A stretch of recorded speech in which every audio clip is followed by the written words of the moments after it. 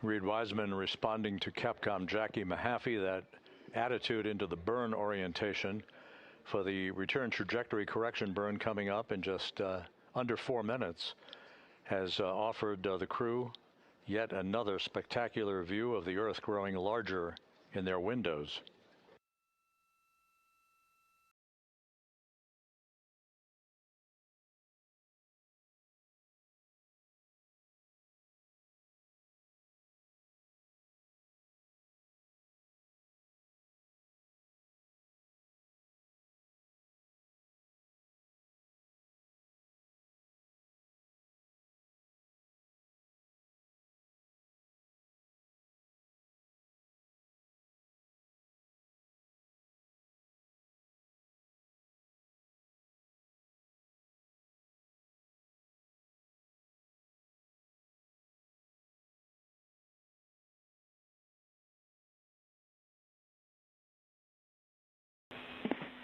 Integrity Houston, in 22.3 critical Q card, we're looking for the BFS burn ATP to no-go.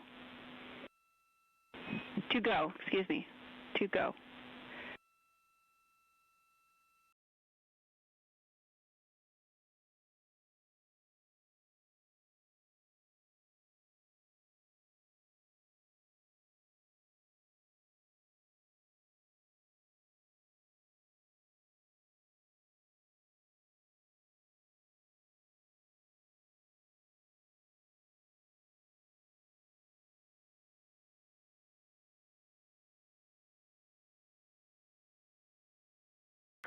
Good catch, Jackie. We are BFS burn ATP go, and we do not need to command the no-go on this because we're SM plus X.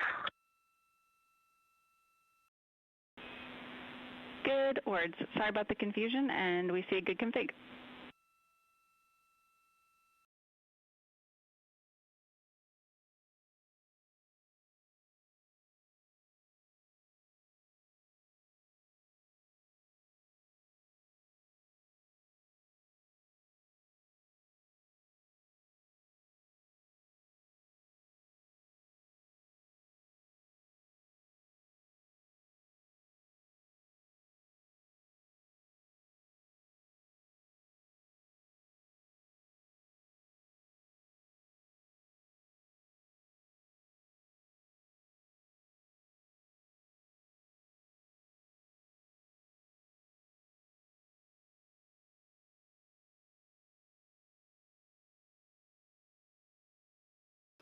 Coming up on 1 minute till the burn.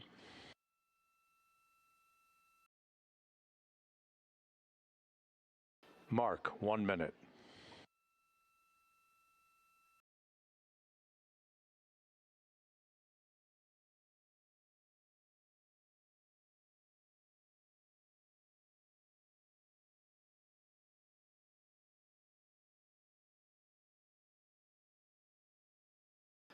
This is an 8-second burn with a change in velocity of 4.2 feet per second.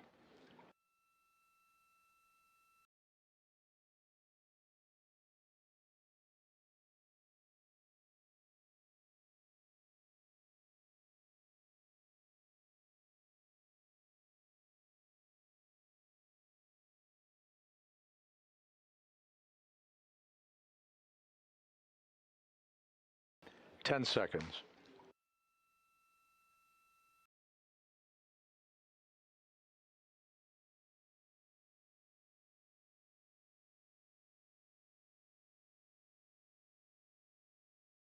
Burn underway. Good engine, good control. Burn complete.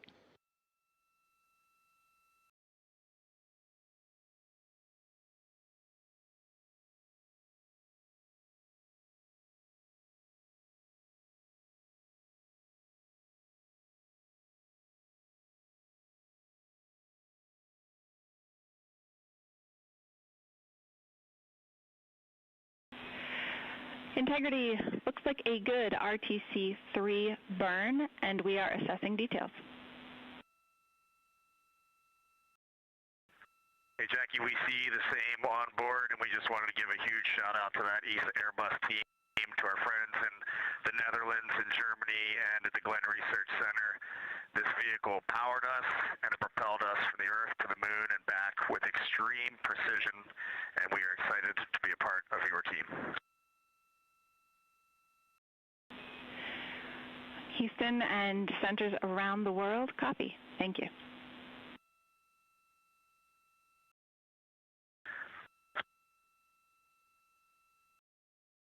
Commander Reed Wiseman with a shout out. Jackie, we are ready to reconfigure our F7 SIP switches for entry, if you can give us that go.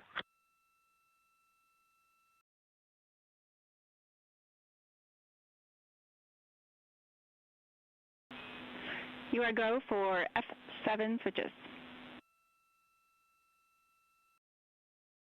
Reed Wiseman providing a shout out to the European engineering community. Copy the go.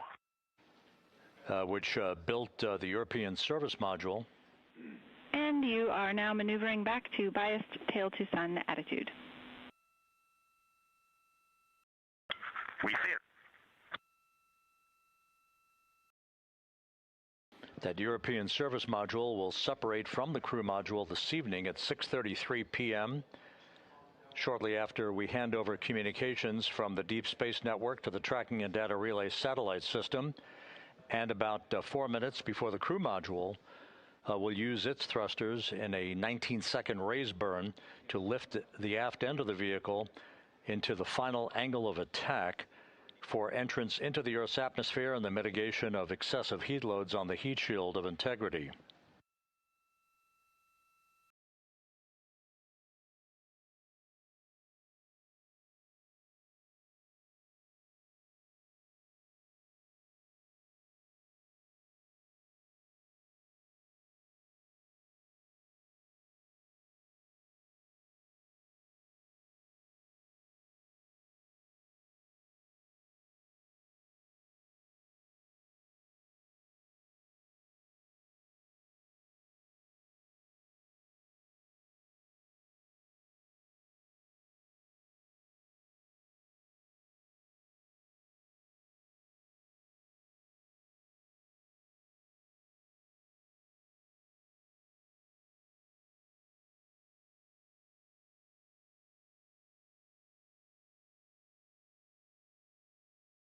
So with the final major burn having been successfully completed, the crew is now preparing to complete the configuration of the crew cabin, a final stowage capability, and an opportunity to put other items away that they will not need during the entry phase.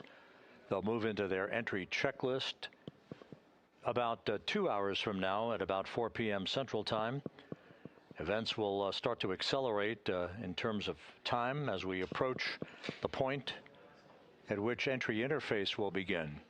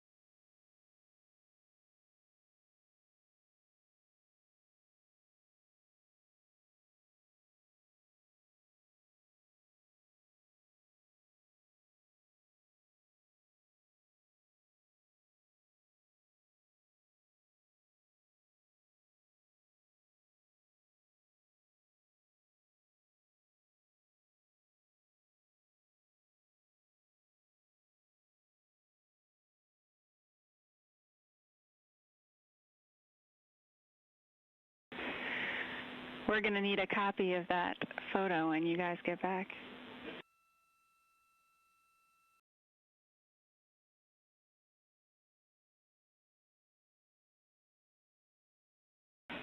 Copy them.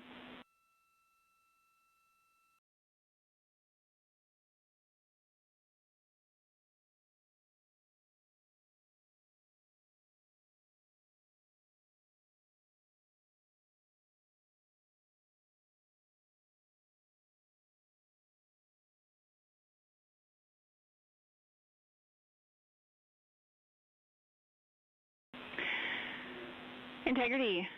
FIDO confirmed that that was a great RTC3.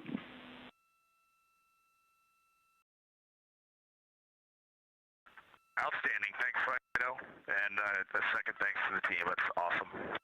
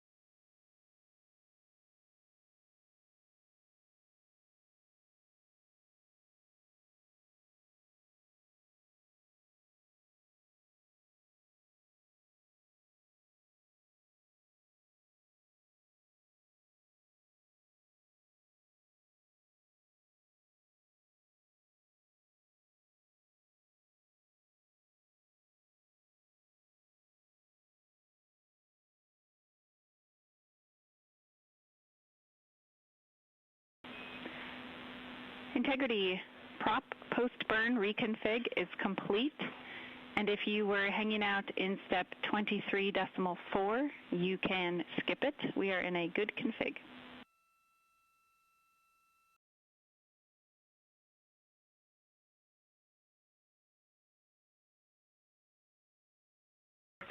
And Jackie, we were talking about seats. I'm in instruction 337 of 392, and then can you repeat that call? Yep, the prop post-burn reconfig is complete, and there is no need for the remainder of 23.4. You can consider that closed out. Remainder of 23.4, closed out, copy.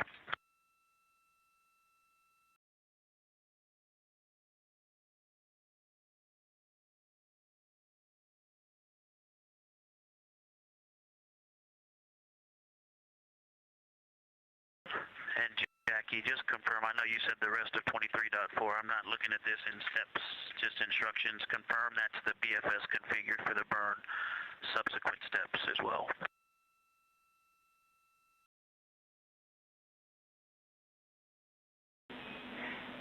Affirm, all the way through instruction 347 can be skipped.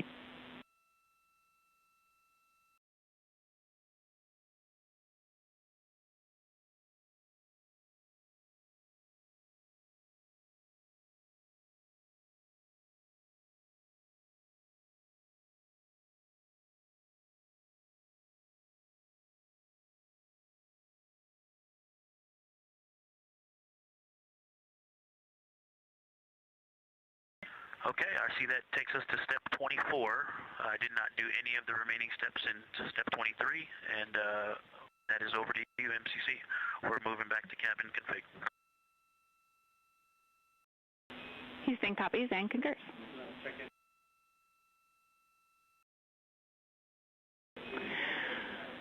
And Victor and the rest of the Integrity crew, the only DPC-related topic we had for you this morning was to sync up on cabin config and get a status of where you are in the procedure. Okay, Jackie, we're with you on that. We are complete through step 7. Actually, step 8 now is complete as well. And step 15 is complete. And we'll update you on the rest as we go along. We copy all.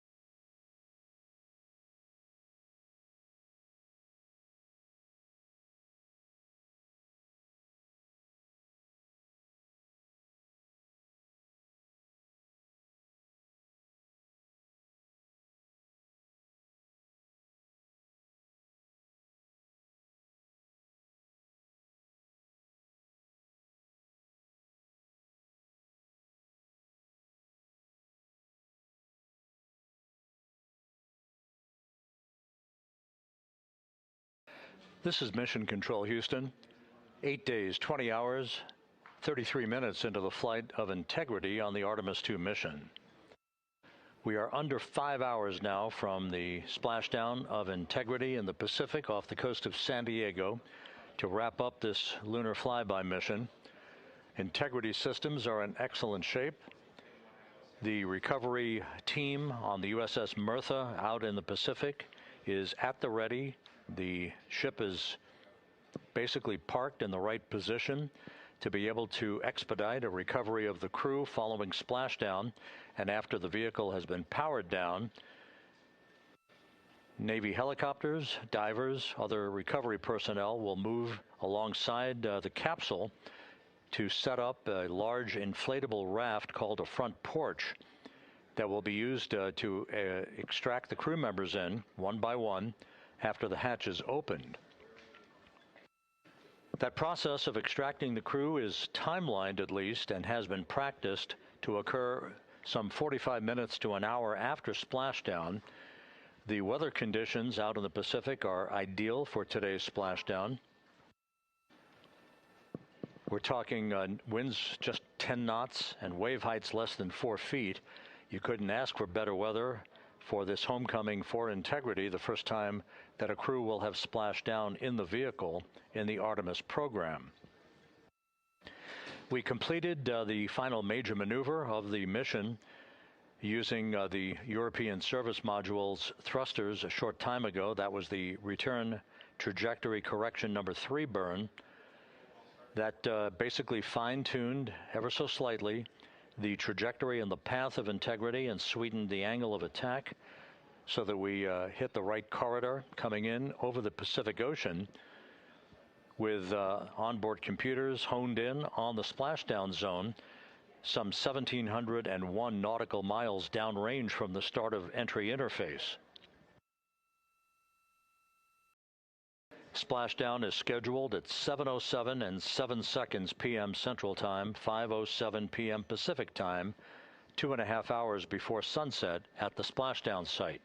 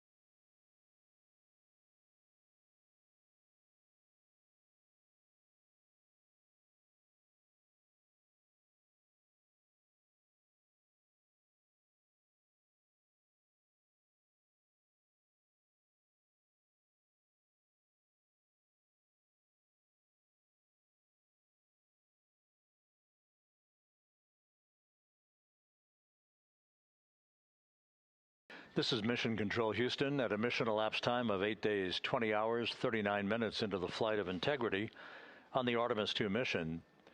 There is our planet growing larger in the field of view with each passing minute. We are currently 34,900 nautical miles from Earth and beginning to accelerate toward a splashdown in the Pacific for this four-person crew. 4 hours and 52 minutes from now. Everything on board Integrity is in great shape. All the systems are functioning perfectly.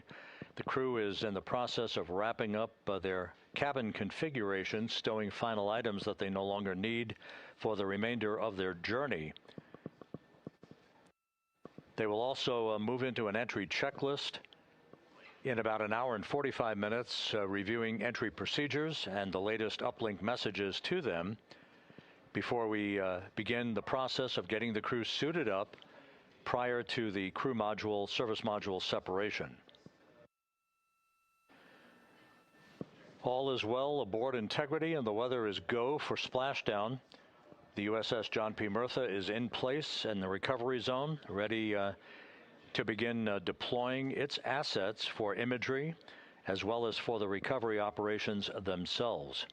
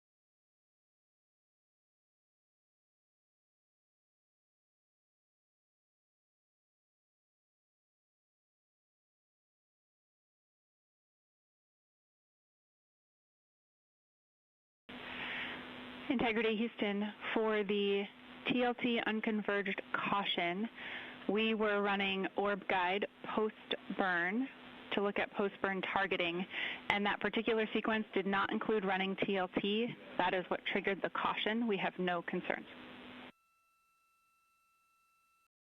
Okay, outstanding. Thank you.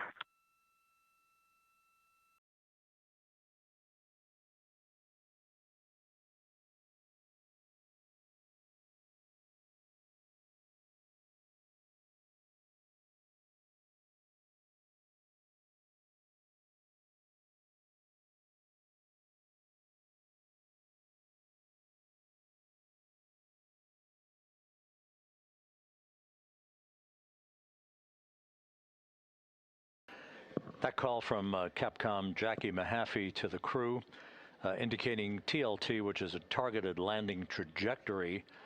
That is simply a value that was placed on board on the onboard computers, but is not being used for today's entry by the crew.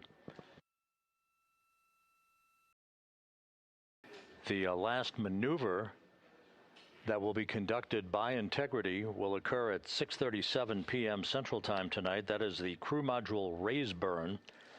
That occurs about 4 minutes after the crew module will have separated from the service module. This will be about a 19-second burn with a velocity change of about 9.9 feet per second as the precursor to entry interface. The raise burn designed as a final opportunity to sweeten the flight path angle, the angle of attack, if you will, of the vehicle as it enters the Earth's atmosphere, placing the vehicle in the proper orientation perfectly with precision to mitigate any excessive heat loads on the heat shield of the spacecraft. Entry interface will begin at 6:53 and 31 seconds p.m. Central Time at an altitude of 400,000 feet, while Integrity is traveling 34,882 feet per second with a range to splashdown of 1,701 nautical miles. Within 24 seconds after entry interface, which is essentially the top of the Earth's atmosphere where the crew will begin to feel the tug of gravity, we'll start a 6-minute blackout period that is expected, in which we'll lose communications with the crew and data here in the flight control room. The blackout is induced by the buildup of ionization from the interaction of the velocity of the vehicle with the friction of Earth's atmosphere. It creates a plasma shield around the vehicle, preventing communications from occurring. That 6-minute blackout is scheduled to end right around 7 p.m. straight up, and at that point, the vehicle will have descended to an altitude of 157,000 feet above the Earth, traveling at 13,300 feet per second.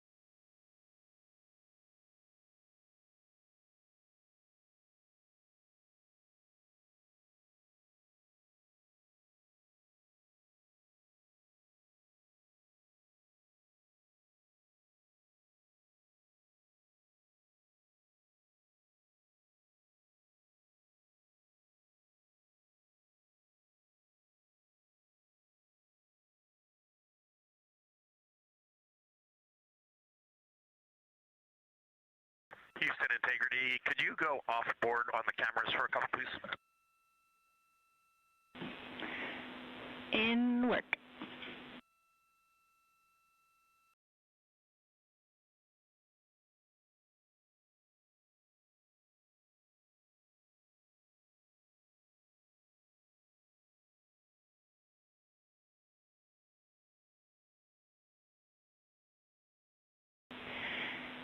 And Integrity, Cab 3 is not streaming.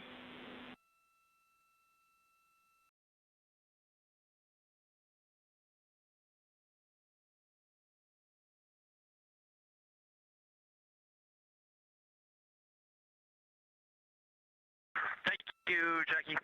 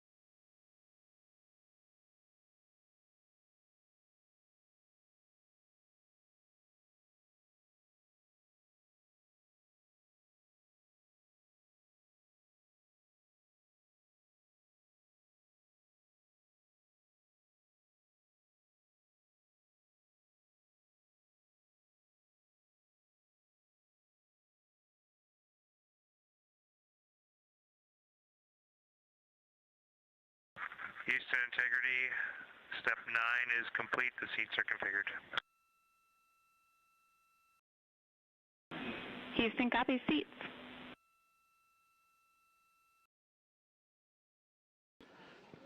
This is Mission Control Houston at a mission elapsed time of 8 days, 21 hours, 5 minutes into the flight of Integrity on the Artemis II mission. Several countdown clocks are ticking backward here in the flight control room as the Earth grows larger and larger in the field of view. In order, the next major milestone will be a raise burn of the crew module. That raise burn will follow the separation of the crew module from the service module this evening. The separation of the crew module is scheduled at 6:33 p.m. Central Time.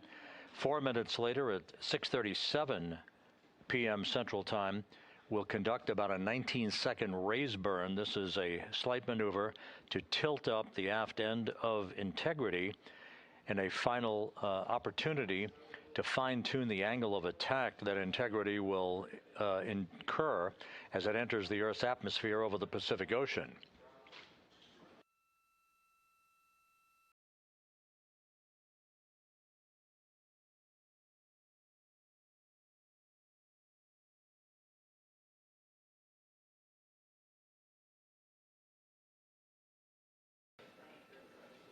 The entry path for Integrity today is portrayed here in this graphic. Basically, entry interface is 1,701 nautical miles uprange, if you will, from the expected splashdown point near the USS John Murtha, the recovery ship, and off the coast of San Diego. The entry interface point is critical because what we want to do is put Integrity in an orientation that will mitigate a peak heating on the heat shield. For a point of comparison, during Artemis I, we had an entry range of 3,178 nautical miles from the point of entry interface and a 20-minute entry profile. That was the so-called skip entry, in which the Artemis I vehicle dipped into the atmosphere to dissipate some energy, then lofted or skipped out of the atmosphere, then dipped a second and final time back into the atmosphere before splashing down. What that resulted in was a higher heat load on the heat shield, which caused unexpected char liberation. So rather than design the heat shield or replace it for Artemis II, we elected to go into a different trajectory profile.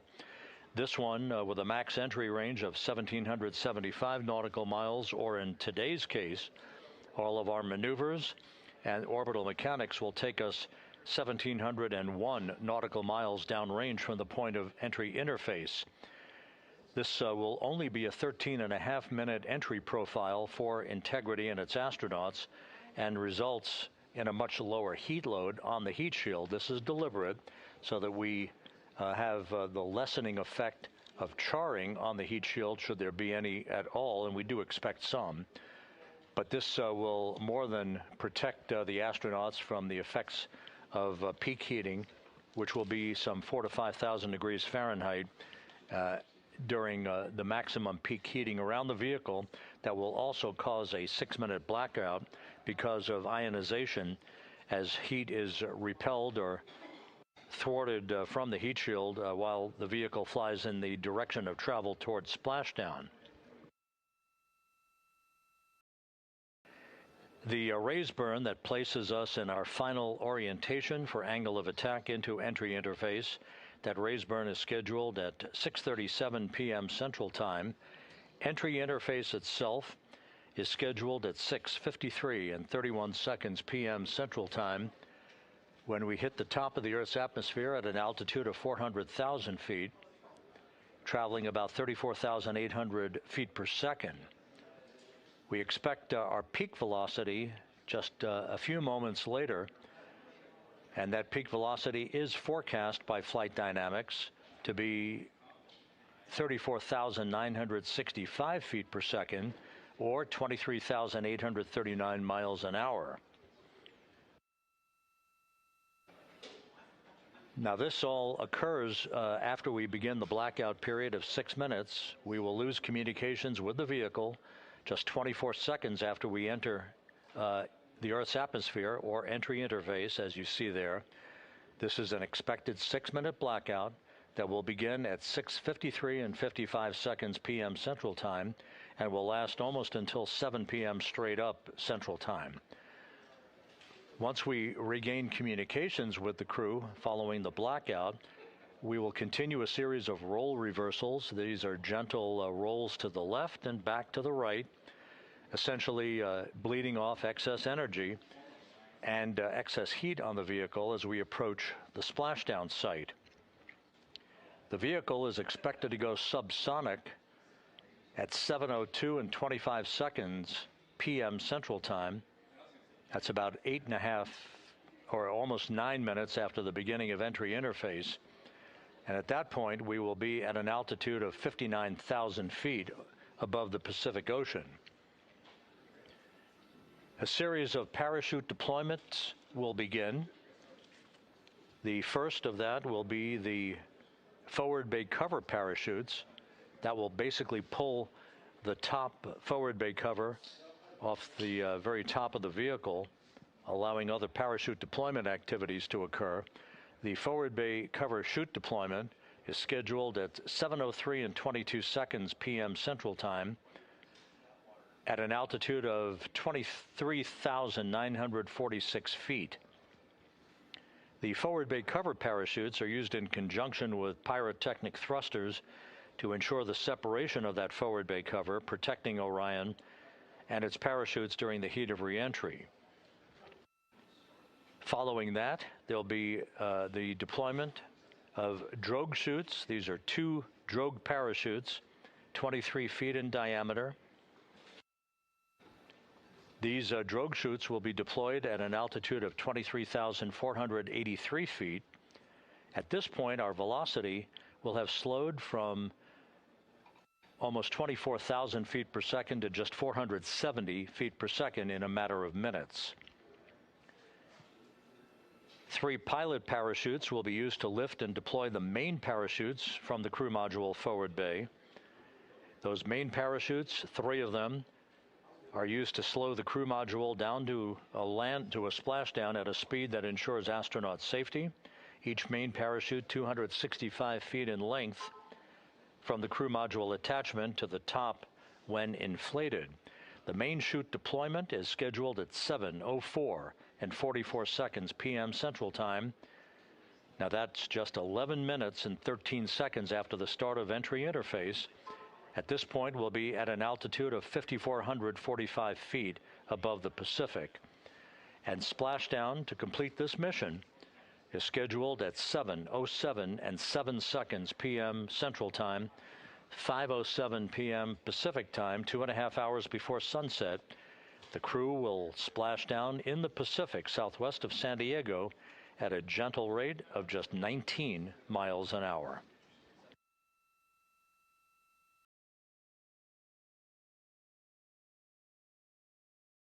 Following splashdown, the flight control team here in Houston is not done. Our work is just beginning at that point as we begin the process of powering down the vehicle. This is after we have established communications with the crew through a very low data rate system.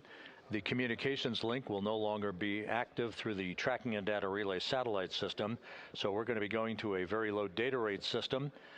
We hope to establish communications with the crew fairly rapidly. That's not guaranteed. It depends on the orientation of the vehicle. The likelihood is the vehicle will splash down upright in what's known as stable 1. Whether it's upright or in some other orientation, we'll begin the process of inflating 5 inflatable airbags that are positioned in a circumferential manner around the forward bay cover at the top of integrity. These airbags will be inflated through helium. Those 5 airbags will guarantee the proper orientation upright for the spacecraft through the rest of the process of extracting the crew, which should take some 45 minutes to an hour to complete. Navy divers, fast boats, a pair of Navy helicopters, other recovery personnel will come alongside the vehicle to begin erecting an inflatable raft called the front porch that the crew will be extracted into. You've seen that in movies. You've seen it in the Apollo program and archival footage.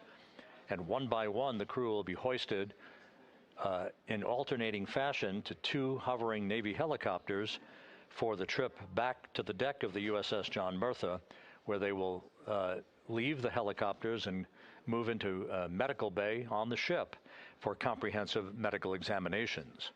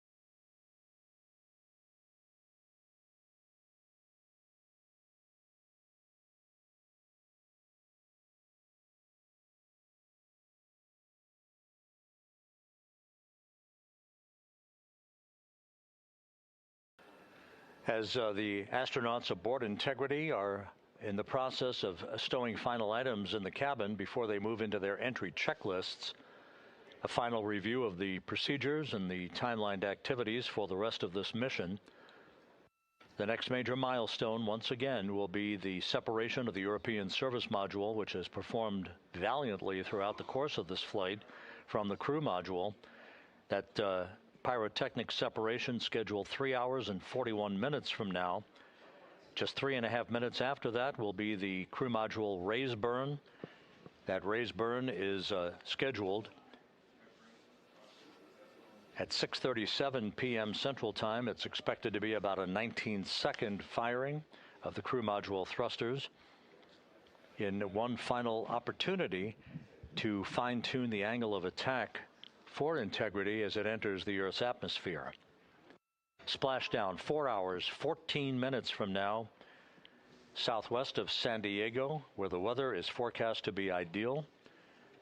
Just some broken and scattered clouds expected, 10-knot winds, wave heights less than 4 feet. You couldn't ask for a better day out in the Pacific for the homecoming of the first crew to fly aboard the Orion spacecraft. At a mission elapsed time of 8 days, 21 hours, 18 minutes into the flight, this is Mission Control Houston.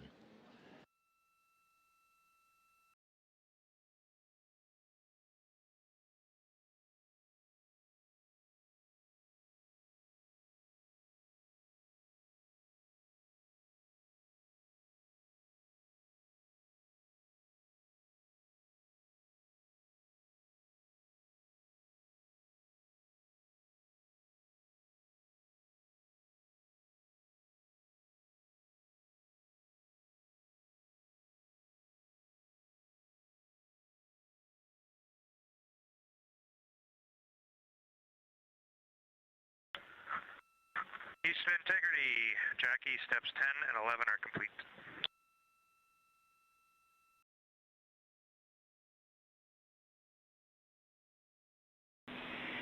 Houston copies steps 10 and 11.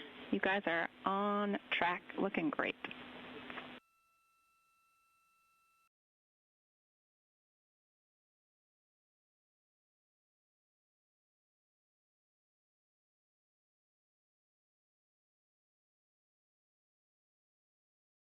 For those just joining this view of the key players here in Mission Control, part of a flight control team. Rick Henfling, second from the right, is the entry flight director for this mission. Seated to his left is Judd Freeling, who was the flight director for Ascent back on April 1st. Jackie Mahaffey is second from the left. She is the Capcom whose voice you'll be hearing throughout the course of the afternoon and evening, talking directly to Integrity's astronauts through Splashdown. Stan Love, a veteran astronaut, is on the far left of your screen. He was the Ascent Capcom. He's joining Mahaffey today as a second set of eyes on all the data that we'll be discussing and hearing from the crew during the course of their high-speed entry back into the Earth's atmosphere.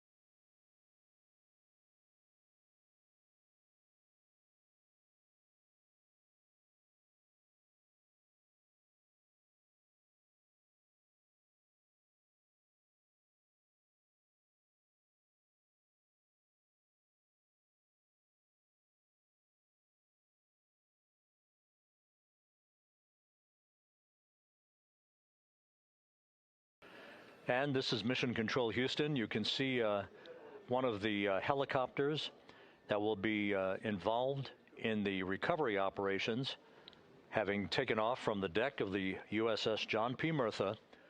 Recovery operations underway. Several helicopters will be employed not just for recovery but for imagery activities.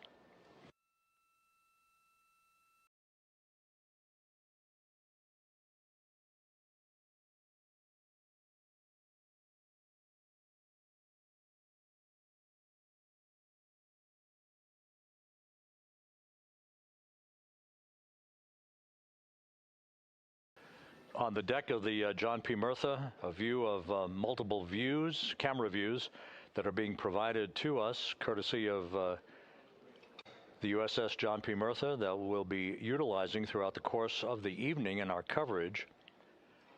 Once we start the NASA Plus coverage at 5:30 p.m. Central Time, 6:30 p.m. Eastern Time, that's a simulcast of our 24/7 YouTube coverage.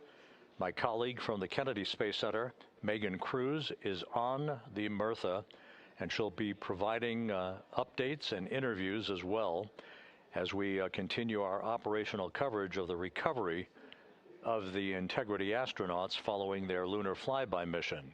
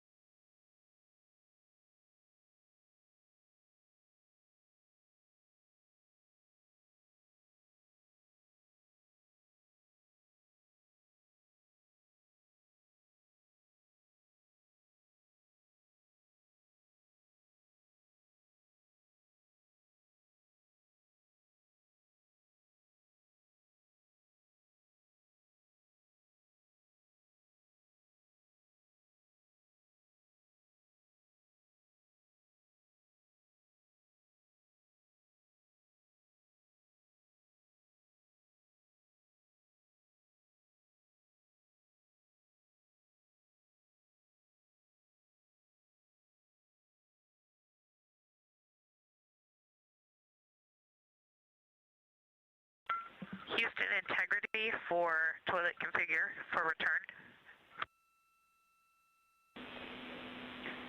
Go ahead. We have an empty canister. Can you confirm that I don't need to do steps 1.2 to 1.4?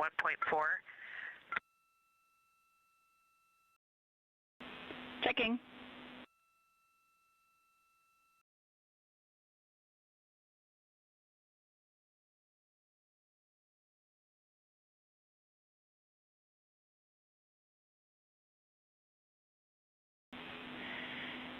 And Christina, we concur you do not need to perform the steps you listed.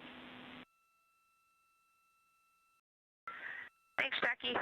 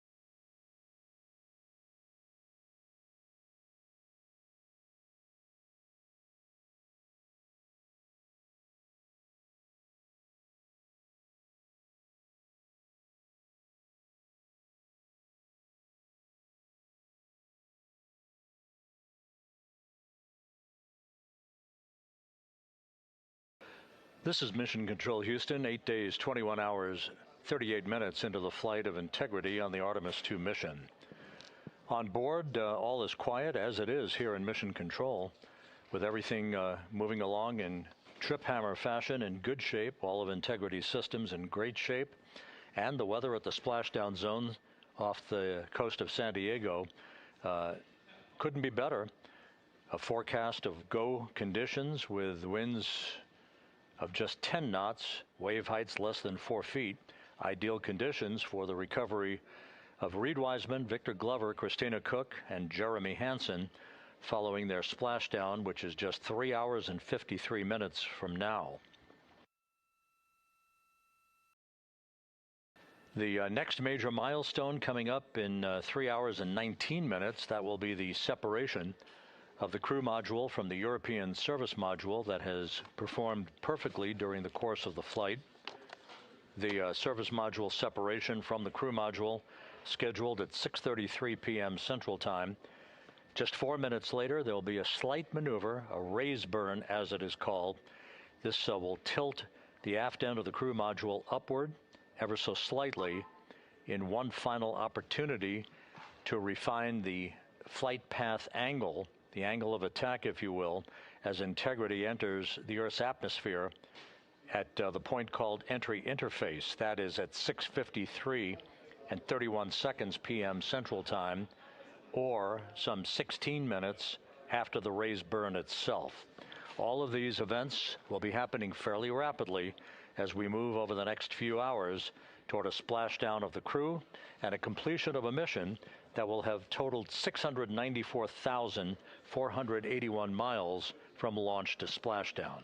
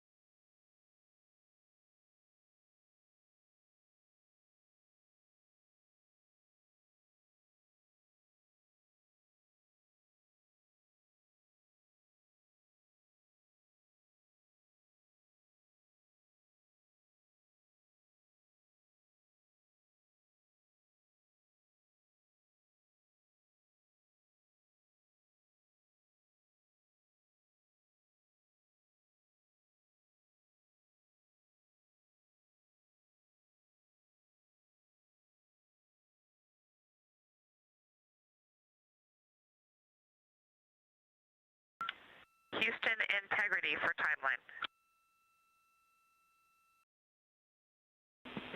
Christina, we're with you. Hey, Jackie. You guys okay if we start entry checklist 30 minutes early?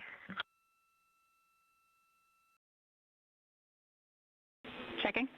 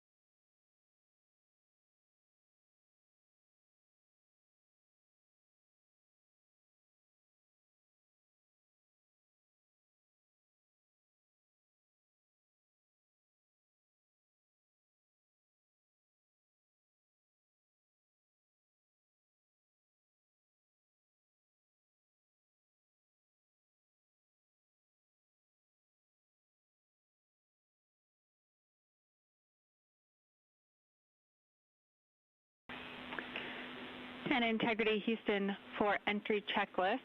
We are ready for you to begin 18.0.1 entry checklist, steps 1 through 6.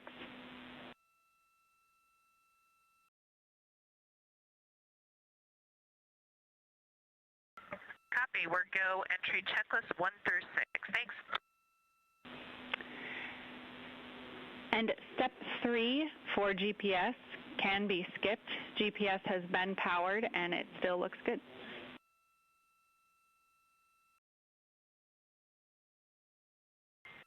Copy. Step 3 is a skip.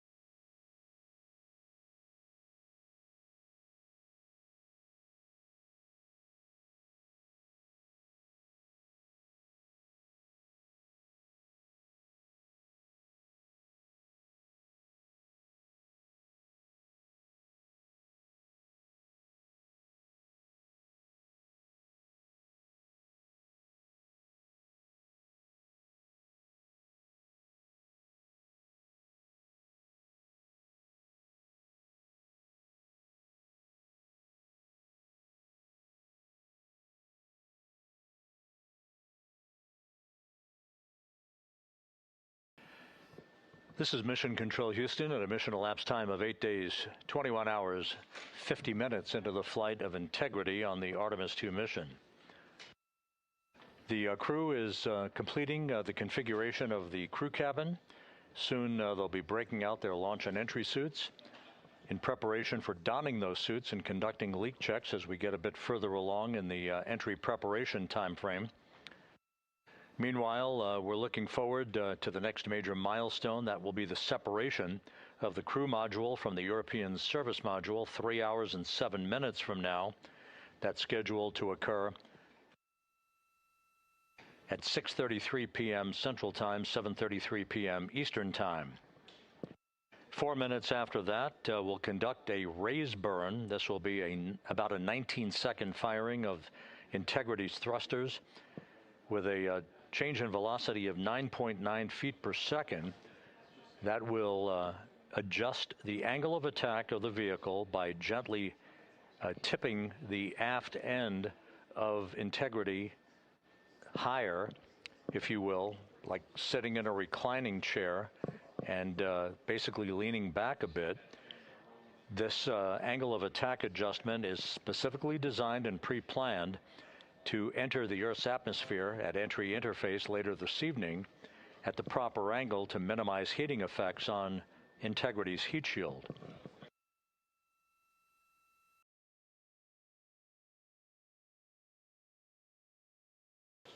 It's worth mentioning once again that the difference between this entry and the uncrewed entry of Artemis I is that on Artemis I, we flew a trajectory known as a skip entry, which involved an initial dip into the atmosphere to dissipate some energy.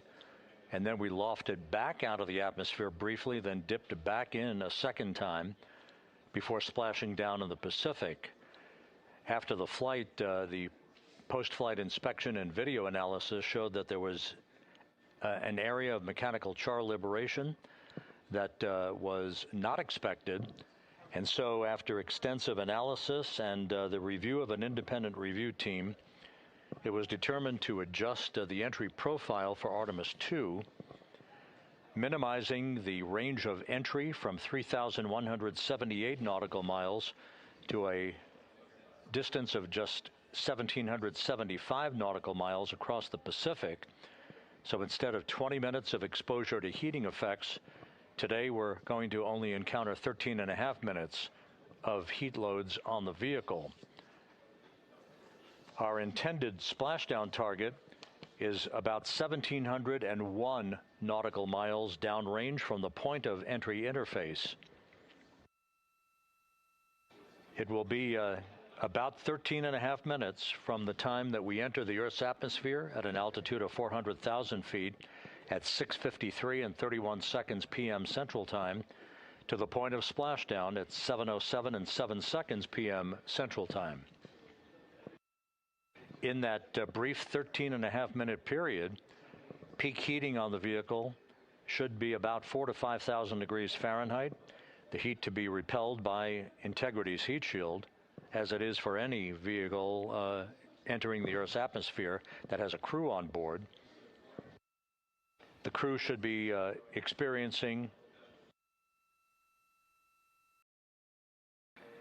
a G load on their bodies of about 3.9 Gs at peak loads on the crew members, feeling the tug of Earth's gravity for the first time in 9 days.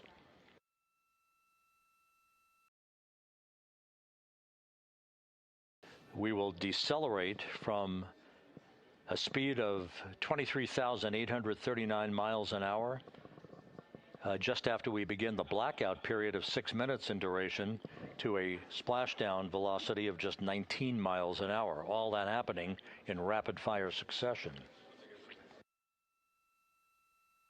Splashdown now 3 hours and 36 minutes from now, 7:07 p.m. Central Time, 5:07 p.m. Pacific Time. The USS John P. Murtha is on station. Some of the airborne assets, helicopters and fixed-wing aircraft, are taking off in sequential fashion from the deck of the ship. These are imagery assets.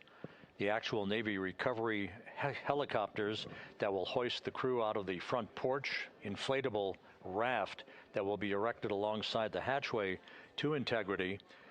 And there's a view, a live view from the deck of the USS John P. Murtha. It is a bit overcast. We do expect those clouds to lift a bit over the next few hours. We should have some broken and scattered clouds. It won't be crystal clear blue skies out there in the Pacific, but the weather is go and forecast to be go by the Spaceflight Meteorology Group. The Navy helicopters will be hovering over the spacecraft once it is powered down, and once it is guaranteed to be uprighted through the inflation of the 5 crew module uprighting system airbags that will take place shortly after splashdown. The Navy divers and a Navy flight surgeon will pull alongside the spacecraft to begin the process of erecting the front porch. Then they will open up the hatch and begin to extract the crew members one by one. They'll have an opportunity to get their land legs back a bit before they're hoisted one by one in harnesses up inside the 2 awaiting helicopters. They'll be hoisted up in alternating fashion. So there'll be two crew members for each helicopter for the short ride back to the Murtha. Once they arrive on the deck of the ship, they'll be brought into medical bay for comprehensive medical exams. That is all part of the post-flight medical evaluation of these crew members as they complete their mission around the moon and back to Earth.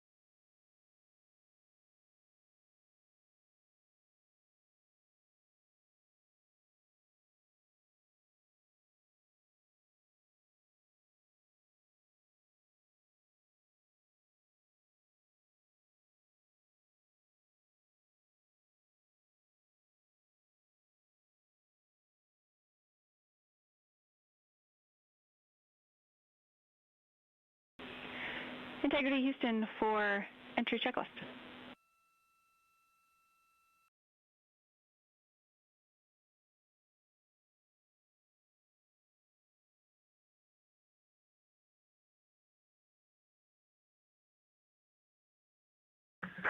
Go ahead, Jackie. Hey, Reed, a couple of questions for you.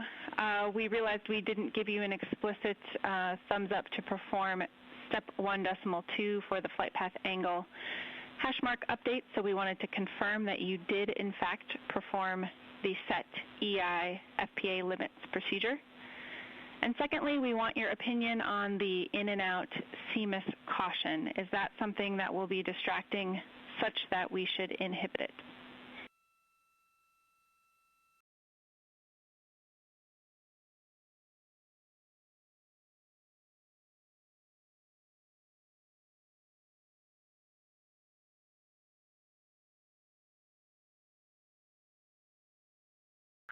Okay, we are going to go execute 1.2. We had skipped that, and we would prefer to inhibit the CMIS caution on board.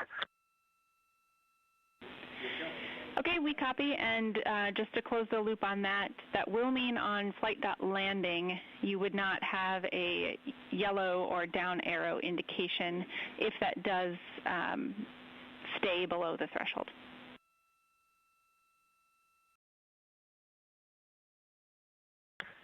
And that is totally fine.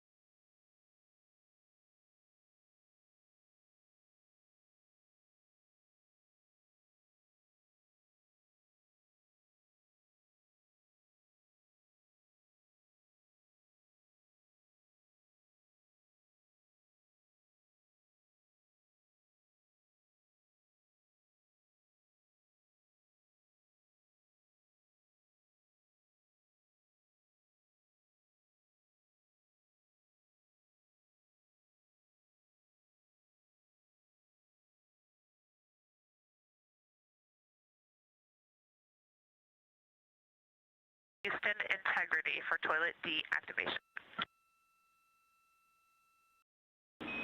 Integrity, Jackie had to step off for a second. Go ahead for toilet.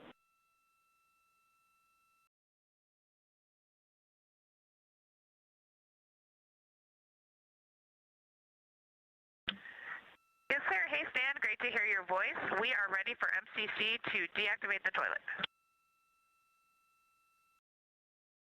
Houston copies. Putting that in work.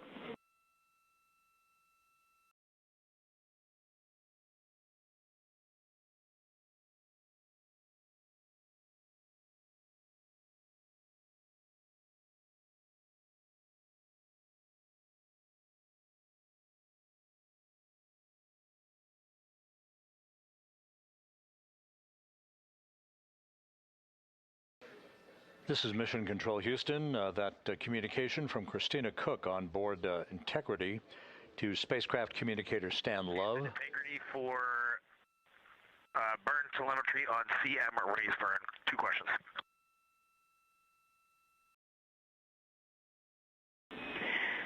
Go for CM raise questions.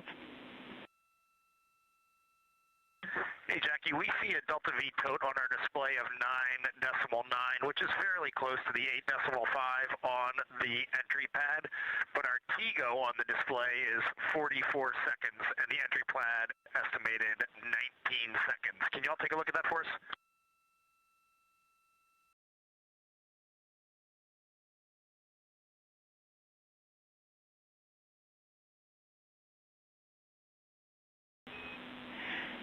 Hey, Reed, good catch. The explanation there is that Delta V is about what we expect update-wise, but the TGO calculation is not understanding that you will not have the SM when you burn CM raised. So it's doing a different mass calculation there.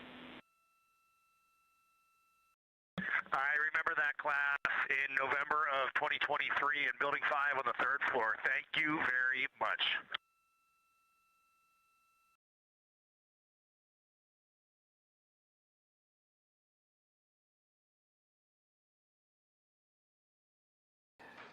This is Mission Control Houston.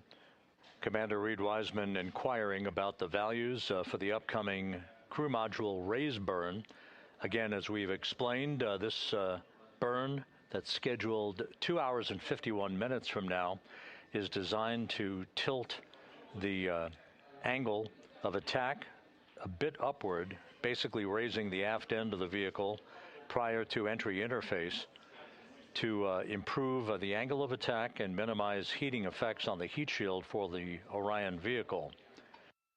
The crew module raise burn will occur about 4 minutes after the service module is separated from the crew module, and we're expecting about a 19-second burn. Integrity, Houston, the toilet is unpowered.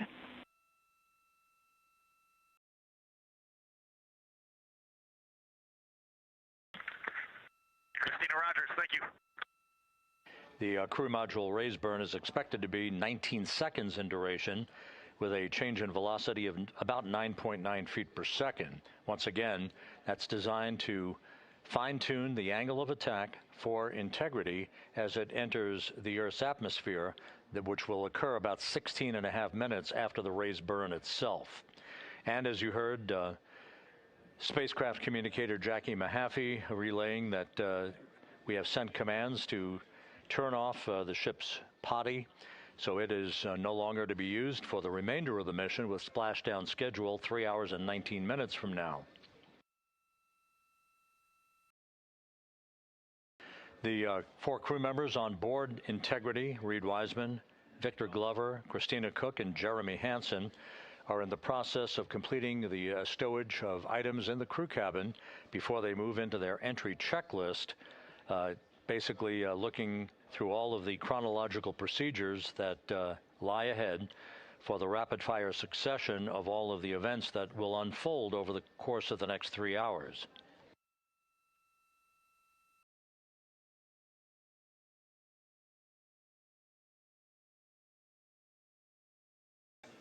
Integrity is about 25,000 nautical miles from Earth, continuing to accelerate towards a splashdown in the Pacific 3 hours and 18 minutes from now.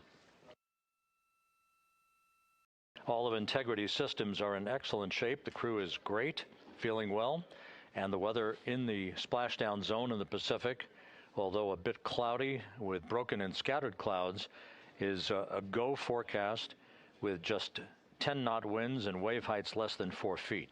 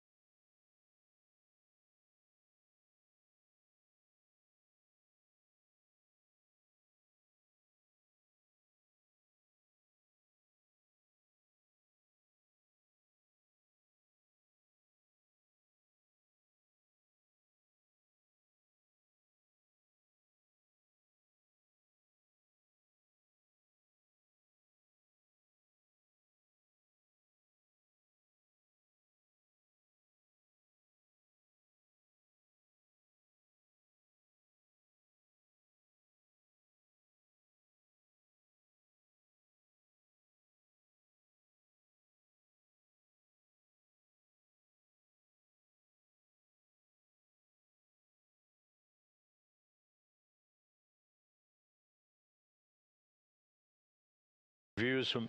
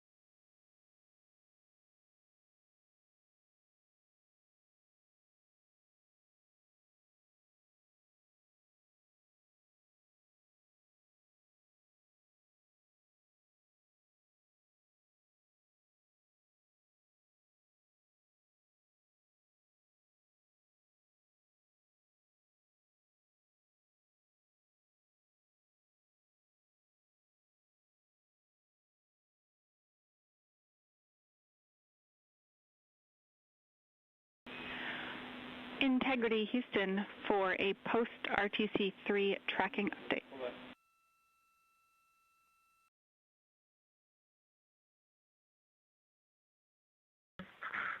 Go ahead, Houston.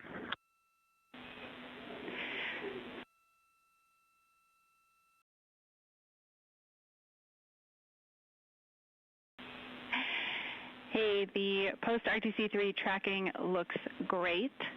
So good, in fact, that if we got to CM rays and did not yet have GPS acquisition, we would still be go for CM rays from that perspective. And so overall, I can confirm the post-RTC3 trajectory is within EI limits. All right, Jackie, we love that. That says a lot about our FIDO folks in this vehicle.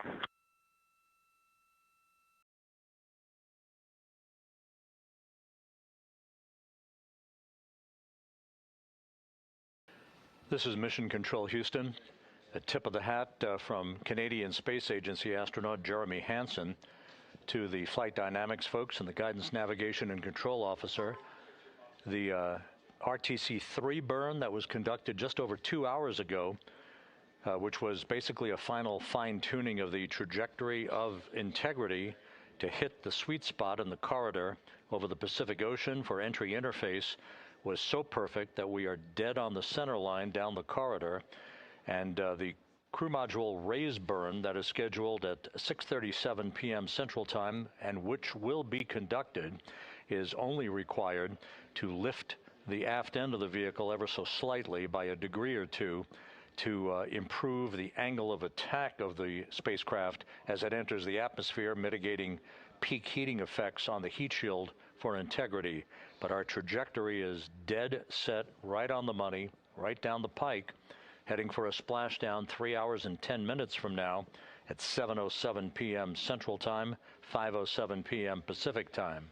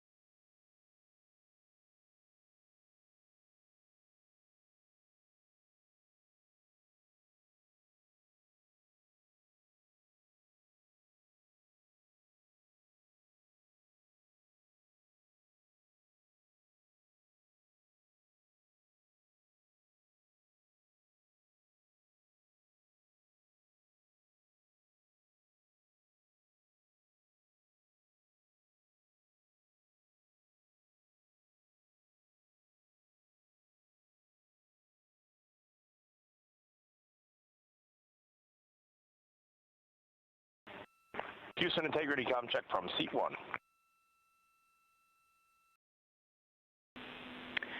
Seat 1, have you loud and clear coming down on both OE 1 and 2? How me on 1? Gotcha, loud and clear on 1. Jackie, we're going to stay in this config on both 1 and 2, and Reed and Victor are in our seats, slowly proceeding along.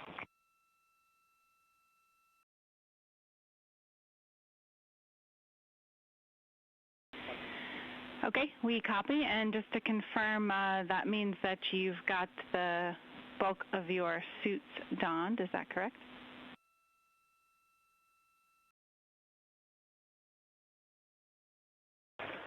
Just for Reed and Victor, A-firm. We're not gloved, not helmeted yet.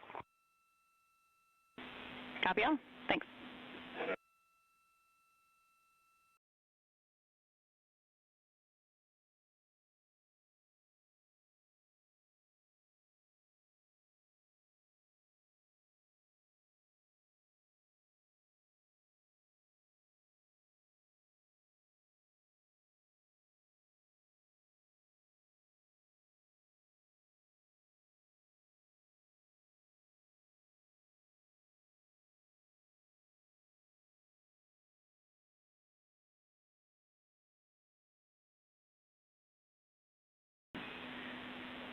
Integrity BFS is configured for entry with outputs inhibited. And a reminder, when you get to step 9.3, use your separate instance of 18.3.101 to save off the time. 100%, thanks.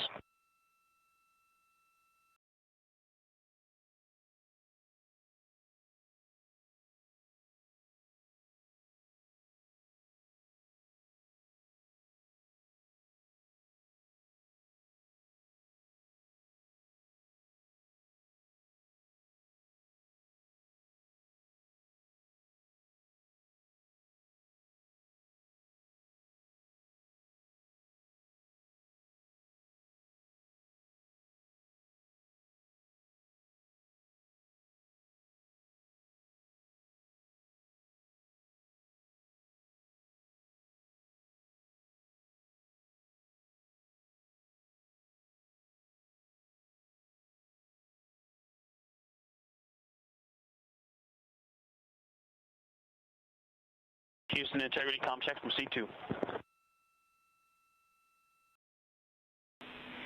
Victor, have you loud and clear? I'm coming up on 1. How me?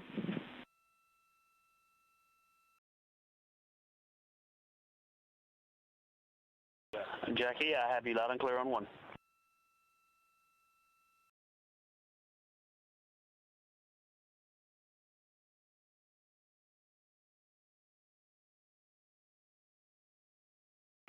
You are loud and clear on 2, Jackie.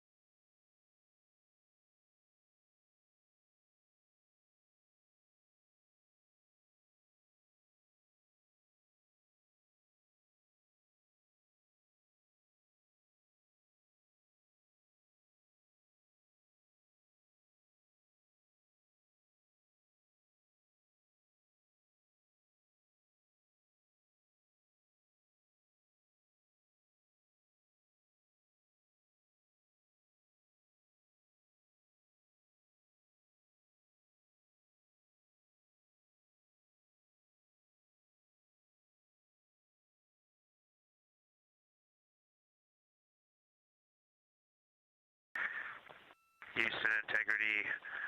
Steps 12, 13, 14, and 15 are complete.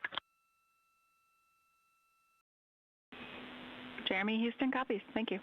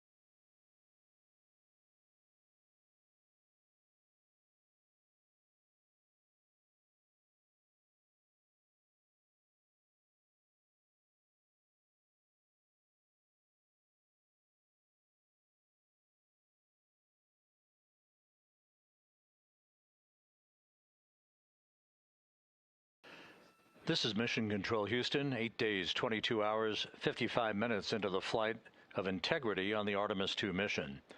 On board the vehicle, the 4 crew members, Commander Reed Wiseman, pilot Victor Glover, and mission specialists Jeremy Hansen and Christina Cook are suiting up in their Orion crew survival suits, the launch and entry suits that they also wore during their launch from the Kennedy Space Center back on April 1st.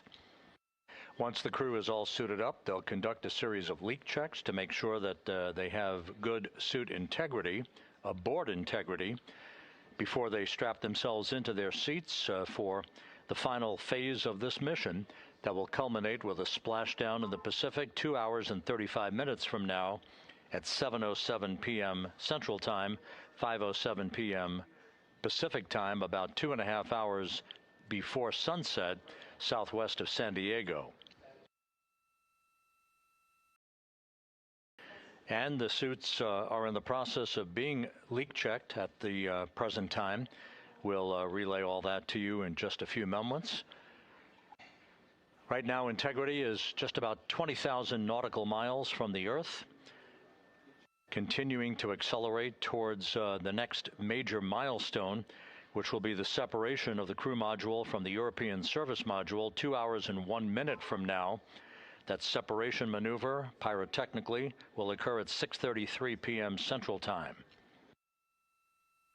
That will be followed just 4 minutes later by a raise burn, a 19-second burn of Integrity's thrusters to induce a change in velocity of 9.9 feet per second, slightly raising up the aft end of the vehicle to improve its angle of attack as it enters the Earth's atmosphere, and in the process mitigates the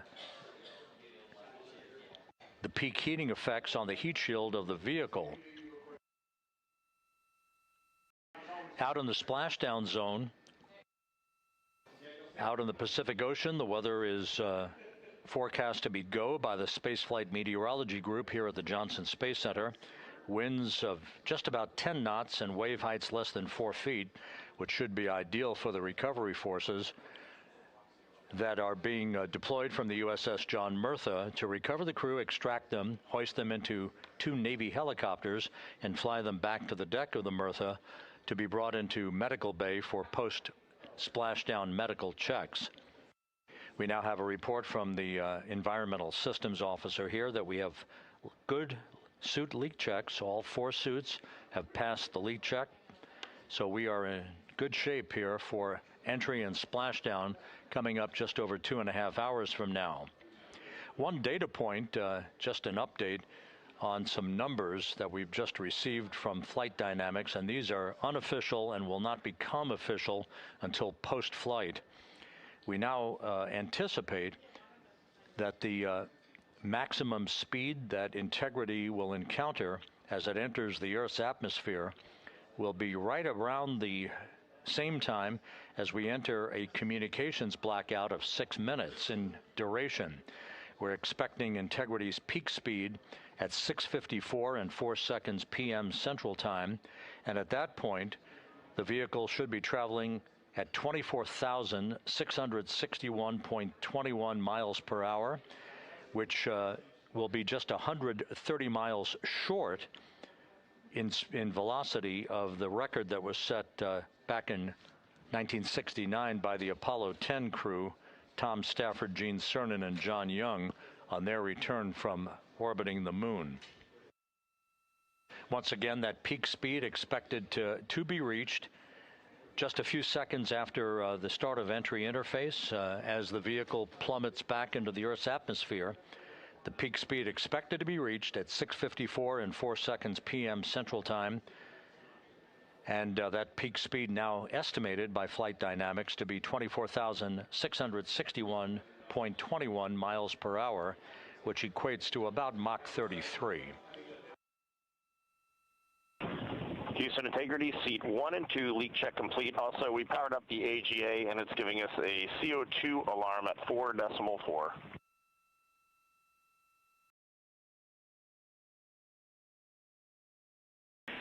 We copy leak check. We saw it as well. And copy CO2 at 4.4. We are discussing. We also on the AGA have a bit A of 16. We've seen that in the past. Should go away.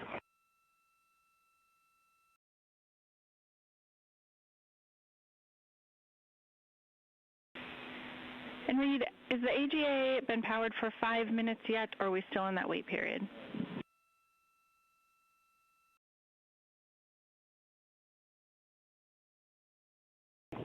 We are in the wait period. We expect that bit will go away.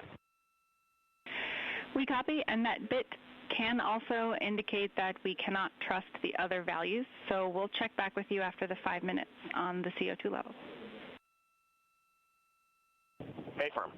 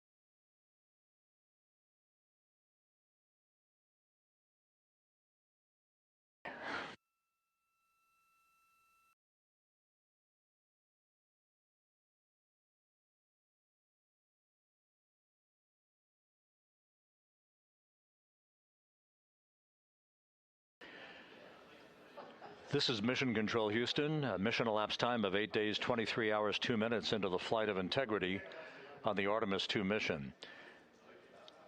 While we have a moment here, just an opportunity to run down some of the chronological highlights that lie ahead over the next 2.5 hours before Integrity splashes down in the Pacific Ocean.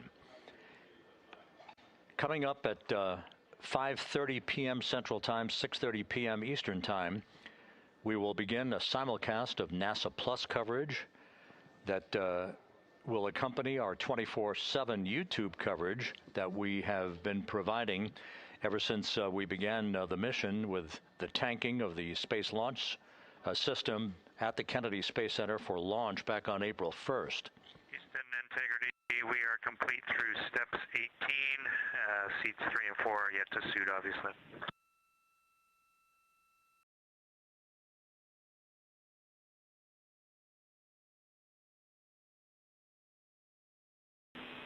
Jeremy, we copy you completed 16 through 18 and confirm for us whether you needed any adjustments of CIAS in step 17.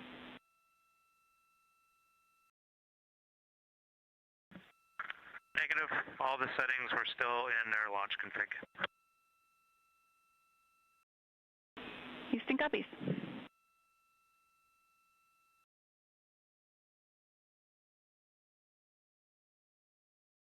Once again, with the leak checks having been successfully completed on the 4 launch and entry suits for the crew members on board Integrity, once again we'll begin our NASA Plus coverage as a simulcast to our 24/7 YouTube coverage in less than an hour at 5:30 p.m. Central Time, 6:30 p.m. Eastern Time. At 6:15 p.m., we're going to hand over communications from the Deep Space Network to the Tracking and Data Relay Satellite System as Integrity continues to approach the Earth. Currently, Integrity is less than 20,000 nautical miles from its destination and a splashdown in the Pacific. We will separate the European service module from the crew module at 6:33 p.m. Central Time. And just 4 minutes later, we'll conduct a raise burn, a 19-second burn of the Integrity thrusters to slightly tilt the vehicle's orientation upward, with the aft end being tilted upward. That will also change the velocity by 9.9 feet per second and complete the orientation of the vehicle for its angle of attack as it enters the Earth's atmosphere. Entry interface, where we reach the first traces of Earth's atmosphere and where most of the dynamic operations will then begin. Entry interface is scheduled at 6:53 and 31 seconds p.m. Central Time, where Integrity will be at an altitude of 400,000 feet above the Earth, traveling at about 34,882 feet per second with a range to splashdown of 1,701 nautical miles.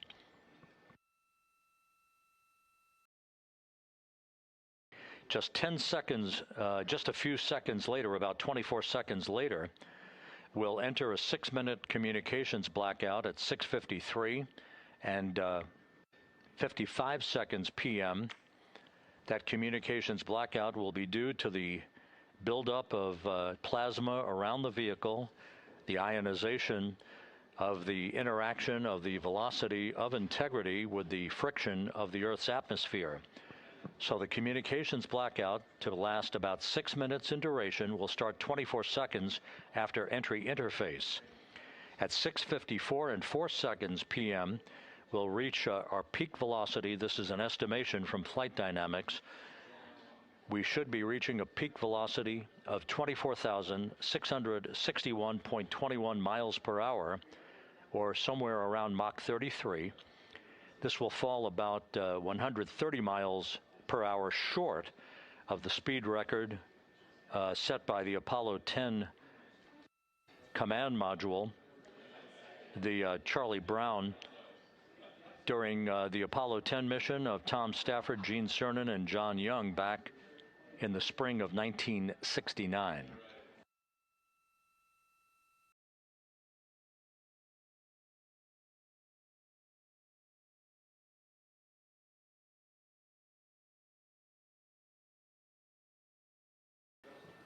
Once the communications blackout ends, which is expected just a few seconds before 7 p.m. Central Time, 6:59 and 56 seconds p.m. Central Time, we will be at an altitude of 157,000 feet over the Pacific Ocean, and at that point we should be traveling at about 13,300 feet per second with a range to splashdown of just 147 nautical miles. There will be a series of roll reversals, first to the left, allowing Integrity to bank to the left. These are computer-commanded, not crew-commanded, but computer-commanded roll reversals to bank the vehicle first to the left, then to the right. That bleeds off excess energy and helps to reduce the speed and the heating effects on the vehicle during the final phase of flight. Starting at 7:03 and 22 seconds p.m. Central Time, we'll begin the series of chute deployments. In all, there are 11 parachutes associated with this mission. The first 3 will pull off the forward bay cover from the top of the vehicle. The forward bay cover chutes are 3. That'll be followed by the deployment of the drogue chutes at 7:03 and 23 seconds p.m. Then 3 pilot parachutes will pull the main parachutes, 3 of them, from the forward bay cover. The forward bay housing all of the parachutes at the very top of Orion. The main chute deploy is scheduled at 7:04 and 44 seconds p.m.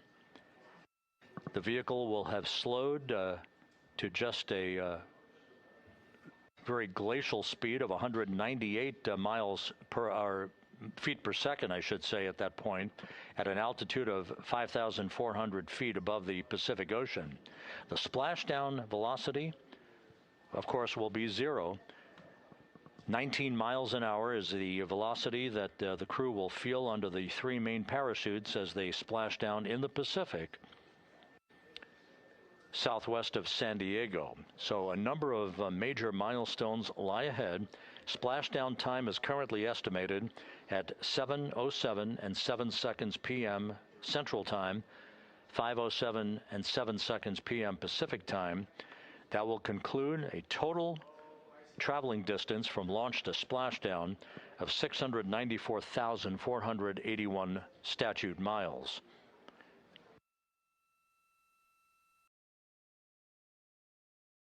We're just 1 hour and 48 minutes away now from crew module service module separation. The crew has donned their launch and entry suits. They've conducted leak checks. Everything is in order, and the weather is go at the splashdown site. Some of the flying assets that will collect imagery of the descent of Integrity towards splashdown have already been deployed from the deck of the USS John Murtha. The actual recovery team members will be deployed in helicopters and fast boats a bit later on as we approach splashdown, and of course after splashdown itself. Once the vehicle splashes down, we'll be deploying the 5 inflatable airbags at the top of the vehicle with helium. That will ensure that the vehicle is upright throughout the course of the recovery operations. The team here in Mission Control will check all of the systems on Integrity, make sure that we are not leaking any toxic gases from the spacecraft, and that will be the signal for the start of the power down of Integrity systems and the ability of the first members of the recovery team to approach the vehicle to set up the inflatable life raft called the front porch, which will be used to bring the crew members out of the vehicle into that front porch one by one after the hatch is open to Integrity.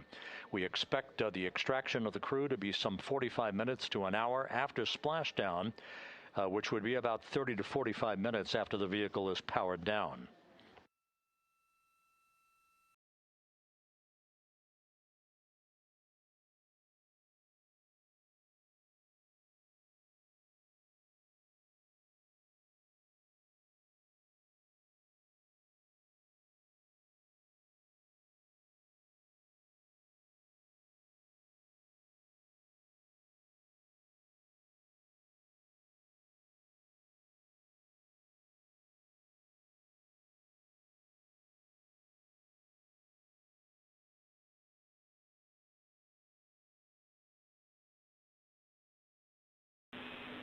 Integrity, Houston, we are ready for another CO2 reading on the AGA.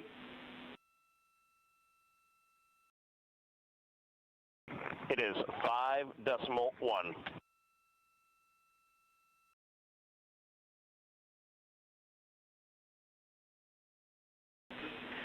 Houston copies.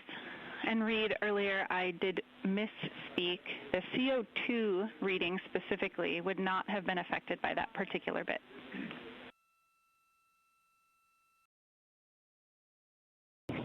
Okay, sounds good. We just know we're in an ARS suit, and that's very likely contributing to that.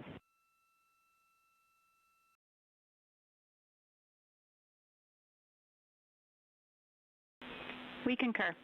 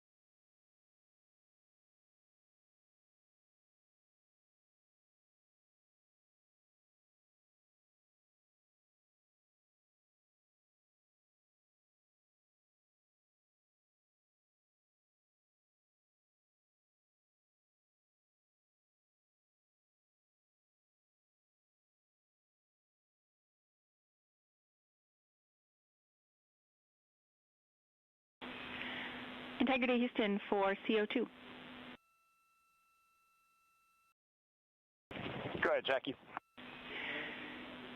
Hey, Reed, what we'd like to do is open the ARS ISO valve to mix the cabin and suit loop air for the time being. And we would just need a call from you all when Christina and Jeremy are getting in their seats and are a few minutes out from leak checks, and we'll get that back into a good config for you to start the next leak checks.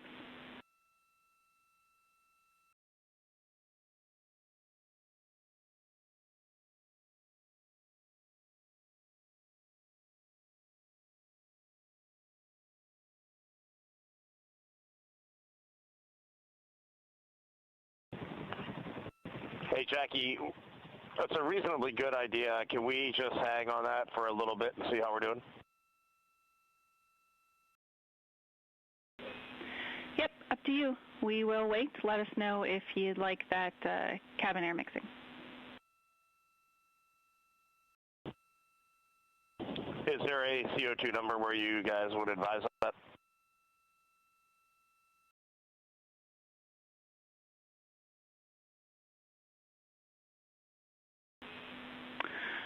Reed, we would not want to go above 7.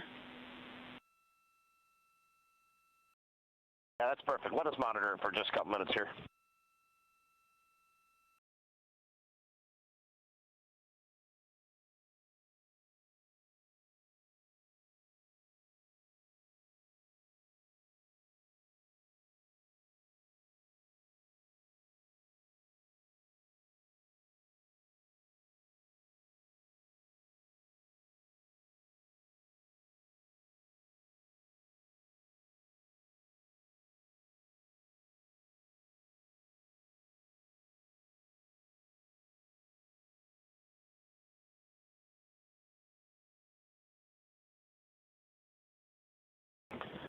Houston, cabin entry config is complete, and Christina and Jeremy are about to start suit on. Excellent on cabin config and copy suit down. That call from Commander Reed Wiseman aboard Integrity indicating that following the successful leak checks on the 4 launch and entry suits, the crew will begin to actually don those suits now, and then they'll climb into their respective seats, both on the flight deck and the mid deck of the Integrity, in preparation for crew module service module separation that's scheduled 1 hour and 40 minutes from now.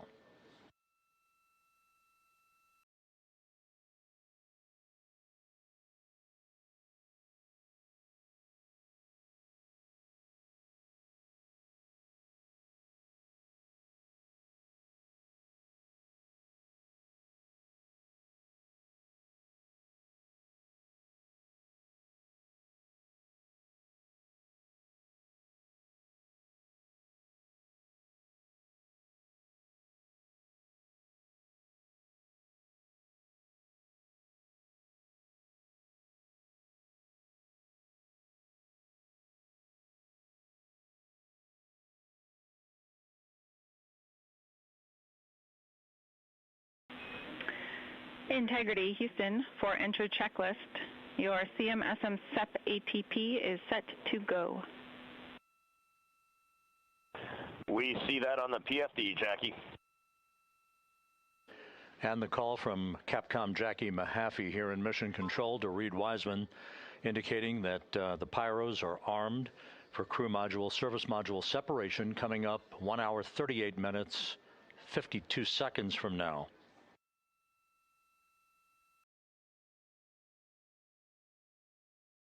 Integrity now squarely facing the planet Earth, 17,600 nautical miles away, headed for a splashdown 2 hours 12 minutes from now.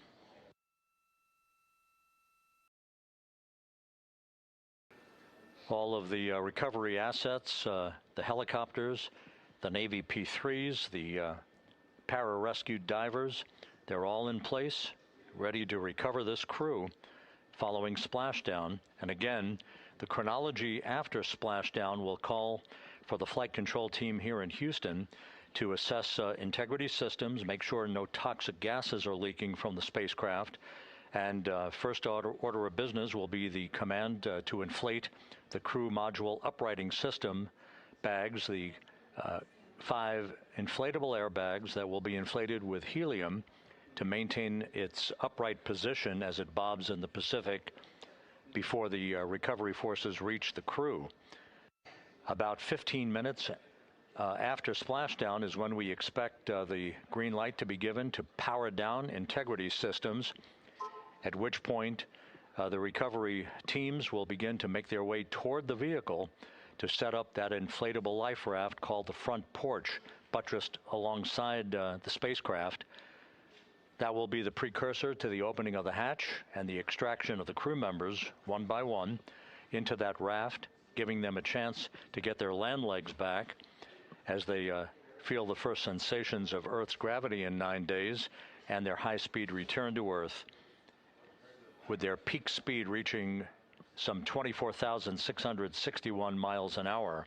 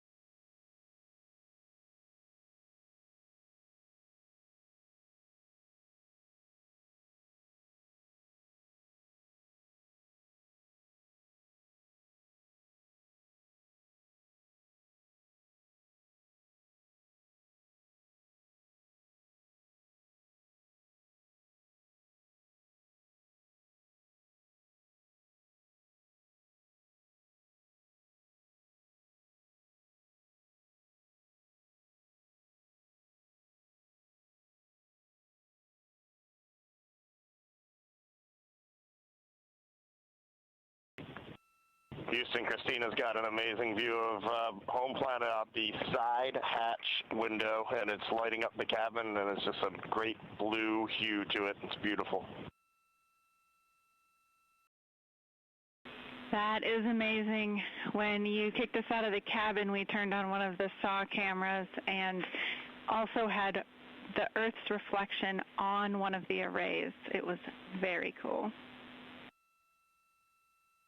Oh, man, that is amazing.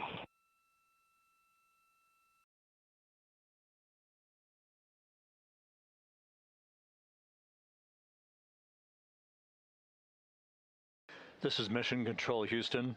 Commander Reed Wiseman reveling about the view of the Earth from a distance of less than 17,000 nautical miles now. The cabin audio cable and boom mic are in F3 large stowed. We copy. The view that Reed Wiseman is describing is the view you're looking at right now as the Earth grows larger in the field of view with each passing moment.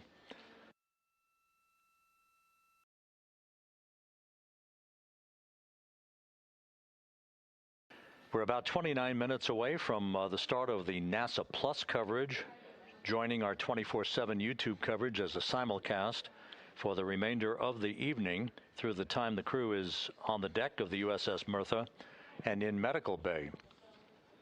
So we'll be looking forward to additional reports and other video coverage from the deck of the USS John Mertha and other assets in the splashdown zone as we continue towards splashdown and the return of Integrity's astronauts just 2 hours and 5 minutes from now.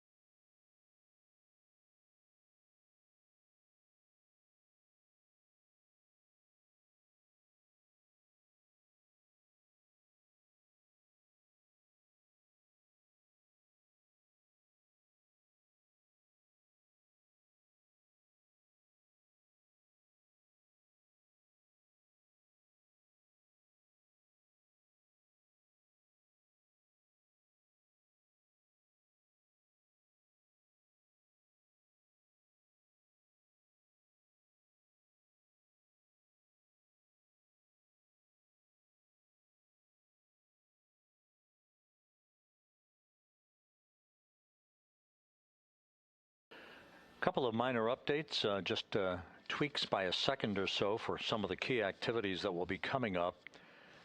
Flight Dynamics providing us with some updated information. The start of the blackout period, just a 1 second change. It's going to be estimated now at 6:53 and 54 seconds p.m. Central Time. The duration remains 6 minutes. That blackout will end at 6:59 and 55 seconds p.m. all Central Time. We expect to begin entering the Earth's atmosphere at an altitude of 400,000 feet at 6:53 and 30 seconds p.m.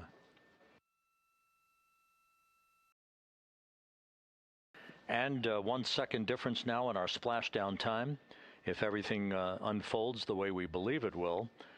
Splashdown now scheduled at 7:07 and 8 seconds p.m. Central Time, 7:07 and 8 seconds p.m. Central Time, 5:07 and 8 seconds p.m. Pacific Time at the splashdown zone off the coast of San Diego.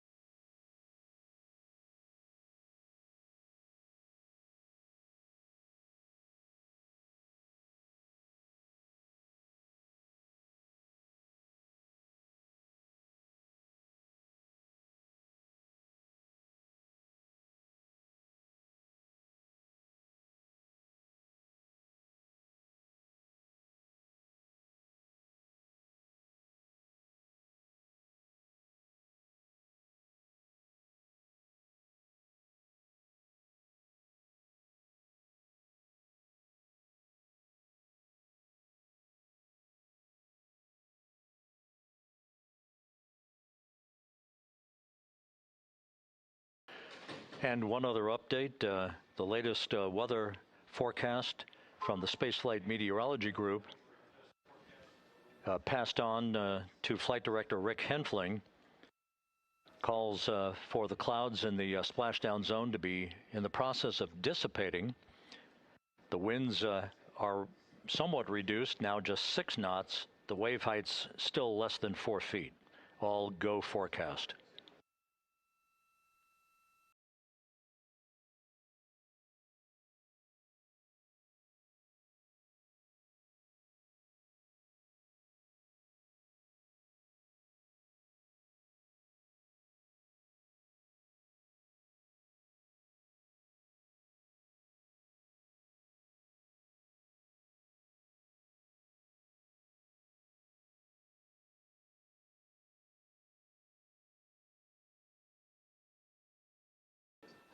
So once again, the stage is set as Integrity continues its inexorable march toward a splashdown in the Pacific 2 hours from now.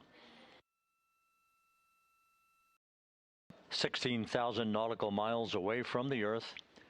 We are just 1 hour and 26 minutes away from crew module, service module separation, followed by a raise burn to tilt the aft end of the vehicle up ever so slightly and improve its angle of attack into the Earth's atmosphere as a mitigating action to reduce heat loads on the heat shield of the vehicle. This is all pre-planned, pre-flight. There's no differentiation between what we had designed this mission to do. We are expecting to reach the first traces of Earth's atmosphere at entry interface and 400,000 feet above the planet 1 hour and 45 minutes from now.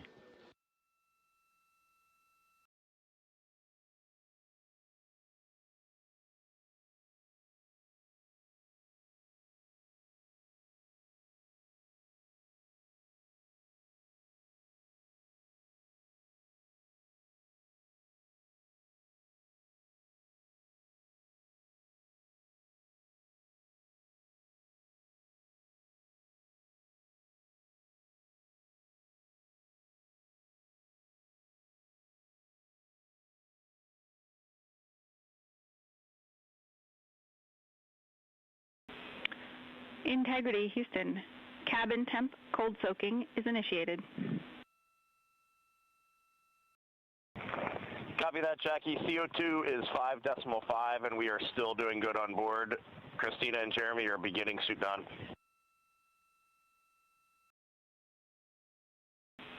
Houston copies all.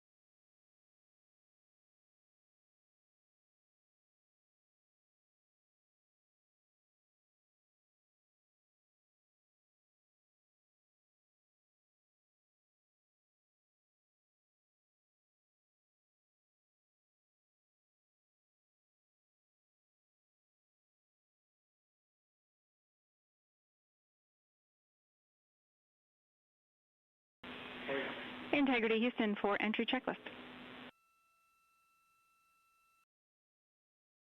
Go ahead, Jackie. Reed, with this time to EI, we expect you're about to be stepping into steps 9 and 10 in the entry checklist. In step 10 for the SIP switch config, there are no deltas. No deltas to step 10. Copy all.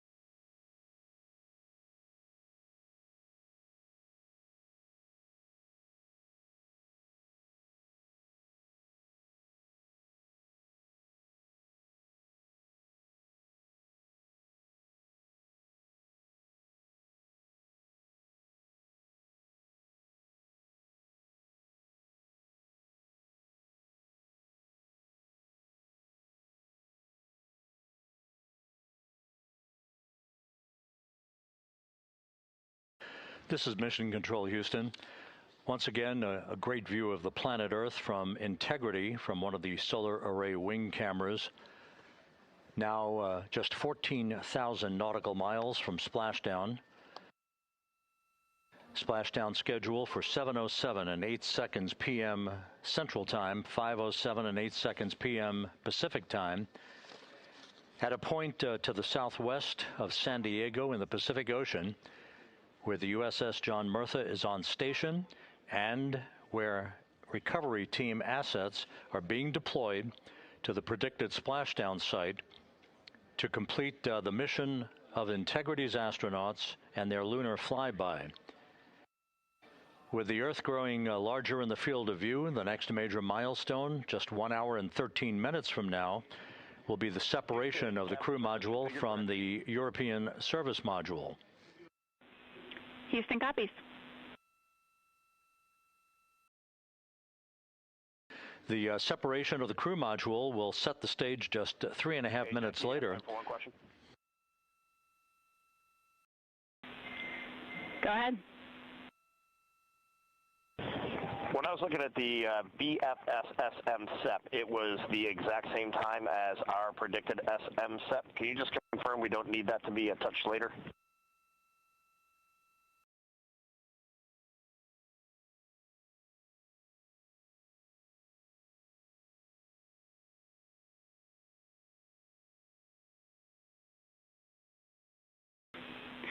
And Reed, matching is expected. That's when the sequence will begin for that whole SEP config. Outstanding. Thank you for the verification. Here in Mission Control in the Artemis Flight Control Room, Capcom Jackie Mahaffey confirming some of the timeline activities with Commander Reed Wiseman aboard the vehicle.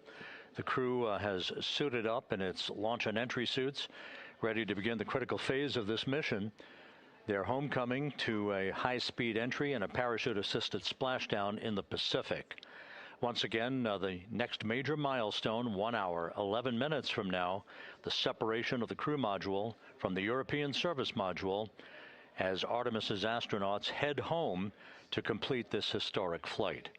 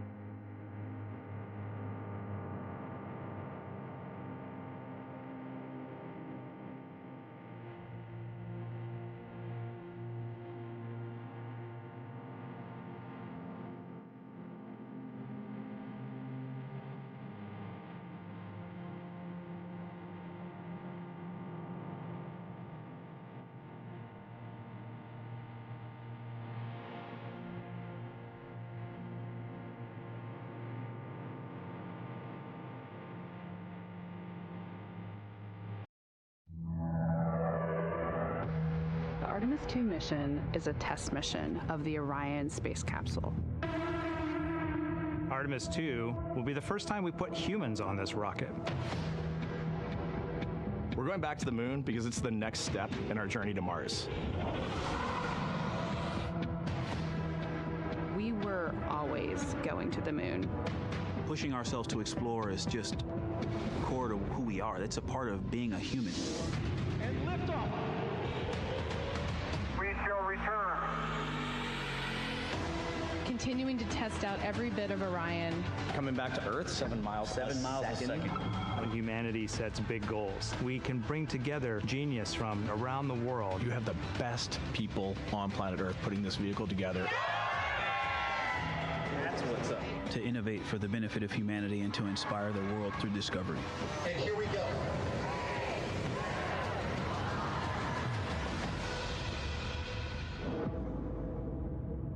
Direction. 19th, 1972, 2:25 p.m. Eastern Standard Time. The Command Module America splashes down in the Pacific with Gene Cernan, Ron Evans, and Jack Schmidt aboard as the Apollo 17 mission came to an end, along with humanity's first series of expeditions to the moon. Today at this hour, you are looking live at our planet from the Integrity spacecraft, heading for a splashdown in the Pacific off the coast of San Diego just 1 hour and 35 minutes from now. And good day from the Artemis Flight Control Room here at the Johnson Space Center in Houston, where the entry flight control team is on duty at this hour, led by Flight Director Rick Henfling, joined on console with the voice you'll hear talking to the crew throughout the course of the day. That is Jackie Mahaffey, second from your left. Everything has gone extremely well as we are closing in on the return of Artemis's astronauts from their flight around the moon and historic lunar flyby that will culminate with that splashdown in the Pacific off the coast of San Diego just 1 hour and 35 minutes from now. And with that, it's a good entry pad, and we can continue in the procedure. Integrity. You're looking at a live view inside Integrity. Reed Wiseman on the left doing a fist bump with pilot Victor Glover on the right, and down in the middeck area just below their feet, suited up in their launch and entry suits, are mission specialists Christina Cook and Jeremy Hansen of the Canadian Space Agency. A number of milestones yet to unfold before splashdown just over an hour and a half from now. Earlier today, the crew woke up at about 10:35 a.m. Central Time. They completed the final major maneuver of the flight, that being the return trajectory correction 3 burn. It was an 8-second burn that fine-tuned its trajectory to enter a corridor over the Pacific Ocean a short time from now. That will be the point of entry interface, where the crew will reach the first traces of Earth's atmosphere at an altitude of 400,000 feet. The crew moved into its entry checklist just after 4 p.m. Central Time, suited up in those launch and entry suits, conducted leak checks, and now are in the final stages of their entry checklist. Instruction 115 of entry checklist. SM separation ATP is go. Houston copies. The next major milestone on the route home. Fully zipped, and they're working on EBS and then seating up. We copy. Thanks for the status. Jackie Mahaffey talking to Reed Wiseman aboard Integrity. The spacecraft now about 12,000 nautical miles from the Earth's surface. The next major milestone on tap for the crew will be the handover of communications from the Deep Space Network to the Tracking and Data Relay Satellite System. The Deep Space Network came into play after the translunar injection burn back on April 2nd that propelled Integrity toward its lunar flyby. We'll be back on the TDRS network here in about 41 minutes. Following that, the next activity will be the pyrotechnic separation of the crew module from the European service module. That is scheduled at 6:33 p.m. Central Time, followed 4 minutes later by one final critical maneuver. That will be a 19-second burn of Integrity's thrusters in what is called the crew module raise burn. Now, what that does is it basically acts If you were sitting in a reclining chair, you'd basically tilt yourself back. It raises the aft end of Integrity ever so slightly, and that is the final opportunity for us to fine-tune the angle of attack of Integrity through the area of peak heating at entry interface that will come a bit later on, about an hour and 18 minutes from now. So after the raise burn, we will be in the final orientation that will minimize any peak heating on the heat shield of Integrity and prior to the time the crew enters the Earth's atmosphere at an altitude of 400,000 feet. Entry interface. This is the critical time where the crew will reach the first traces of Earth's atmosphere at an altitude of 400,000 feet, traveling 34,882 feet per second. Just 24 seconds after entering the Earth's atmosphere, we will experience a communications blackout expected to last 6 minutes in duration. This is planned, and it is caused by the interaction of the velocity of Integrity with the friction of Earth's atmosphere. There will be a buildup of plasma around the vehicle, and that ionization will prevent any communications with the crew and any receipt of data by flight controllers here in Mission Control. That blackout is scheduled to begin at 6:53 and 54 seconds p.m. Central Time. Again, a 6-minute blackout that will end, if all goes as planned, at 6:59 and 55 seconds p.m. Central Time. At that point, we expect to regain communications with the crew and a reacquisition of data through the Tracking and Data Relay satellite system. We will have a series of roll maneuvers. These are computer commanded that will roll the vehicle slightly to the left, then back to the right.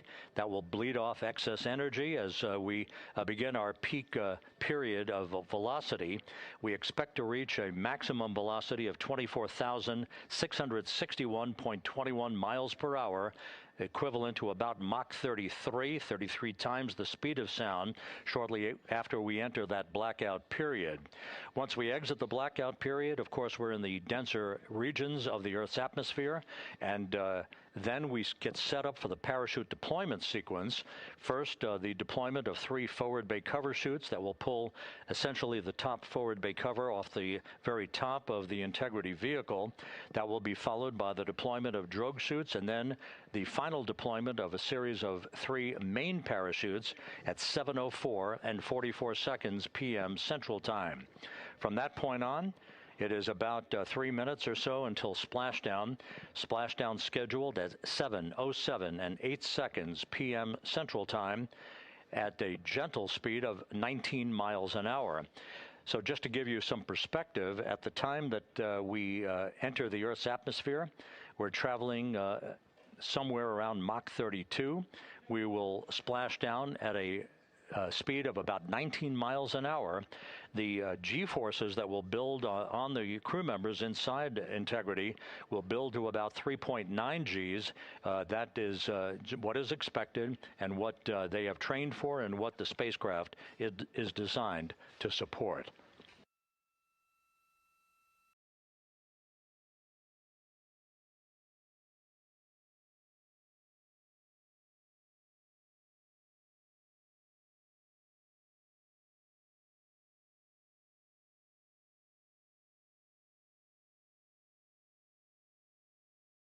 The latest weather forecast out in the recovery zone off the coast of San Diego is a go forecast from our meteorologists here at the Spaceflight Meteorology Group at the Johnson Space Center.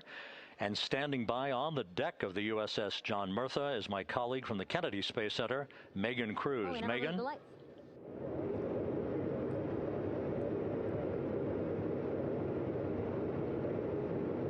Hey there, Rob. Yeah, welcome to the bow of the USS John Murtha. This is where we will report out live updates from the ship as NASA and the U.S. military work to recover our Artemis II astronauts in just about an hour and a half. How exciting. Now, right now, as you can see, we are out in the Pacific Ocean. We are just west of San Diego. We're actually staged about 6.5 miles away from where we expect Orion to splash down. And then we will incrementally move closer. So at the time of splashdown, we'll be about 5 miles away, and then we will move to 3.2 miles away. At that point, we'll pause, make sure that all the debris that might be coming down with Orion, because basically some parts of like the parachute system, they're jettisoned off Orion during descent. So we'll just want to make sure that those all land in the water and that we are safe to move even closer. So we will make sure that we can move a little closer, and at that point we will move to a mile away from Orion. And at that point the ship will circle the capsule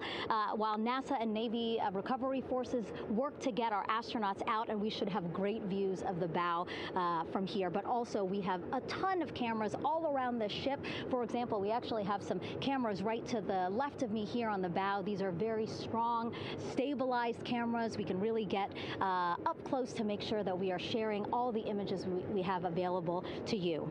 We also will have some views from above. We actually have 5 planes providing live views of Splashdown today. In fact, some of those aerial assets just took off from San Diego minutes ago. And then actually here on the flight deck, you see 4 helicopters, the 2 in the back. Those will take off in about 30 minutes from now, also with live cameras. So again, lots and lots of imagery that we hope to share with you today. And then those 2 helos in the front, those 2 will pluck the crew out of the water and fly them back to our ship. Now, the combined team here on the ship, more than 550 people, left San Diego 4 days ago, and since then I've watched different teams train every day, rehearse, final preps to make sure that they're ready for today. So to give us more of an update about how recovery is going on right now, why don't we turn over to Paul here, Paul Serpinski. He is the Assistant Artemis Recovery Director. Great to have you here, Paul. Great to be here. Thanks. Absolutely. So you just left the landing forces operations center here on the ship. How are we looking for recovery? Right now, it's looking great. When I left, they were just about to get into weather briefing with Mission Control Center in Houston. But listening to the loops this morning and everything that's been going on, the reentry trajectory correction burn, the return trajectory correction burn went great. They were right down the money, right on the money, right down the middle where they should be coming back. Our forces here are teams out in the water. All our boats are launched or will be imminently. So yeah, it's just coming along great. Yeah.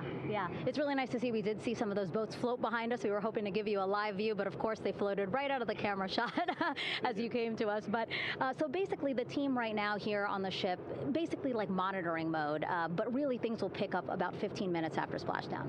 Yeah, so a couple minutes before splashdown, things start happening really, really fast. Mm-hmm. Some events during the reentry, they're maybe a second or 2 apart, and so it just takes a whole lot of effort and a lot of updates back and forth between us and Houston to try to keep track of everything that's happening, all in real time. And then after splashdown, that's when the recovery team really kicks into high gear. We have our boat teams, our boat crews going out, our divers doing hazardous assessments as they get progressively closer to the capsule, making sure it's safe for all of our people to go in, and it's also safe for the astronauts to come out, because really at the end of the day, that's what we're here for, is we're to make sure that the astronauts get home safe after their tremendous journey to the moon and back. But then also we have, like you mentioned on a minute ago, all of our imagery helicopters are taking imagery, camera shots of it as it's coming in all the way through splashdown. I mean, they'll see it as soon as it crosses the horizon, all the way to the ocean here. And then afterwards, we have to recover actually Orion to bring it into the well deck of the ship. Absolutely, yeah. And so once the astronauts are safe on board, then those same dive teams are going to transition into securing the capsule.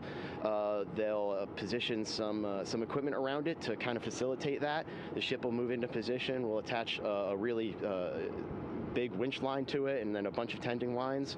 We'll pull the capsule around behind the ship and then start to slowly bring it in. And then, Orion comes in, goes hard down, and everyone cheers. Yeah, great day. Great day, exactly. Lots to coordinate, a lot to manage. Basically planning for this recovery, Artemis II recovery, started a month after Artemis I launched. That was the uncrewed test flight of the Space Launch System rocket, as well as the Orion spacecraft. That was November 2022, a month later, all the planning for this. How does it feel to be so close to welcoming our friends, our astronauts home? I mean, for the whole team, I walked around the ship this morning, just kind of visiting with a lot of people, a lot of groups, and just kind of get the feel of them. And everyone has that same kind of mentality. Everyone's excited, everyone's thrilled to see all that work that we've been doing, like you said, for the last 3 years, since right after the last one came back till now. And some people even further back. Some of them go back a decade or more. So everyone is just excited, and they're ready. They're really ready for this, and just to be able to see our crew come back, that's going to be a thrill for everyone. How are you feeling? Are you ready? Is this something you ever thought you'd be doing? I'm ready. I'm excited. This has been the pinnacle of my career so far. It really has. I've seen a lot of firsts, a lot of lasts, but I can't think of ever topping seeing the first crew to go to the moon and back in 50 years, and to be here and be a part of that. And it's just a tremendous privilege. And on behalf of the whole team, I'm thrilled, and so are all of us. We're ready. Yeah, I definitely think that those words really embody how everybody on the ship is feeling. So thank you so much, Paul. I appreciate you being here. And so, Rob, we'll toss it back to you again. We will continue to join you with live updates from the ship as much as possible. Thank you, Megan. Back here at the Johnson Space Center, the entry team of flight controllers looking over the shoulders of Reid Wiseman and Victor Glover there on the flight deck of Integrity, and again just below their feet in the mid-deck area, if you will, Christina Cook and Jeremy Hansen of the Canadian Space Agency. They're in the final review of their entry procedures and all of the activities that will follow here very shortly in trip hammer fashion. We should note that after splashdown occurs, the flight control team here in Houston will be monitoring the orientation of the Integrity spacecraft. We are expecting it to splash down upright in what is called the Stable 1 configuration, with the top of the spacecraft pointed upward. Stable 2 would indicate that it is upside down in the water. Regardless of the orientation, there will be 5 inflatable airbags called the CMOOS system. That's the acronym for Crew Module Uprighting System. We are suit on complete. Houston copies. Reid Wiseman acknowledging that the final steps in suit donning are now complete for the crew. Leak checks have been completed earlier. The CMOOS system, those 5 inflatable airbags, will be inflated with helium. Those airbags will ensure that the vehicle remains upright. While that activity is going on, the flight control team here will be checking the systems on Integrity, also making sure that there's no leakage of toxic gas from the spacecraft. It should take about 15 minutes from splashdown to the power down of all of the systems on Integrity. And at that point, assuming everything is in a nominal fashion, then the green light will be given for the Navy recovery teams to begin to make their way closer to Integrity to begin the erection of a large inflatable life raft called a front porch that will be buttressed up alongside the hatchway to the spacecraft. That life raft will be used to bring the crew members out of this vehicle once the hatch is open, one by one. They'll get their land legs back after 9 days of weightlessness before they're put in harnesses to be hoisted one by one in sequential fashion, in an alternating fashion, to the 2 hovering Navy helicopters overhead. Houston Integrity for status. Go ahead. Seats 3 and 4 are connecting umbilicals. We're going to be stepping into leak check soon. 1 and 2 will be seated. 3 and 4 will be free float, and we'll configure EPROC accordingly. Houston copies all. Reid Wiseman talking about the current procedures with the suiting of the crew members and subsequent leak checks, a final leak check for all 4 crew members. Everything is actually running a few minutes ahead of schedule.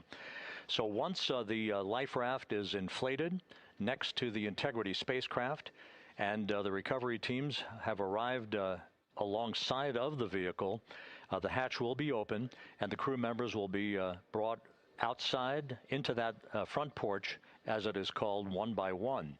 They then will be hoisted into the hovering helos overhead. And those helos then will turn around once the 4 crew members are on board, 2 for each helicopter, and will head back to the ship. That should be about a 10 to 15-minute transit. Once the helicopters land on the deck of the USS John Murtha, the crew members will be exiting those helicopters and brought into medical bay on the deck on the ship itself for comprehensive medical exams. They will spend a period of time yet to be determined on board the USS John Murtha before they are flown by helicopter to the shore in San Diego, to the San Diego Naval Air Station, and ultimately will board a NASA jet for the flight back to the Johnson Space Center here in Houston. Just to recap some of the key times that are coming up, we are expecting the separation of the crew module from the service module just 43 minutes from now. That is expected to occur at 6:33 p.m. Central Time, 7:33 p.m. Eastern Time.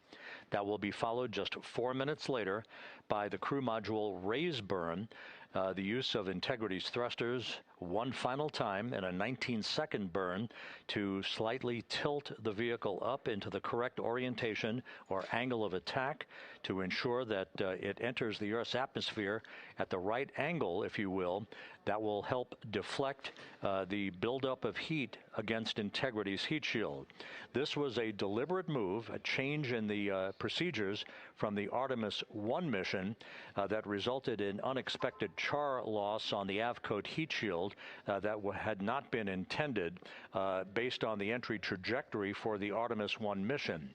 What we're doing is we deliberately changed the trajectory of the entry from a skip entry that was about a 3,000-mile transit across the Pacific Ocean.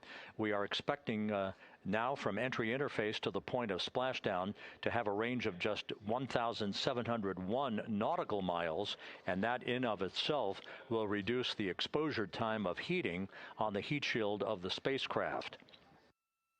Once the raise burn is complete, then the stage is set for entry interface at 6:53 and 31 seconds p.m. Central Time. That means that Integrity will be entering the Earth's atmosphere at an altitude of 400,000 feet, traveling at about 34,882 feet per second, heading for its splashdown site off the coast of San Diego, as you just heard from Megan Cruz on the deck of the USS John Murtha. Splashdown once again under those 3 main parachutes is expected at 7:07 and 8 seconds p.m. Central Time, 5:07 p.m. Pacific Time, 2.5 hours before sunset. The actual total distance traveled for Integrity from launch to splashdown is estimated at 694,481 statute miles. Now that includes the first high elliptical Earth orbit following launch that enabled Integrity to move to 43,000 miles above the Earth at its apogee and enabling a 24-hour period of systems checkouts before the flight control team here and the mission management team gave approval for Integrity to conduct its translunar injection that propelled it on its way to the moon and its historic lunar flyby. So the total distance we expect this vehicle to have traveled at splashdown, 694,481 statute miles.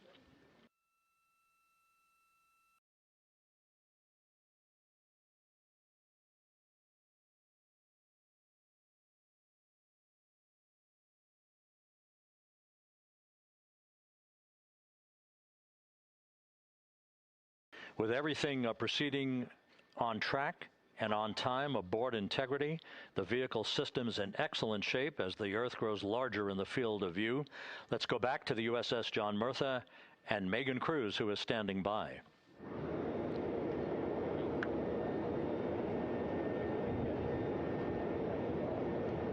Hey, yeah, Rob, welcome back. Again, we are out in the Pacific Ocean, staged just about 6.5 miles from where we expect Orion to splash down now in just over an hour. How exciting. And the weather, awesome conditions here. I know you see some wind blowing around my hair, but really nothing to speak of when it comes to having to recover our astronauts, as well as no waves here, really. So yeah, we're expecting a really great day. Also, hopefully, some really great views. You can see behind me that some of the clouds are starting to break up, so that's really exciting. And now Now, of course, this ship has a lot of people ready and excited to welcome our crew back home, including Dr. Rick Schuring here. He is a NASA flight surgeon. Great to have you here, Rick. You too, Megan. It is a blessing to be out here this day with our teams. We've trained 3 years for this nonstop with the U.S. Navy and along with EGS, and we've so looked forward to this day. And you know, just by God's grace, everything's parting, the skies and everything. The crew's doing great. Looking forward to coming back, and our teams are ready. So this is one of those days you've dreamt about, and now it's finally here, and we're ready, and just thankful to be a part of it. Yeah, and you play a really integral role. When was the last time you spoke to the crew, and how are they feeling in this last hour before splashdown? Sure.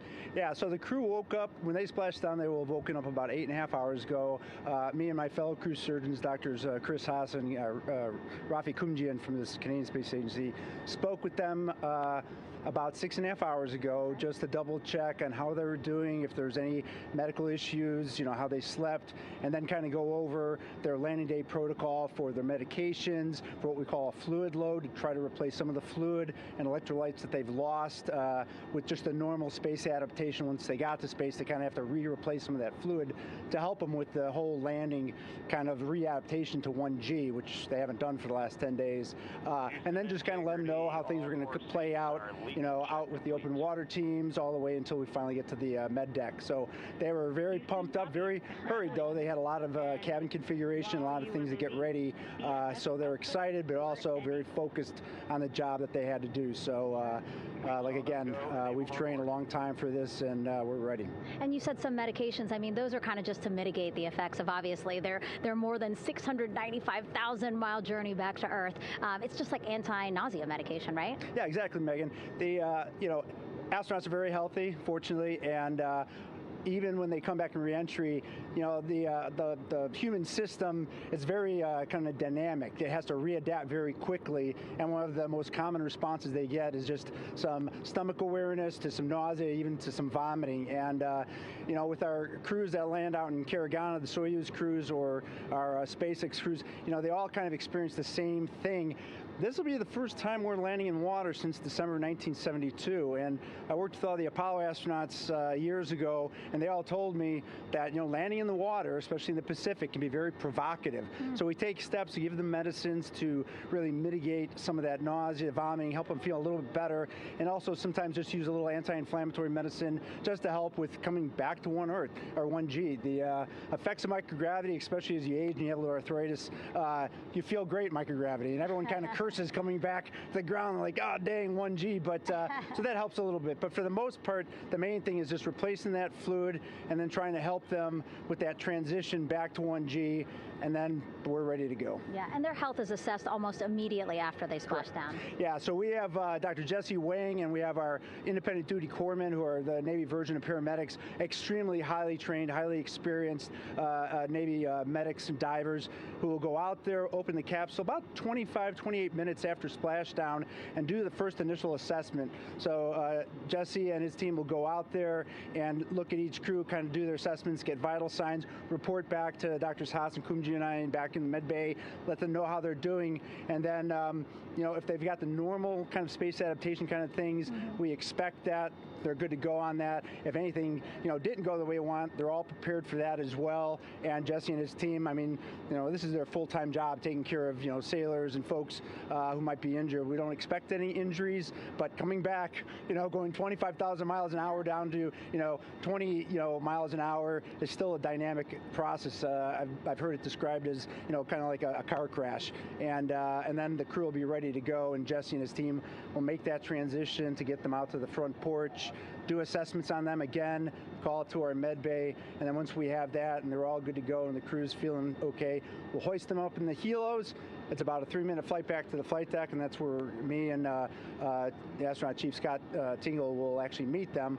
I'll get eyes on them, make sure they're all good, just take very slow transitions, and then one by one we'll either get them out with the SMTs, the SAR med techs, under each arm, just, you know, kind of just walk them very slowly to med bay, which actually helps them acclimate back to 1G. Or if they really don't have their sea legs back yet, then we might put them in what we call a stair chair, which will be right behind them, and then just very slowly kind of get them back into med bay to start our full assessments with the team. Yeah, so a really great team here to support them as soon as they get back, and also all throughout the mission, of course. You talked a little bit about this, but obviously, you know, we have seen astronauts return from the International Space Station for over 25 years, so we kind of know that that journey, how it affects the body. But yes, we're talking about humans returning from the moon for the first time since 1972. How is this different from your perspective?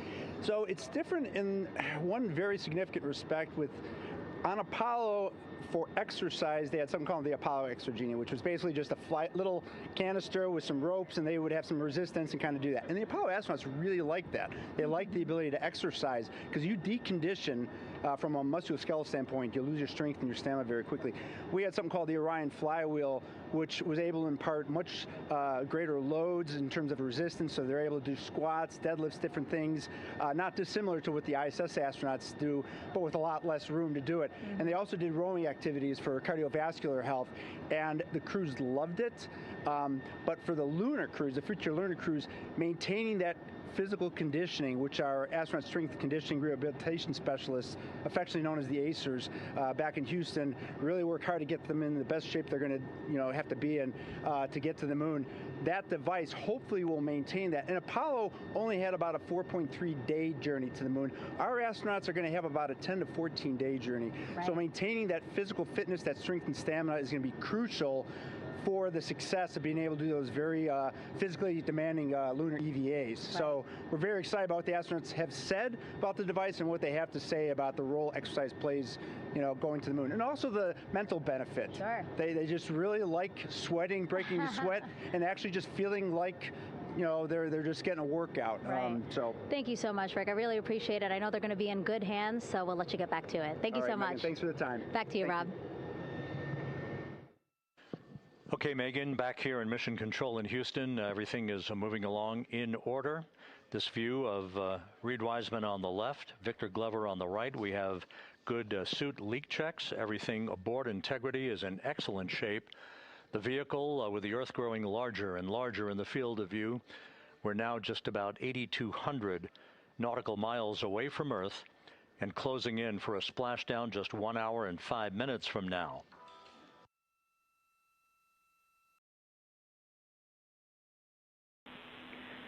Integrity, just under a minute till your GPS maneuver initiates, and both GPS units look eager to acquire. Outstanding. Seats 3 and 4 are working on seat strap in now. Houston copies. Once again, as we start to close in on some of the major milestones, the first one coming up in just 31 minutes. And Integrity, just confirming the LCG gas trap was able to be closed out. Affirmative. Copy. Crew module, service module separation scheduled just 31 minutes from now. The key point of interest, of course, will be the performance of Integrity's heat shield during its high-speed entry back into Earth and the peak heating that is expected around the spacecraft of some 4,000 to 5,000 degrees Fahrenheit. On Artemis I, as I think most folks know by now, we flew a trajectory known as a skip entry, in which we performed an initial dip into the atmosphere to bleed off some energy. Then we skipped out of the atmosphere and dipped back into the atmosphere before splashing down in the Pacific. But after the mission was over with, we noticed unexpected liberation of some of the charring effects on the heat shield known as AVCOAT. Before the flight, we had an opportunity to sit down and talk with Entry Flight Director Rick Henfling to get a perspective on what this all means and how the mission was redesigned to try to protect Integrity's heat shield to a higher extent. Let's take a look at that interview. Returning from the moon is a lot different than deorbiting from low Earth orbit. When we return from the moon, we expect to achieve velocities upwards of 36,000 feet per second. And in order to slow down to a nice, graceful splashdown in the Pacific Ocean, the flight crew is going to experience between 3 and 4 times the force of Earth's gravity. On Artemis I, pressure buildup inside the char layer of the heat shield resulted in the char losses we saw. NASA established a Tiger team whose job was to investigate the cause of the problem and then make recommendations on how to fly the Artemis II mission safely and successfully. And so for Artemis II, we are going to fly a profile that ensures the spacecraft will not see that same type of pressure profile. And so the char losses seen on Artemis II will not be like the ones that we saw on Artemis I.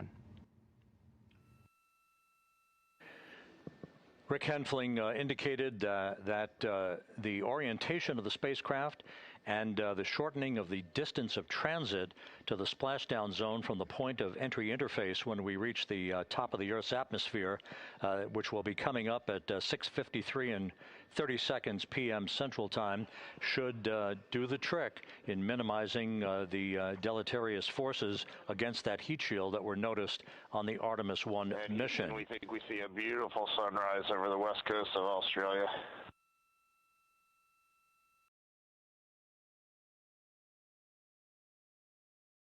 We copy. Commander Reed Wiseman reveling in his final hour in space on this mission as Integrity is passing over the southwest coast of Australia now at an altitude of some 7,600 nautical miles. That will begin the southwest and northeasterly transit across the Pacific Ocean. Let's talk a little bit more about some of the highlights and some of the numbers associated with the points of interest here. We are 27.5 minutes away from crew module service module separation. That will be followed about 3.5 minutes later by the raise burn that we've discussed, a 19-second burn of Integrity's thrusters to fine-tune its angle of attack as it enters the Earth's atmosphere. Entry interface is scheduled 47.5 minutes from now. That's the point at which we will reach the top of the Earth's atmosphere, traveling about 34,882 feet per second at an altitude of 400,000 feet.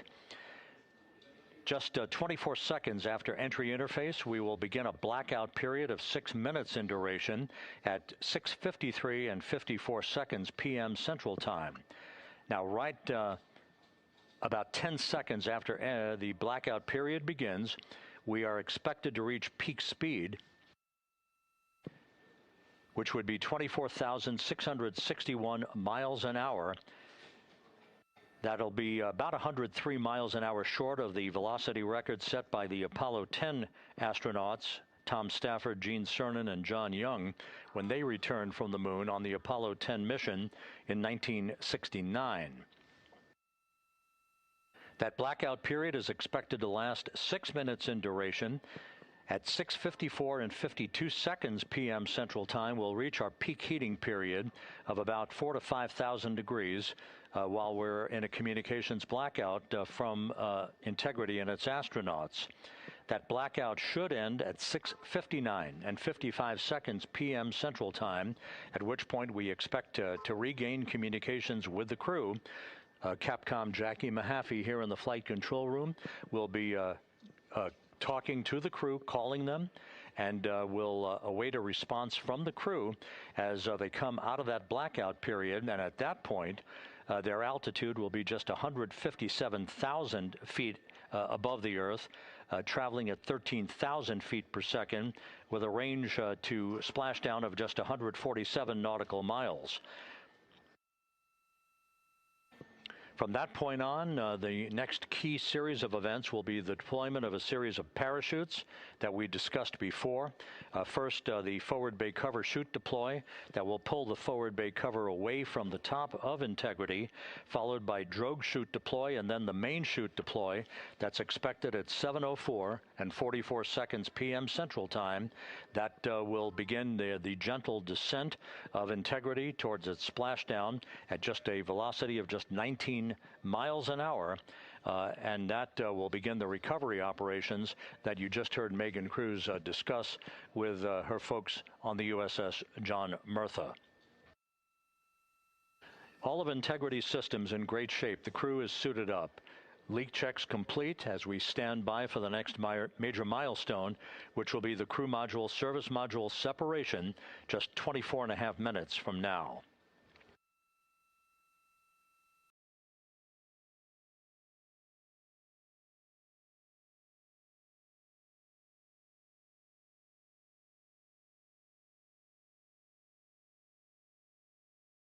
All of the activities from the start of entry interface to the point of splashdown will be quite rapid fire, just 13.5 minutes from the point at which we begin descent into the Earth's atmosphere till splashdown. And just to show you, as Rick Shearing, the flight surgeon, alluded to in his interview with Megan Cruz, all of this happens to decelerate the vehicle from traveling around Mach 33 to just 19 miles an hour at splashdown. All of that happening in just 13.5 minutes. But the vehicle and the parachutes are all designed to support all of that, so we'll be standing by to report all that to you in sequential fashion as these milestones are ticked off and as we hear from the crew during its entry back into the Earth's atmosphere and ultimately when they emerge from the blackout period, and at that point we'll be just minutes away from splashdown.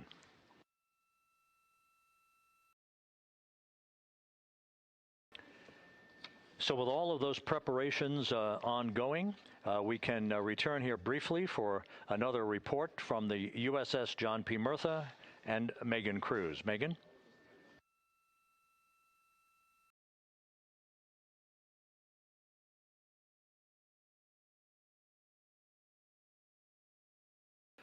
And we'll regain that communication with the USS John P. Murtha just momentarily.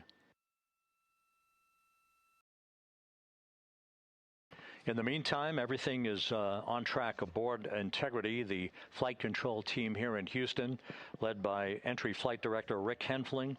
The voice you will hear talking to the crew is that of Jackie Mahaffey. She will be reporting everything to the crew and receiving their reports as they enter the Earth's atmosphere for their 13.5-minute plunge back into the atmosphere for splashdown off the coast of San Diego. Now we have the ship back with us and Megan Cruz aboard the USS John P. Murtha. Megan? 11 balloon, right?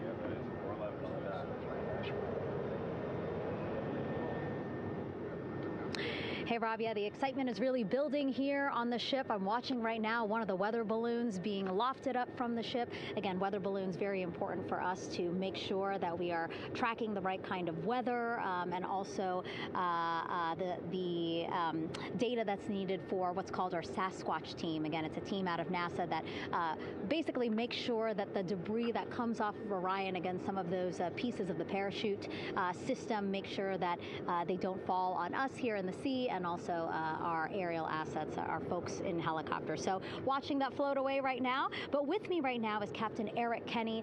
He's the commanding officer of the John P.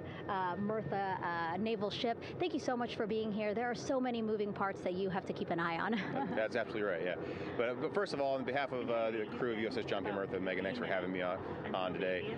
Happy to tell you what we're doing and excited to get the interview started. Yeah, absolutely. Why don't we actually take a look at the flight deck here? We'll start there.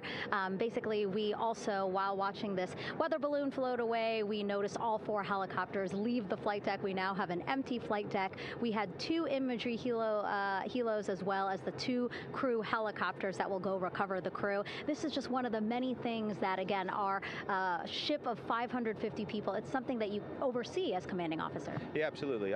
Every commanding officer, I would say really every naval service member, our priority is always safety. And as the commanding officer, I take that as one of my primary roles here on board. Mission accomplishment is important, safety always. So my day really has, I would say my message to the crew has sort of changed over the past 24 hours. As we're leading up to today, we've been building up the excitement and motivating the team for the training that we've executed. But really over the past 24 hours, now I'm trying to get us to slow down a little bit. Trust our training, right? Don't believe all the hype. Don't believe everything that's going on. Just let's trust what we've done to get to this point. And if we do that, we'll be successful today. Mm-hmm. And also part of the big success is obviously the coordination between NASA and the U.S. military. How does it feel being able to support the human space program we have? Yeah, I mean, since 1959 with Mercury, Gemini, Apollo, the history between NASA and the Navy has been in lockstep. But like any other skill, if you don't practice it regularly, that skill atrophies. So we've had a few decades off from that. But, over the past 4 or 5 years, really with this ship over the past year, we've constantly trained and working for this moment right here. Building up the hype, but to get to this point today, to be able to trust in all the training we've done. we've worked with, working with NASA, the Air Force, the medical team, dive team. You want to talk about high-performance organizations coming together, working in unison? We are seeing that here on board the USS John P. Murtha, and I can't be more proud of all the work everyone's doing. Yeah, you had some great words this morning saying just that, again, that it's really nice to see everybody working together and so excited. I mean, you just became the commanding officer of this ship back in February. How does it personally feel for you to be a part of this historic moment today? Yeah, I mean, first and foremost, I'd say any opportunity to command any warship in the United States Navy is a tremendous honor. It is a pinnacle of any naval officer's career. That being said, as my change of command was approaching, and I realized that Artemis was going to be in the window here, to say that I'm humbled and honored to be here is an understatement. What really just excites me is the opportunity to see this crew, who has been training so hard over the past year plus, come together. It is what inspires me. Listening to NASA and the ownership and pride they take.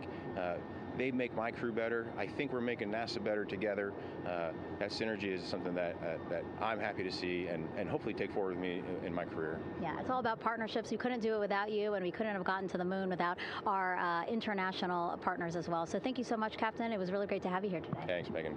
Awesome. All right, Rob, back to you. Thank you, Megan. Back here in Mission Control in Houston. We just had a quick view of the crew. We'll get that view back, and there they are again. Here in Mission Control, the entry team of flight controllers led by Rick Henfling and Jackie Mahaffey serving as the spacecraft communicator. We have just handed over communications links from the Deep Space Network that we communicated with the crew through from the time of the translunar injection burn back on April 2nd. We've just handed back to the Tracking and Data Relay satellite system as we prepare for the crew module service module separation that will take place just 17 minutes from now. With the Earth looming in front of Integrity as it barrels back for a splashdown of the Pacific just 50 minutes from now, we're just 5,700 nautical miles from splashdown. Just one other quick note about the comparison from the Artemis I entry profile to the Artemis II entry profile and how that is serving as an extra layer of protection for Integrity's heat shield. The Artemis I entry had an entry range of some 3,178 nautical miles, a very long downtrack and a very longer period of exposure to heat loads than we're experiencing tonight. It also had that skip entry profile that we discussed earlier, dipping into the Earth's atmosphere, then back out, then back in. It was about 20 minutes of exposure. Integrity, Houston, comm check on TDRS. Jackie, we have it loud and clear on TDRS. We have you the same. And there's one of the weather balloons being deployed from the USS John P. Murtha.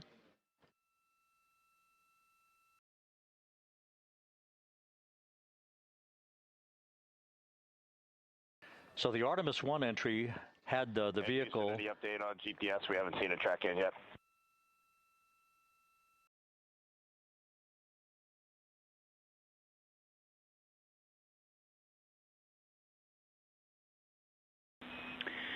Reed, we are watching. We are starting to get into the window where they may start acquiring, so should be within the next 10 minutes. Okay, sounds good. We're holding at step 17 and getting ready for CM-RCS hot fire.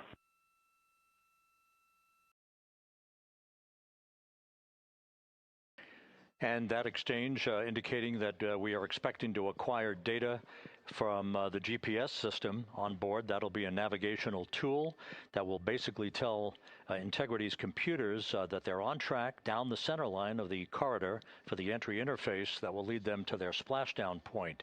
Once again, the Artemis I entry exposed the heat shield for about 20 minutes of peak heating. For Artemis II, we're going to reach a downtrack distance of 1,701 nautical miles from the point of entry interface with just 14 minutes of duration.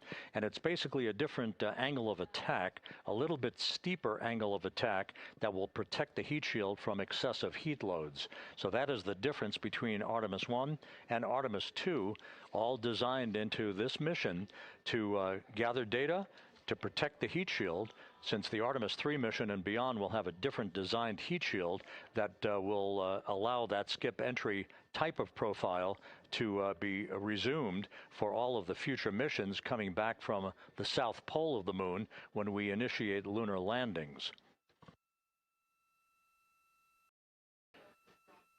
So we've handed over to the Tracking and Data Relay Satellite System. That's where we'll have communications for the rest of the flight.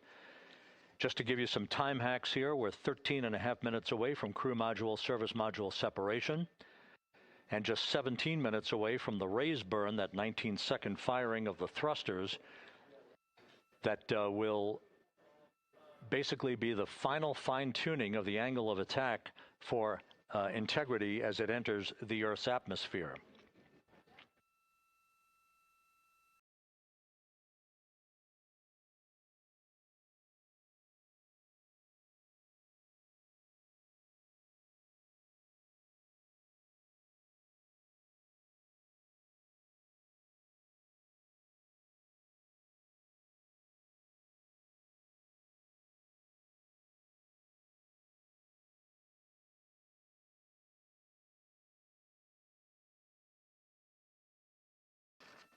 And once again, a dueling box view of some of the assets that are involved in recovery operations today. The integrity, cabin configured, all crew suited and seated. Houston copies. That confirmation from Reed Wiseman aboard Integrity, as you see the assets being deployed to the splashdown zone.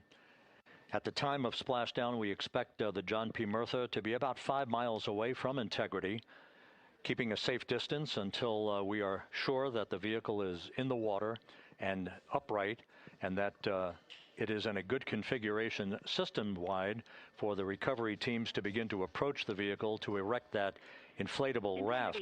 2 minutes to CM RCS warm-up hot fire. We're ready. That call from spacecraft communicator Jackie Mahaffey indicating that we're 2 minutes away from a quick burst of the reaction control system. Thrusters, that will be a hot fire test prior to the separation of the crew module from the service module. The European service module has performed flawlessly throughout this flight.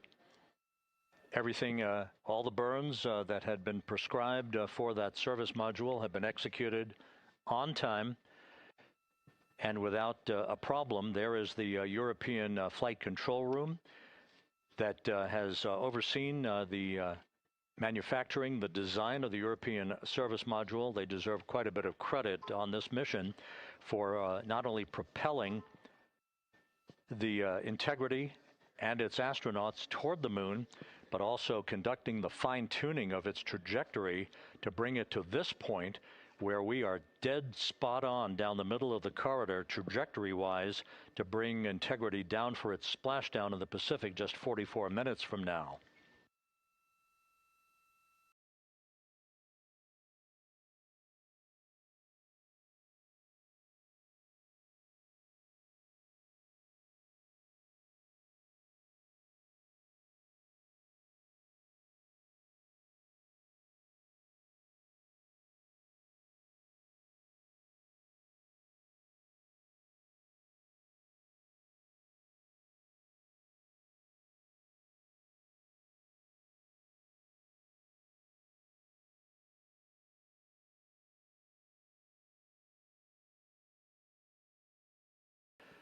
What you're looking at is a computer-generated visualization based on real-time telemetry from Integrity, currently traveling about 16,000 miles an hour.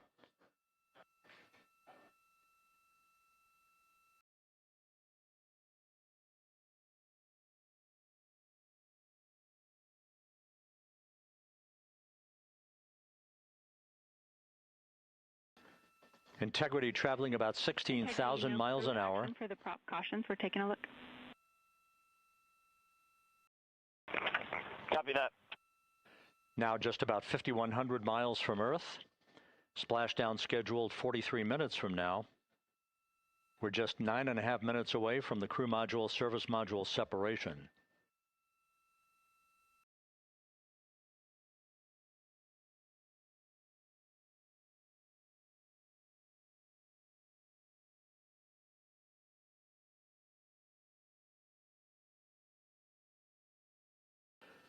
We are confirming. Integrity, we are assessing details, but so far looks like a good hot fire. Looks good on board, Jackie. Thank you. And Jackie Mahaffey took the words out of my mouth. I was just about to say that we had a good hot fire test of the thrusters in advance of the crew module service module separation that's coming up just 8.5 minutes from now. This will begin the period in which we will have rapid-fire succession of critical activities on board that will lead to entry interface just 28 minutes from now, where the vehicle will enter the Earth's atmosphere at an altitude of 400,000 feet. The time of entry interface, 6:53 and 30 seconds p.m. Central Time.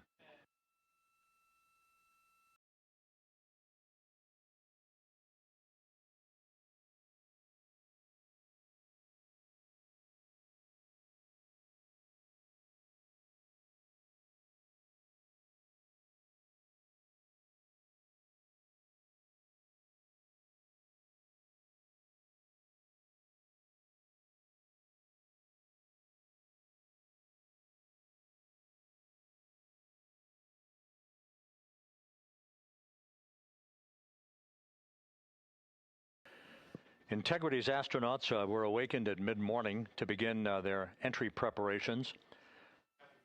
And propulsion officer now reports a good hot fire test in preparation for the crew module service module separation.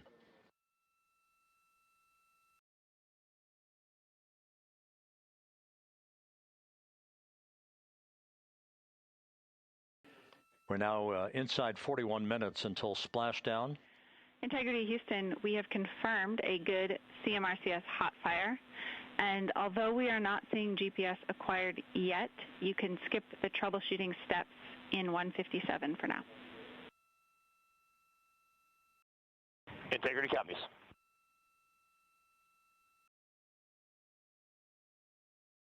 That GPS discussion indicating that we will be acquiring navigational data for Integrity through the Global Positioning System equipment on board. We just don't have it yet, but we will.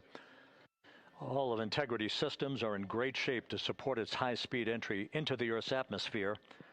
It, once again, will reach a peak speed of 24,661.21 miles an hour. You're calling GPS. We at least have GPS 1 looking good on board.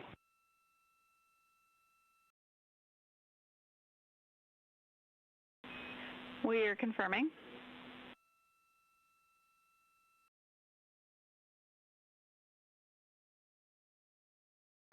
The Guidance, Navigation, and Control Officer here in Mission Control confirming that we have good lock on GPS data. We are on a communications link now through the Tracking and Data Relay satellite system. Now, following splashdown, we're going to lose that link and go to what's called a VLDR, a very low data rate communications link, so that we can talk to the crew inside Integrity as they are on the water. Integrity, confirm we do see good GPS. We do too, especially GPS 1 is accepting in nav channels 1 and 3. That GPS data is basically telling Integrity's onboard computers its position relative to the Earth, but its trajectory and its orientation according to flight dynamics and the Guidance, Navigation, and Control Officer is spot on. We have now armed the pyros for the crew module service module separation coming up less than 5 minutes from now.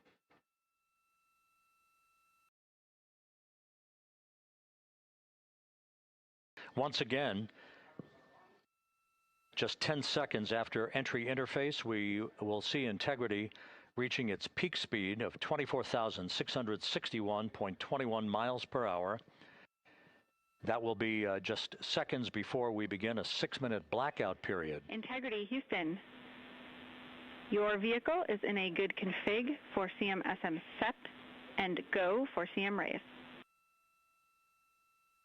Houston, we see the same on board and copy go for CM raise.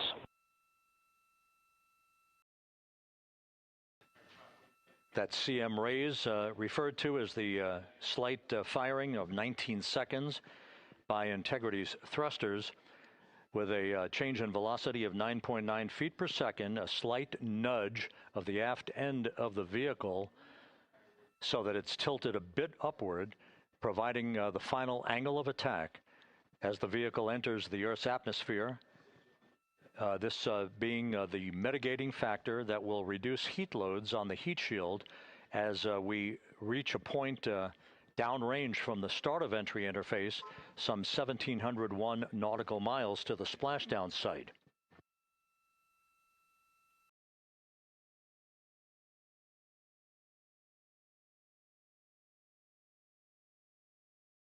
Integrity systems in excellent shape. We are currently 3,300 nautical miles left in this mission. Splashdown scheduled 36 minutes, 39 seconds from now.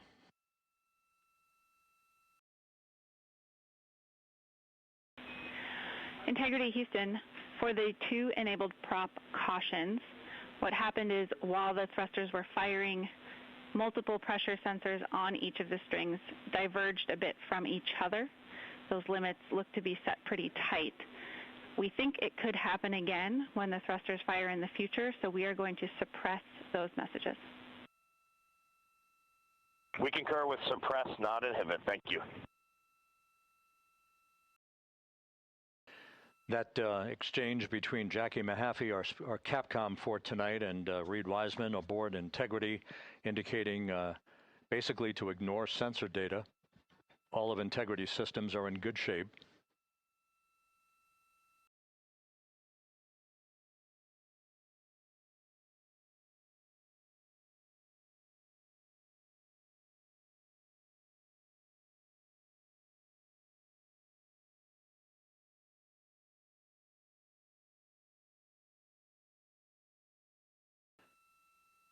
Now, coming up on about 90 seconds till the crew module, service module separation.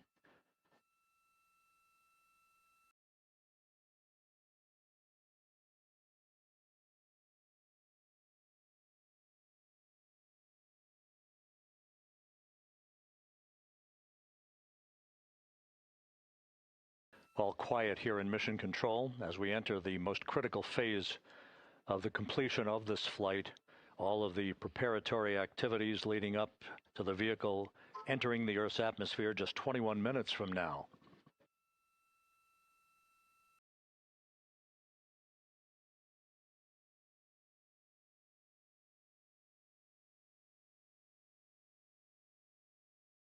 Coming up on 1 minute.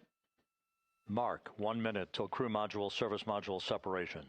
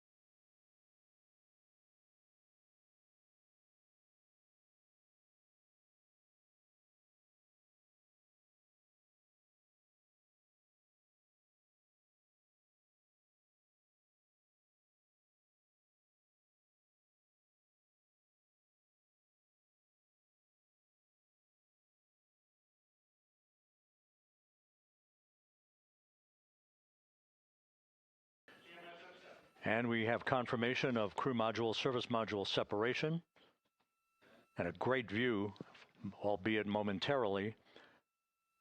Houston, good step on board. Houston copies and concurs. The European service module now separated from Integrity, a job well done. Integrity, no action for the 4 CDH cautions. Those are SM related, not applicable. Integrity.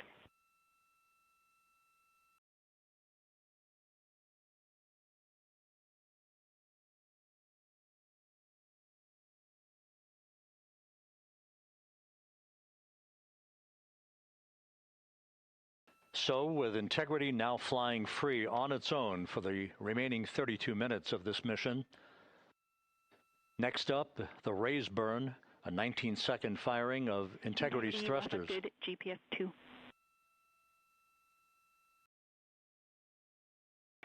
Integrity copies, good GPS 2. Coming up on the 2-minute mark until the raise burn. Again, this is the final tweaking of the orientation of Integrity to put it in the right angle, if you will, the angle of attack that it will fly in during its entrance into the Earth's atmosphere. Entry interface now just 18 minutes, 25 seconds away. This is a visualization, but driven by real-time telemetry. This is the maneuvering of Integrity to the raise burn orientation. Just 2,800 miles from Earth.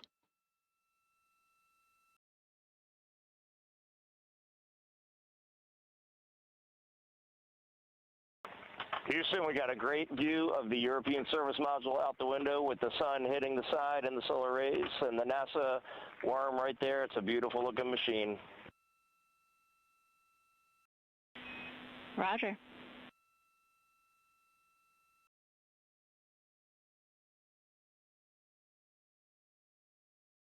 And we have completed the maneuver to the raise burn orientation, 1 minute away from the raise burn.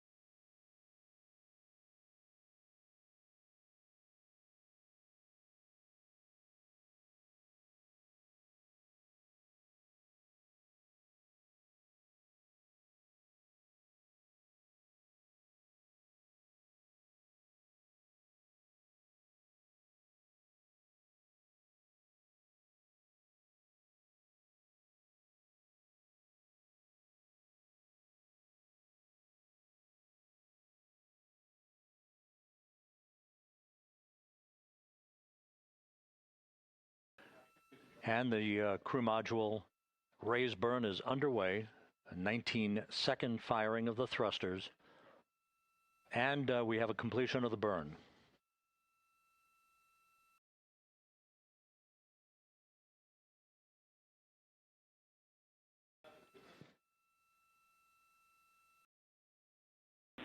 Integrity, good. CM raise burn. Your flight path angle is within limits.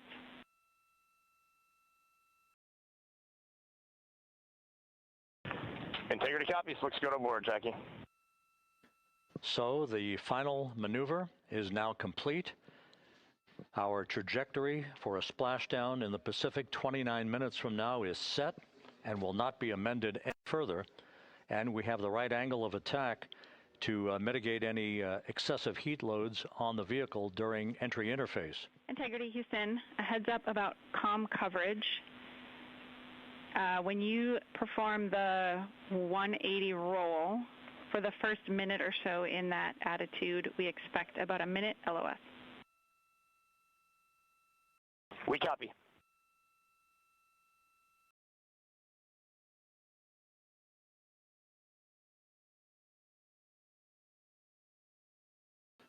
So for those who are watching the series of events coming up, we will enter the first traces of Earth's atmosphere 14 minutes, 45 seconds from now. 6:53 and 30 seconds is what is pegged for entry interface at an altitude of 400,000 feet, traveling at approximately 34,800 feet per second, range to touchdown or splashdown 1,701 nautical miles. 24 seconds after entry interface, we will enter a 6-minute blackout period in which we will lose communications with the crew. This is expected due to the buildup of plasma around the vehicle. That's an ionization effect due to the collision, if you will, of the velocity of the spacecraft with the friction of the Earth's atmosphere. That 6-minute blackout is expected to begin at 6:53 and 54 seconds p.m. Central Time. During that period of time, we will reach our peak speed of 24,661 miles per hour. That comes just short, based on unofficial data from the flight dynamics officer right now, will come just short of the velocity record set by Apollo 10 of 24,791 miles per hour in 1969. We expect peak heating on the vehicle at 6:54 and 52 seconds p.m. Central Time, a minute and 22 seconds into entry interface. At that point, we will be just 204,000 feet above the Earth, traveling at 33,000 feet per second. The blackout period is expected to last 6 minutes. We expect that blackout period to end at 6:59 and 55 seconds p.m. Central Time. From the end of the blackout period until splashdown, it is just 7 minutes, at which point we'll start deploying the series of parachutes to slow integrity down to an ultimate splashdown velocity of just 19 miles an hour. We see the same, waiting for the 180 rolls.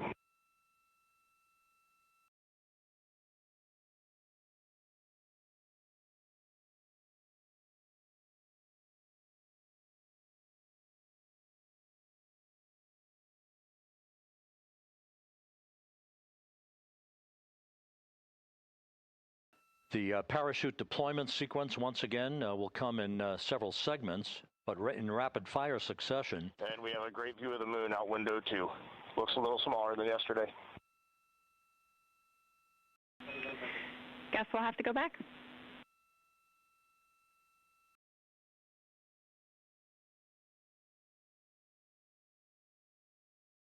Reed Wiseman and Jackie Mahaffey exchanging discussion on a view of the moon that Integrity's astronauts are seeing in the final minutes of this mission that will be completed with splashdown just 25 minutes from now.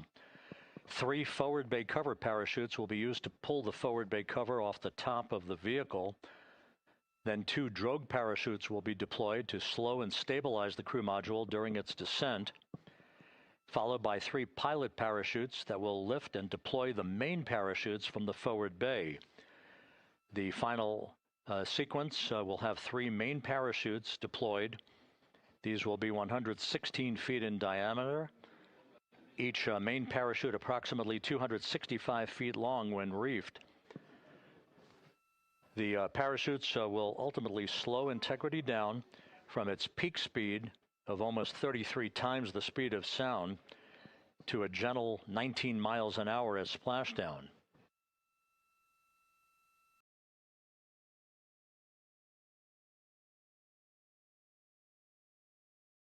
The vehicle is now currently in a roll to the proper attitude for entry interface. Our trajectory is right on according to flight dynamics.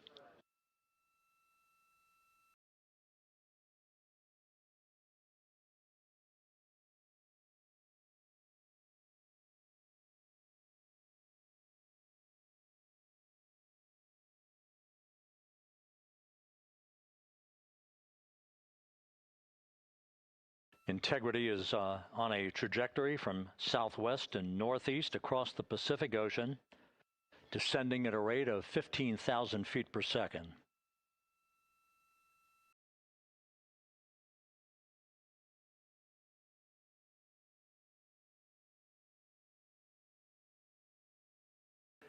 Range to touchdown 4,300 nautical miles, all the systems in excellent shape.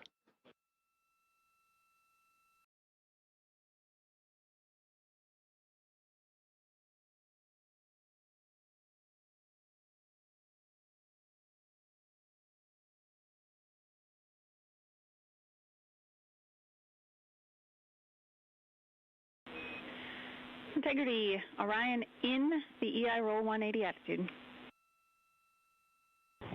Looks good on board, Jackie.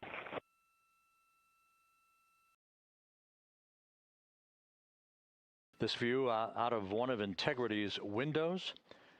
We had a call for 3 good barrows. Those are barometric pressure sensors that feed altitude and rate of descent information to Integrity's computers that will trigger the parachute deployment sequence.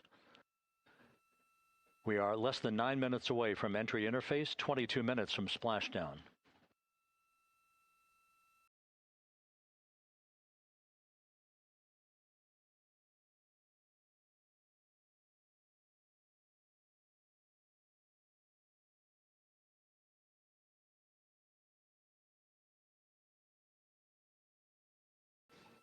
You can see the reflection of one of the crew members in the window.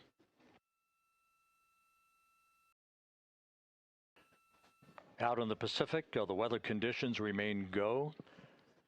Just a few clouds, some scattered clouds, winds at 10 knots, wave heights just about 4 feet. A gentle day in the Pacific for the homecoming of Integrity's astronauts.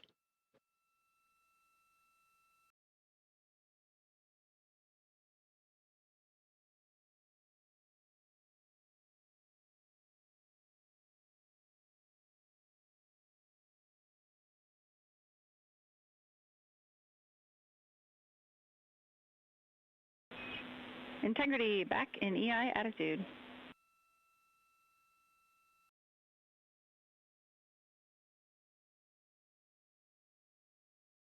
We see the same on board, Jackie.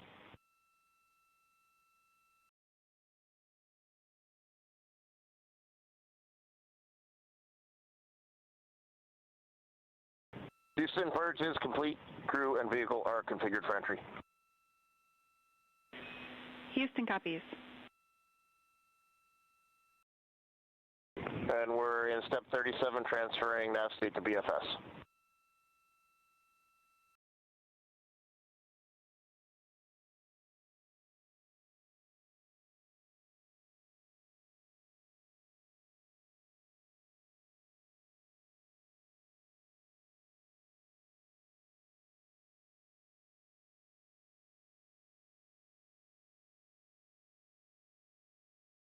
And Houston, in instruction 509, we are not below 0.2.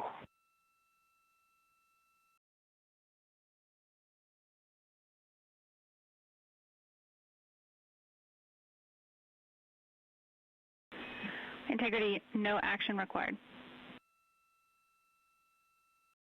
Integrity.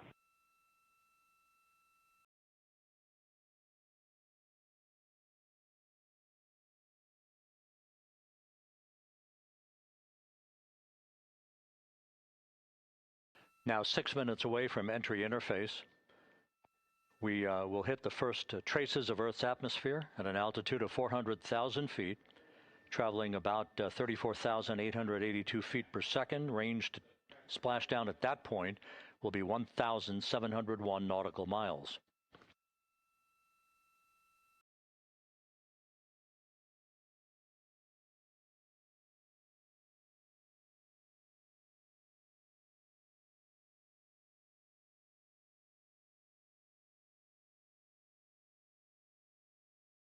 And once again, just a reminder, some 24 seconds after entry interface, we do expect to lose communications with the vehicle and the crew during a 6-minute blackout period when a plasma shield will build up around the spacecraft due to the ionization, due to heating effects.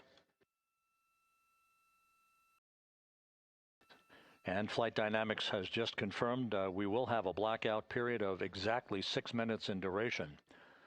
And once again, that's due to the fact that a plasma buildup around the vehicle will prevent communications and data, so we will not be able to talk to the crew members at that time, nor will we receive data here in the flight control room.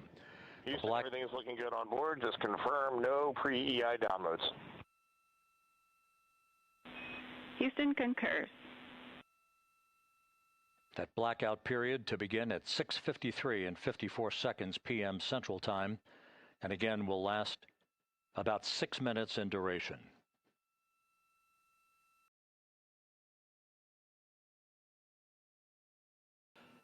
We're 4 minutes away from entry interface.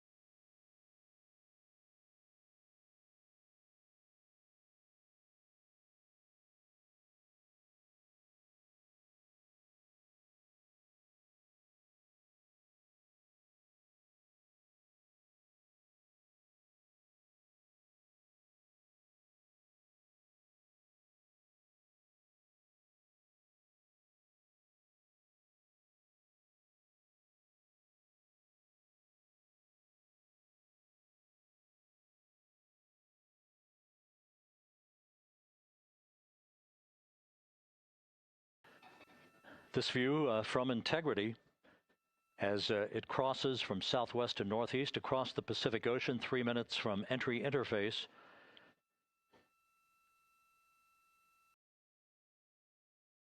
"16.5 minutes till splashdown."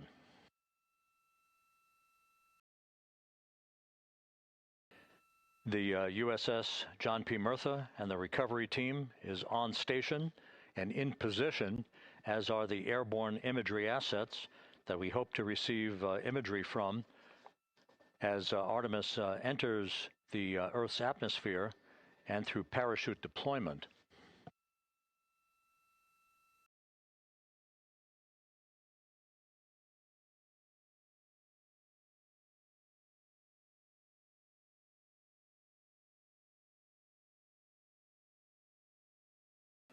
All of Integrity's systems are in great shape. The crew is ready to complete its mission just 15.5 minutes from now. All of the activities today have gone off in perfect fashion. No issues with the vehicle, no issues with the crew. And the weather at the splashdown site is go.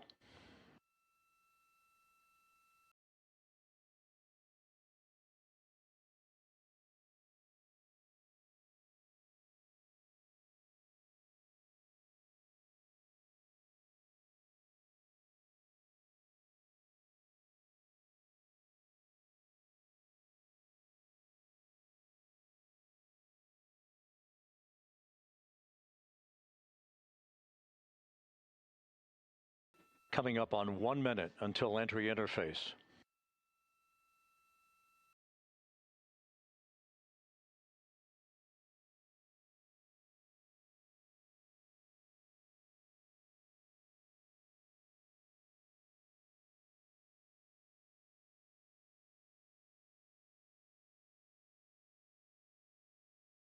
Mark 1 minute until entry interface.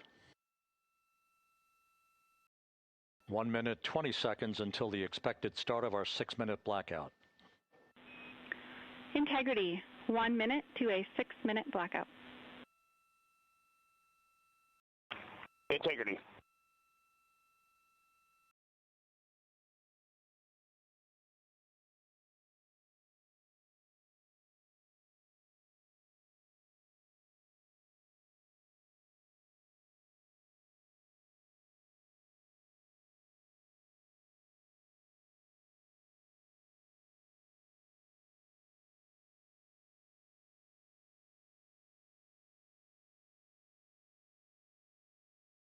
Ten seconds till entry interface.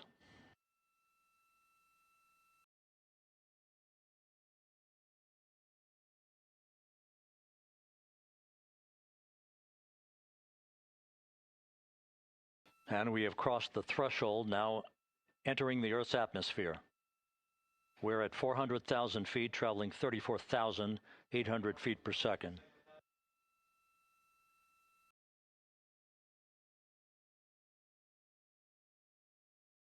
Time to splashdown, 13 minutes, 10 seconds.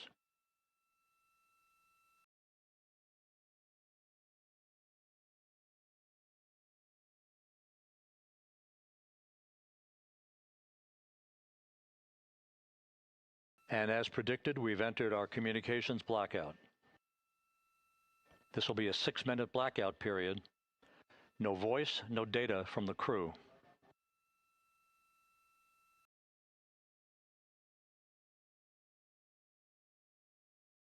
We're 30 seconds away from the anticipated point of peak heating on the vehicle, where temperatures will rise to about 4,000 to 5,000 degrees Fahrenheit.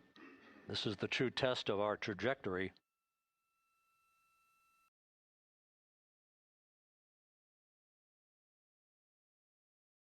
And from the G5 aircraft in the vicinity of the splashdown zone, this view of integrity.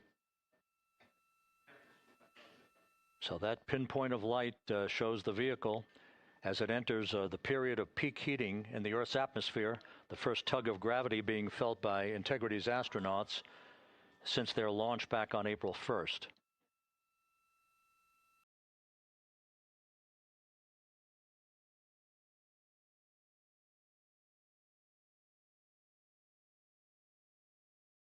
Four and a half minutes until the end of the blackout period. Time to splashdown, 11 minutes, 33 seconds.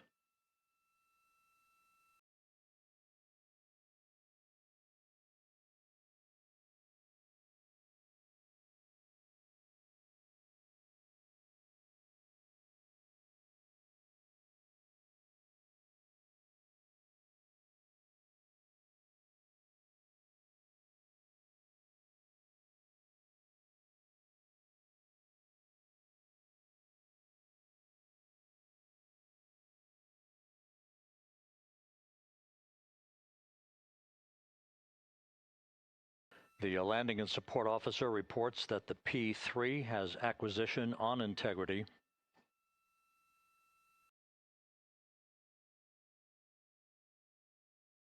Three and a half minutes left in this blackout period. This is a visualization of the plasma buildup around the spacecraft and the repelling of that heat on Integrity's heat shield.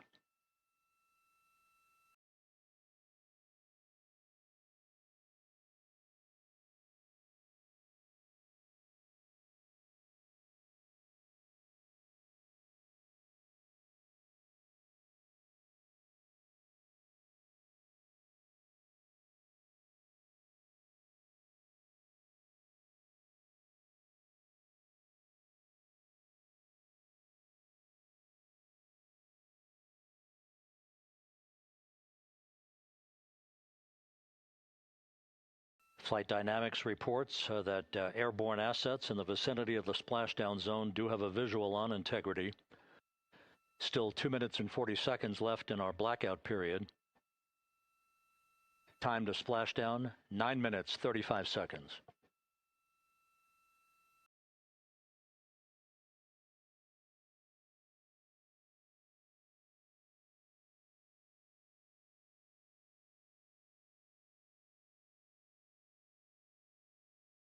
Multiple airborne assets as part of the recovery team all have visuals on Integrity.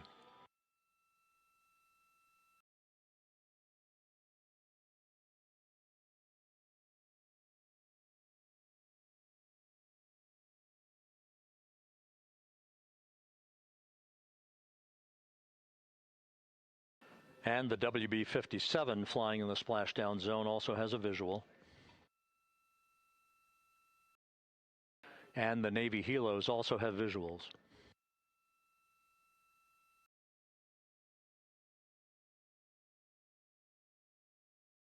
We're still in the blackout period. Still do not have communications from the crew.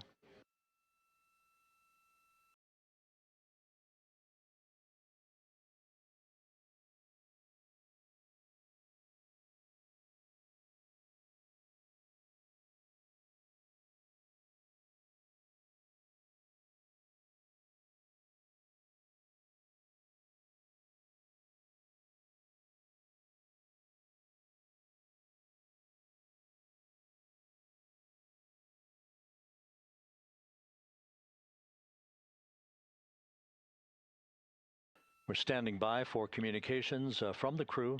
We should be out of the blackout period less than a minute from now.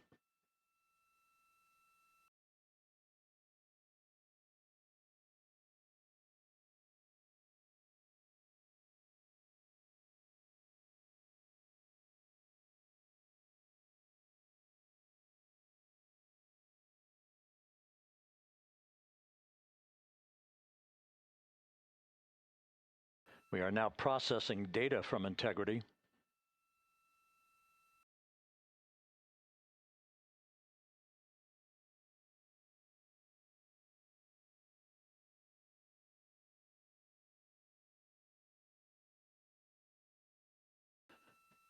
Landing and support officer reports the small boats are en route to the splashdown target zone.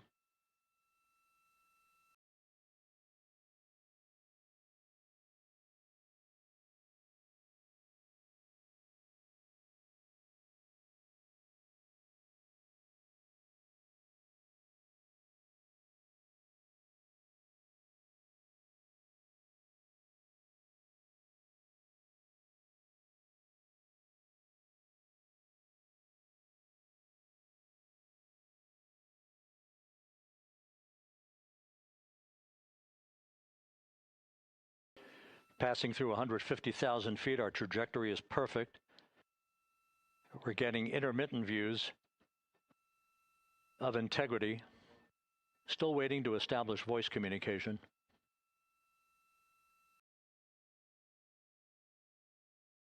Integrity, Houston, comm check, post-blackout. Houston, Integrity, we have you loud and clear.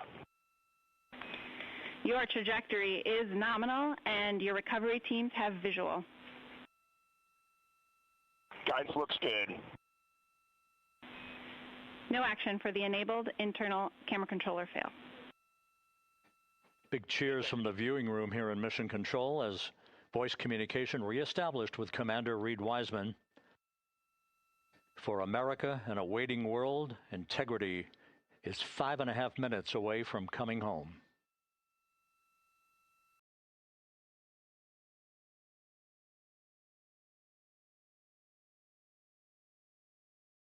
Passing 100,000 feet now. Range to splashdown 19 nautical miles.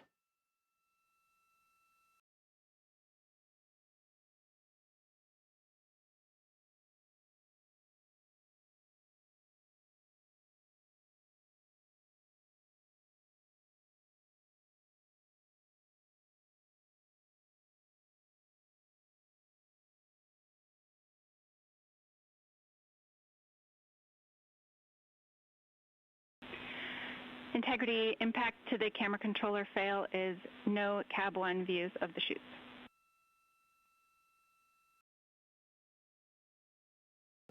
Integrity. We're processing good data through the GPS system. A good view of Integrity, time to splashdown 4.5 minutes.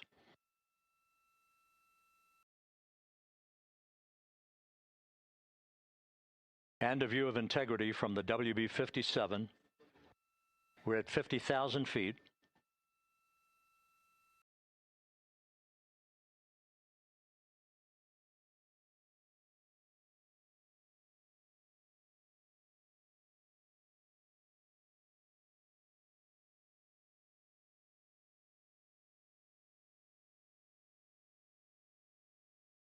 The pyros are armed for forward bay covered jettison.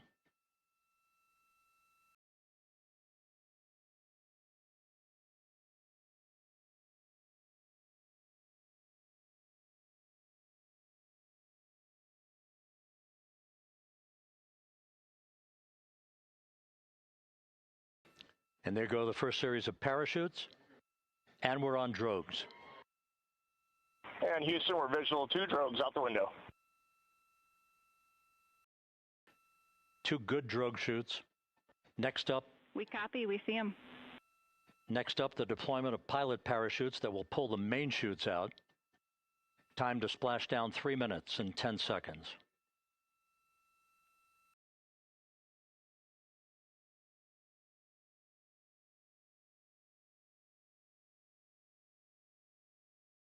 Perfect descent rate according to flight dynamics. Good rates on 2 drogues. We see the same on board.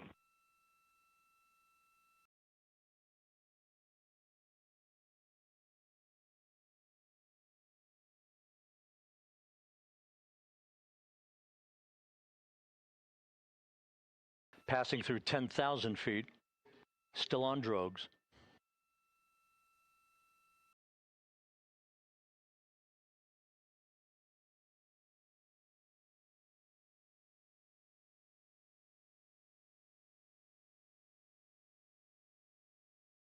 Main chute deploy. We're at 5,000 feet.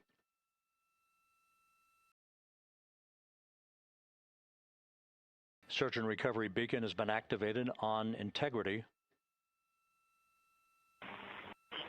And we have 3 good main chutes. Good 3 main chutes, good reefing, good descent rate. Good rates, and we see 3 good-looking parachutes.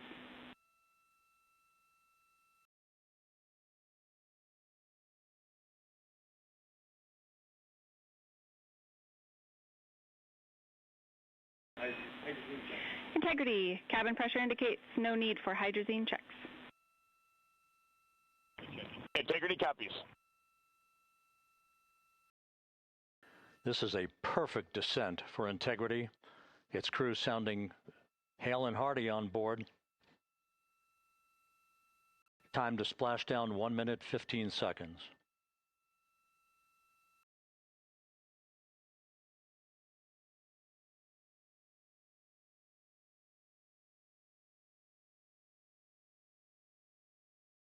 Integrity about to complete a journey spanning 694,481 miles from its launch from the Kennedy Space Center back on April 1st, and a trip around the moon.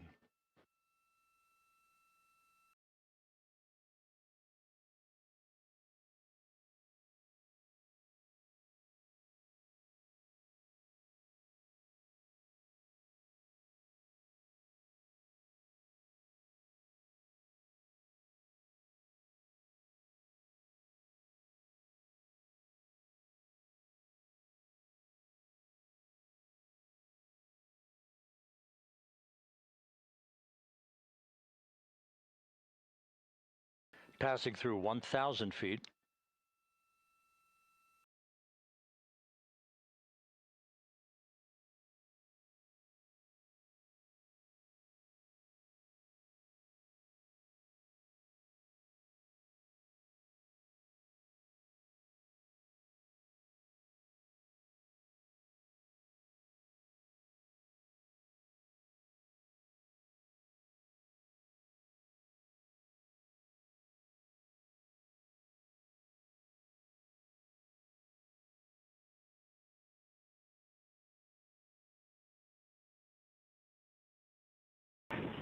Integrity, splashdown, sending post-landing command now.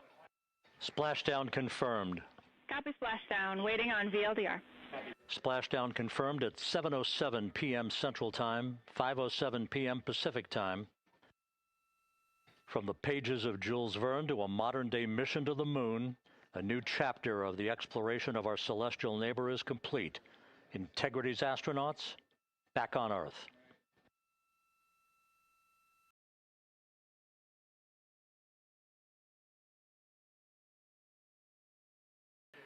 And the landing and support officer reports the vehicle is stable 1. We still will be deploying the crew module uprighting system to maintain that orientation. A perfect bullseye splashdown for Integrity and its 4 astronauts.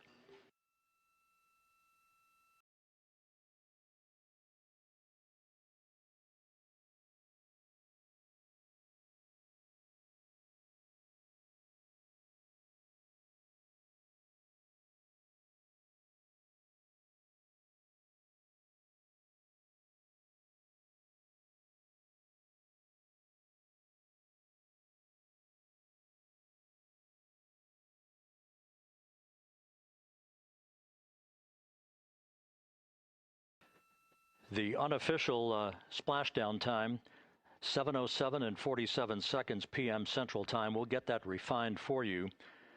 That would put the end of the mission at a mission elapsed time of 9 days, 1 hour, 31 minutes, 35 seconds.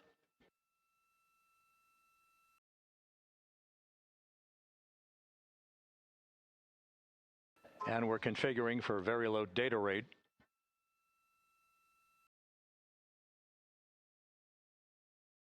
Once again, splashdown occurring in the Pacific, southwest of San Diego at 7:07 and 47 seconds p.m. Integrity Houston, comm check on VLDR.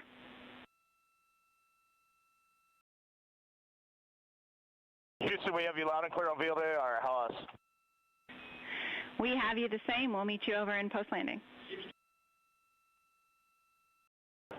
Perfect communications established. A journey.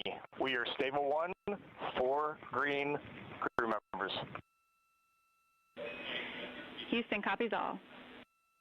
Reed Wiseman reporting 4 green crew members. That is not their complexion. That is the fact that they're in great condition. That's what that means.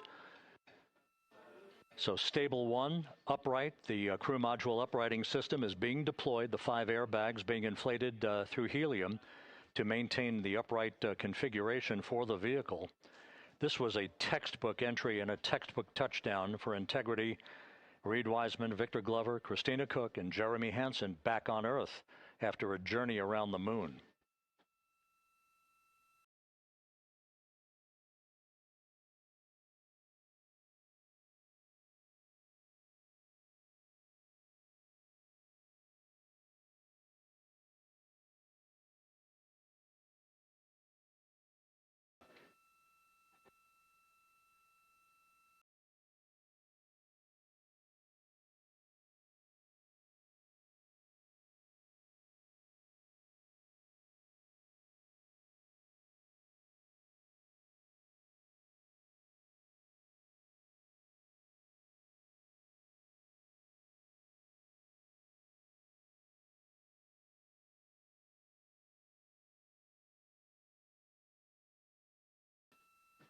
We continue to monitor the functioning of the CMOOS system. The airbags are being inflated to maintain a stable 1 or upright configuration. And there's a good view from one of the naval helicopters hovering overhead. Reed Wiseman reporting 4 green crew members, meaning they're all in excellent shape.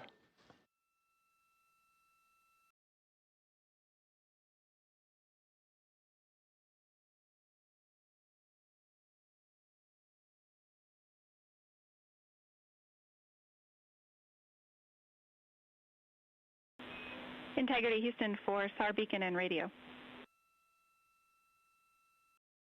SAR beacon is in for 06, and we're powering the radio now. Go ahead. We see the beacon on. However, the recovery team is not seeing the signal. Your SAR radio uses the same antenna, so you may run into trouble with the radio. Okay, copy. We are also powering up the sat phone now.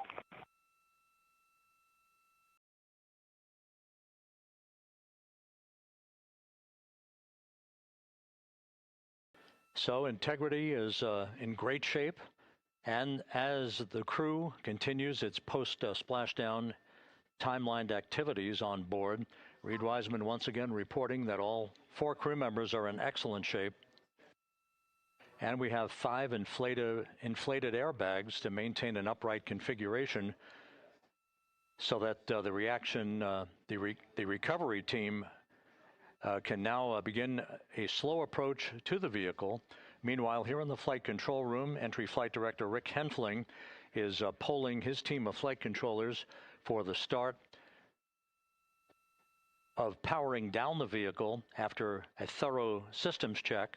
We have no toxic gases to be concerned about, so the recovery personnel can approach the vehicle, but not until we have powered down the spacecraft. That's expected to take a few more minutes.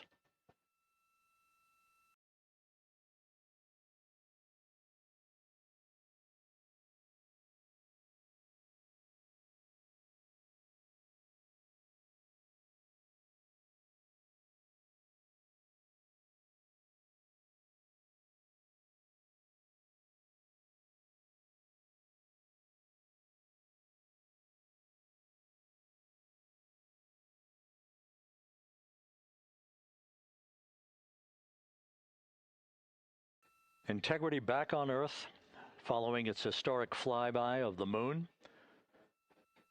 It was, for all intents and purposes, a textbook mission. On 2828, but I'll remain on this frequency. We copy.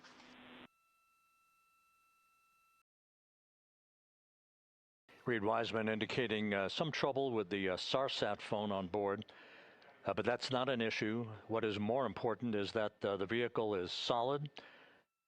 No issues as we begin the power down of the vehicle to begin the recovery process.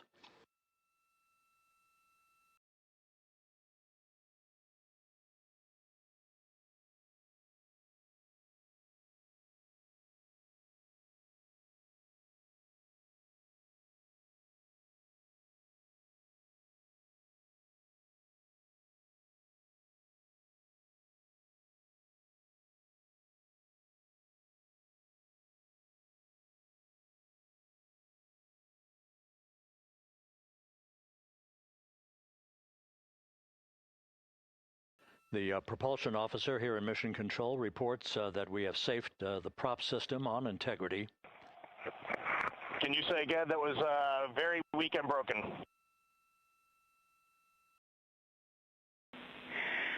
Integrity, Houston did not call.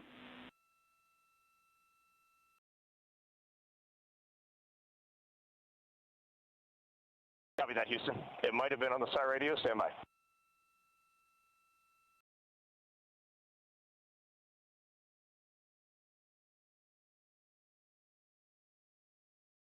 All of the milestones were executed in perfect fashion.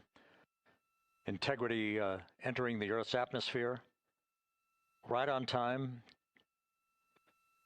reaching its peak speed shortly after a blackout period began. We emerged from the blackout period, but the recovery imagery airborne assets were able to pick up Integrity's descent almost immediately through entry interface, tracking the vehicle all the way down. And finally, you saw the sequence of chute deployments. First, the forward bay cover being pulled off the top of the vehicle by a series of 3 parachutes. Then the drogue chutes were deployed, followed by the 3 main chutes that slowed the splashdown velocity of Integrity to just 19 miles an hour.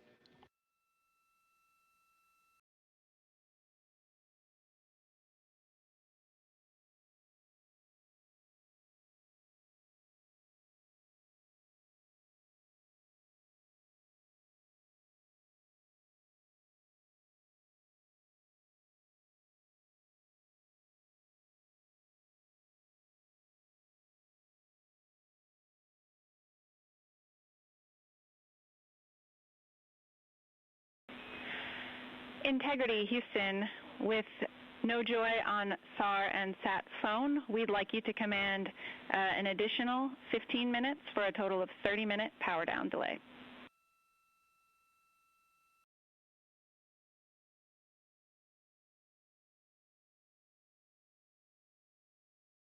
All right, Jackie, we have selected T/D+30. No joy on SAR radio or sat phone. And stand by, we have the master diver on SAR radio. Please hold comms. Hey, Lily. Excuse me. Hey, Jackie. We just got the master diver on SAR.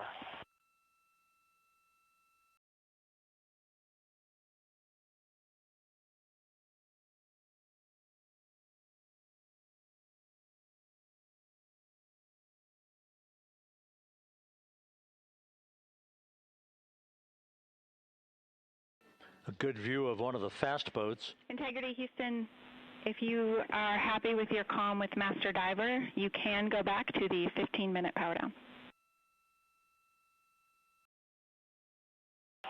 Okay, stand by. Yeah, we'll confirm here in a second. The crew on board Integrity coordinating with the flight control team in Houston here in Mission Control on the timing of the power down of the vehicle, which will be the precursor to the recovery teams approaching the spacecraft. There are no issues with integrity. We've had a bit of broken capability in establishing a SARSAT or satellite phone communications capability between the crew on board Integrity and the recovery team. That will get sorted out here shortly. There's plenty of cooling on board Integrity, so there's no rush to begin the power down. To call you on the sat phone and not getting an answer there either. Concur. We haven't had anything come through.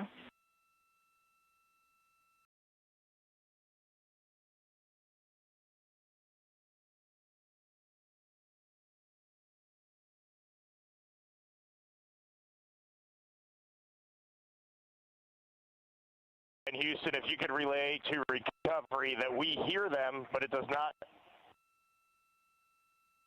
appear as though they are hearing us.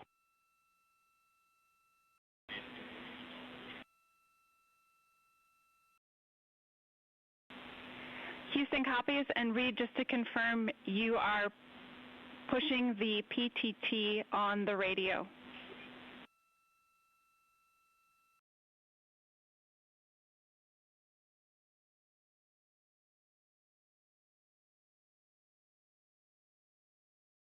So as we continue to sort out the communications between Integrity and the recovery teams, we are standing by for the initiation of the power down procedures that, as you see, the recovery teams are moving towards the side of the capsule.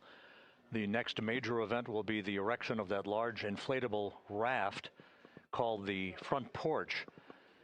That will be the port of call for the crew as they're being extracted one by one from the vehicle.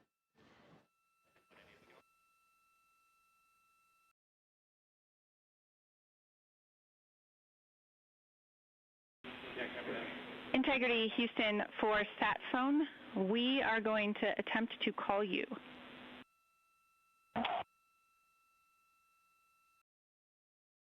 Good idea, standing by. And Jackie, yes, we are pushing the push to talk, the two buttons on the left side of the radio below the up-down arrows. We are utilizing them. I'm rebooting the radio to see if we get good comms. Okay, we copy all, and just to confirm, you are seeing that you are touchdown plus 3030 for power, correct? That's affirmative.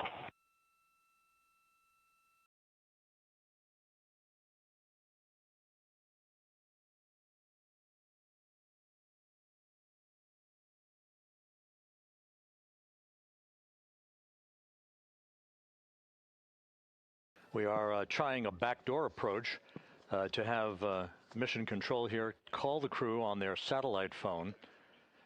This is all part of the coordination for the power down of the vehicle that will initiate the actual recovery operation. The first boats with the Navy divers on board are standing by, waiting to close in on Integrity to begin the process of erecting the large inflatable raft. That's called the front porch. That will be where the astronauts are extracted from so that they can have a few minutes to get their land legs back before they're hoisted aboard the Navy helicopters for the flight back to the deck of the USS John P. Murtha.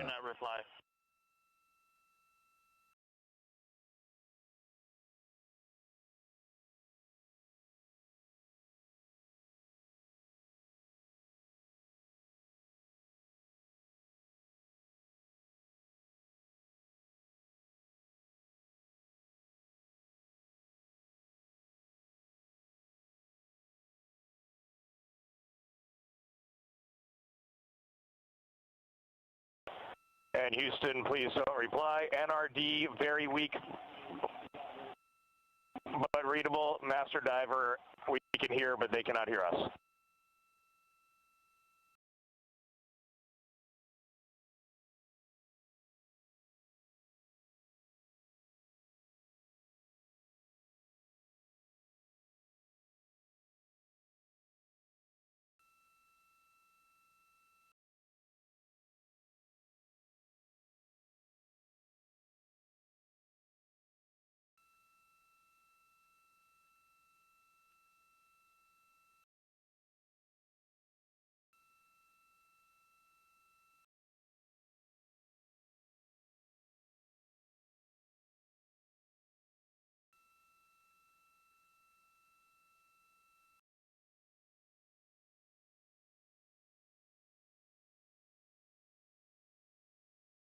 And Houston on OE1, is there any chance to tie us into NRD?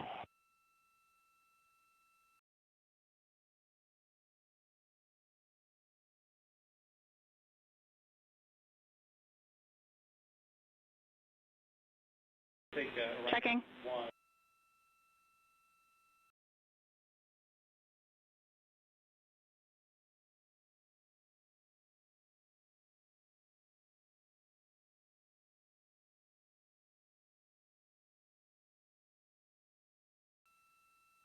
This is Mission Control Houston. While we stand by for the establishment of communications between Integrity and the recovery team that is basically standing by very close to the spacecraft, we're going to go to the deck of the USS John P. Murtha, where Megan Cruz is standing by with Administrator Jared Isaacman.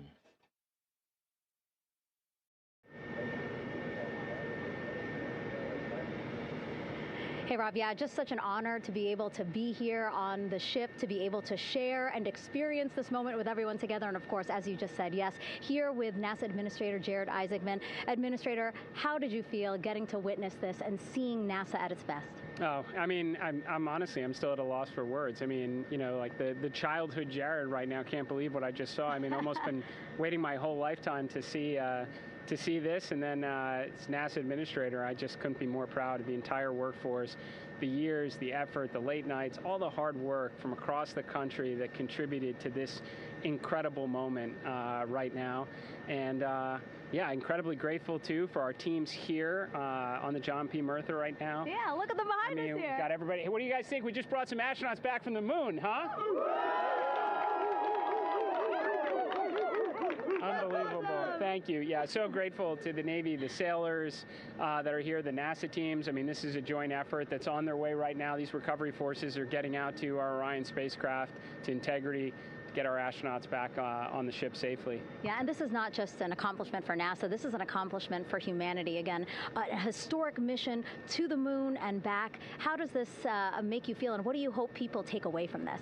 Well, I'll tell you, you know, I think about the crew members that we've all had an opportunity to observe over the last 10 days, right? I mean, they're absolutely professional astronauts. I mean, wonderful communicators, almost poets. But then I think these were the ambassadors from humanity to the stars that we sent out there right now. And I can't imagine a better crew than the Artemis II crew that just completed a perfect mission right now. So yes, it's a huge moment for everybody, right? I mean, we are back in the business of sending astronauts to the moon, bringing them back safely, and to set up for a series more. I mean, this is not a once in a lifetime, which you hear sometimes around here. It's like, this was a once in a lifetime. No, it's not. This is just the beginning. We are going to get back into doing this with frequency, sending missions to the moon until we land on it in 2028 and start building our base. Yeah, are we going to build on the momentum for Artemis III? I mean, it's just around the corner. Absolutely. So, I mean, that's, you know, part of me too. Like, I can't wait to get the crew off of Integrity right now, but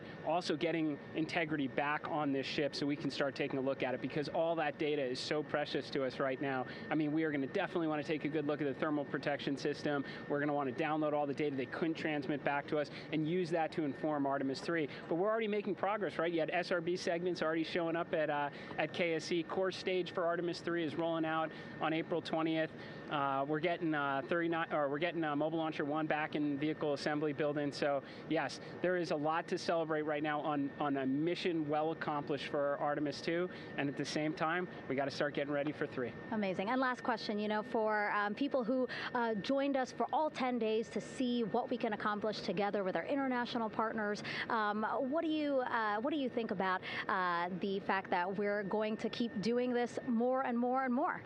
It's incredibly exciting. I mean, yes, it's the contributions, like the best and brightest across the NASA workforce from across the country, our industry partners, our international partners. We had a Canadian Space Agency astronaut on board in Jeremy. We had the European Service Module. And you think, in the days leading up to this launch, I mean, 48 hours prior to launching Artemis II, I was meeting with the Italian Space Agency. We signed a memorandum of understanding to build a habitation module on the moon. I mean, you have countries, all of our allies and partners coming together saying, saying we are committed to this effort. We are returning to the moon. We're doing it to stay. We are building that enduring presence. We are going to master the skills on the surface of the moon so someday we can undertake missions to Mars. It's just an incredibly exciting time, and we're not going at it alone. We're bringing everybody along with us. Absolutely. And speaking of everyone, one more time, we're going to ask the crew here, you guys ready to land on the moon? Awesome. I love that. Okay, well, thank you so much, Administrator. Appreciate you being here. We're, of course, going to stay on to watch the crew get extracted from Orion, so stay tuned, and we'll see you back here shortly.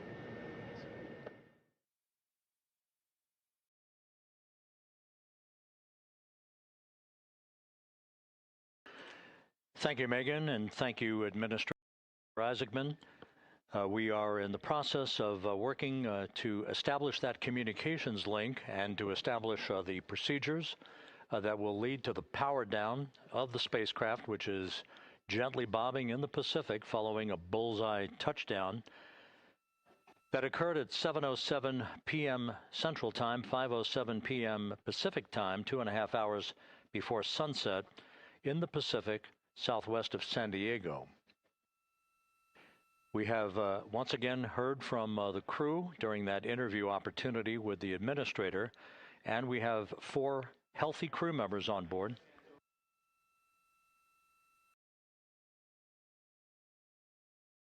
We now have confirmation that the vehicle has been powered down as per the procedures. So we have vehicle powered down, and the flight control team here in Houston, Flight Director Rick Henfling, has handed over mission authority to the Exploration Ground Systems team out in the Pacific. Now, we will physically not get off console with this team until the crew has been extracted into the front porch, that inflatable raft that will be erected along the side hatch of Integrity. So we're standing by for that in the next step in the recovery procedures. But everything is in great shape, and we have 4 healthy crew members on board the vehicle.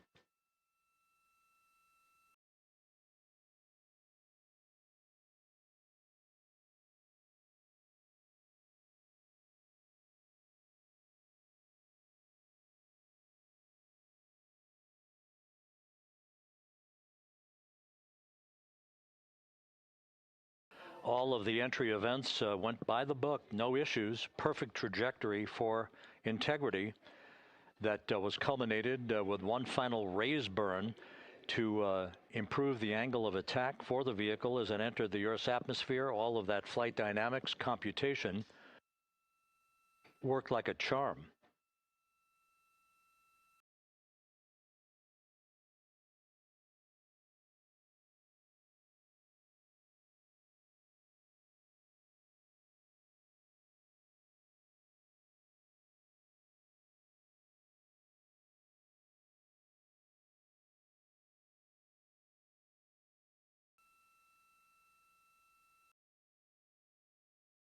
So we are standing by for the recovery team to approach Integrity and begin the process of erecting that inflatable raft called the front porch, which will see the crew members be extracted from the hatch of Orion into that inflatable raft before they're hoisted aboard 2 Navy helicopters in a variety of different configurations. Each crew member will be hoisted in sequential fashion, in alternating fashion, 2 crew members for each helicopter before they turn around to head back to the John P. Murtha. Once on the deck of the ship, they'll be brought into medical bay for comprehensive medical exams. But Reed Wiseman has reported several times that the crew is in excellent shape.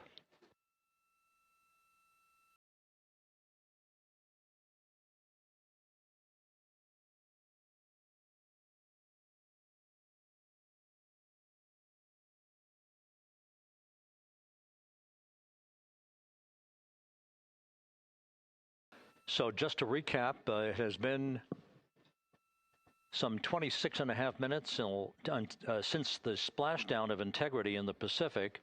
The vehicle is in excellent shape. It performed like a champ all the way down through the Earth's atmosphere. All of the vehicle functions were checked off in excellent trip hammer fashion. The parachutes all deployed as planned. Splashdown occurring at 7:07 p.m. Central Time, 5:07 p.m. Pacific Time.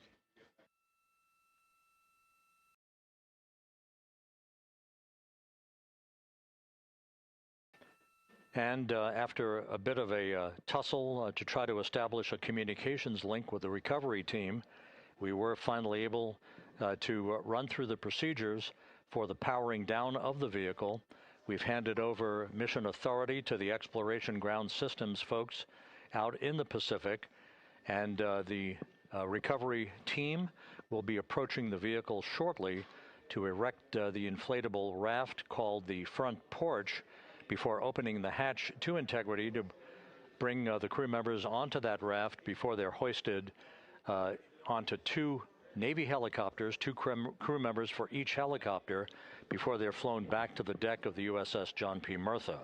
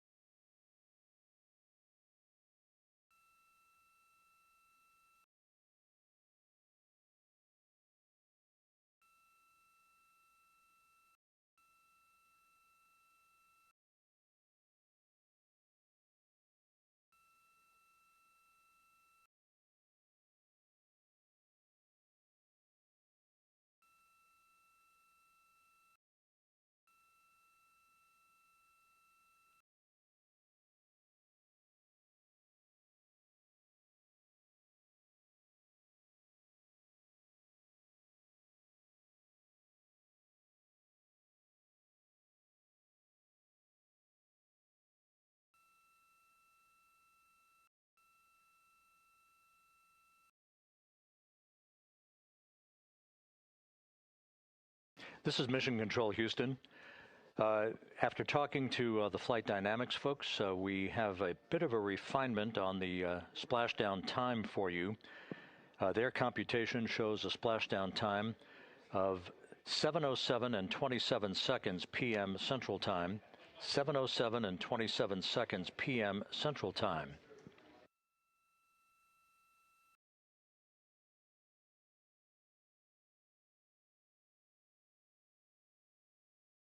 That would equate to a mission elapsed time of 9 days, 1 hour, 32 minutes, and 15 seconds.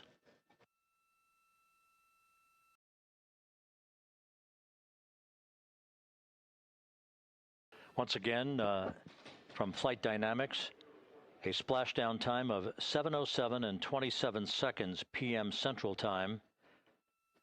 That would equate to a mission elapsed time of 9 days, 1 hour, 32 minutes, and 15 seconds.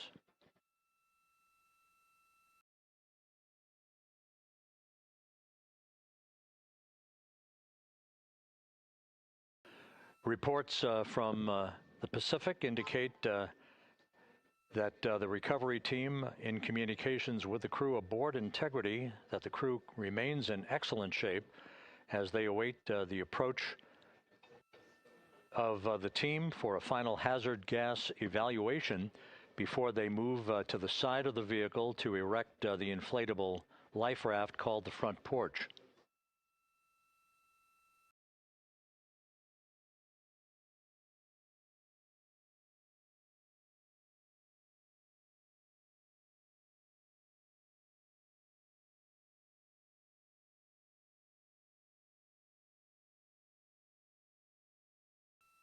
Again, no issues with Integrity. The vehicle is powered down. All of its systems are now safed. We have handed over mission authority to the Exploration Ground Systems folks in the Pacific, but we will not stand down and have the entry flight control team depart its positions until that inflatable raft, the front porch, is erected, the hatch open, and the crew having exited the vehicle. So that's the next step in the recovery process that will lead to the hoisting of the crew members. For 2 crew members for each helicopter, they'll be hoisted to a pair of Navy helicopters that will then fly a short distance back to the USS John P. Murtha. What you're looking at is one of the fast boats circling the vehicle to make a hazard assessment.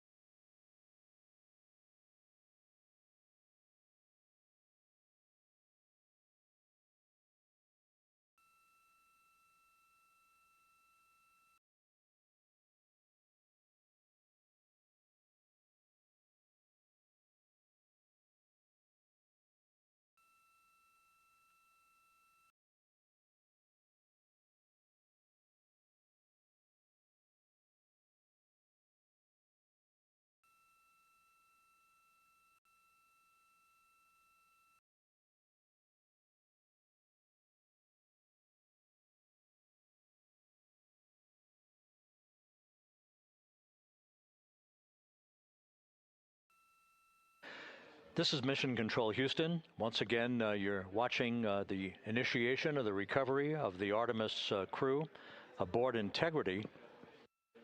All of the Navy divers and the fast boats are now approaching the spacecraft after conducting a hazard assessment. The vehicle has been powered down.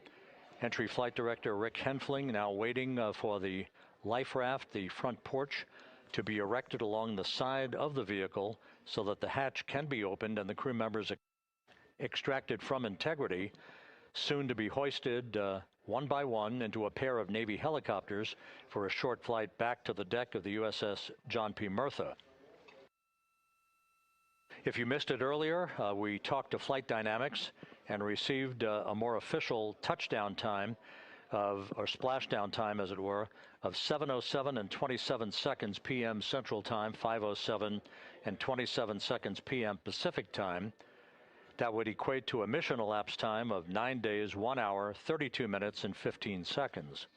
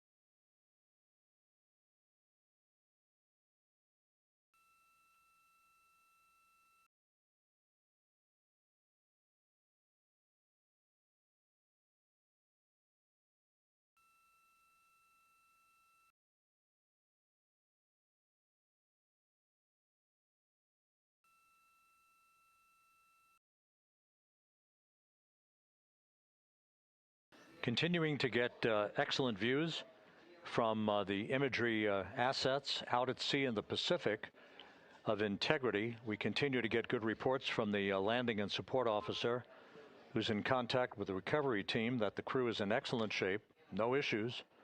They're just currently biding their time, waiting for the front porch to be erected. We have no hazardous hazard gases and no hazardous situation with the vehicle. It performed perfectly all the way down from entry interface to its splashdown in the Pacific at 7:07 and 27 seconds p.m. Central Time. And as you can see, the first phalanx of recovery personnel now pulling up alongside of integrity.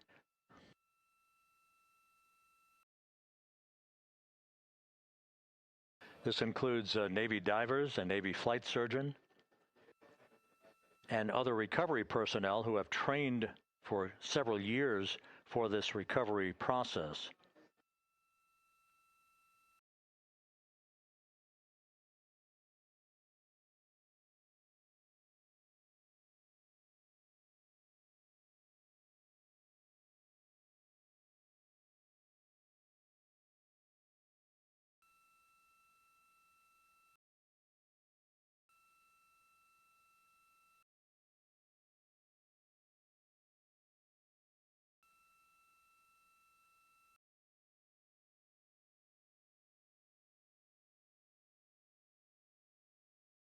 At this hour, some 41 minutes following splashdown, The vehicle has been powered down. There's no hazardous gas emanating from the vehicle. That's why the first team of recovery personnel has been able to pull alongside Integrity.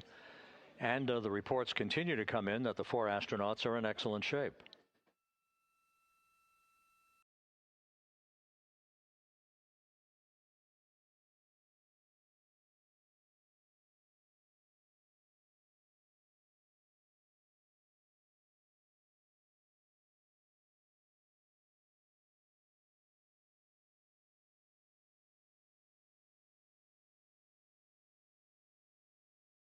Yes.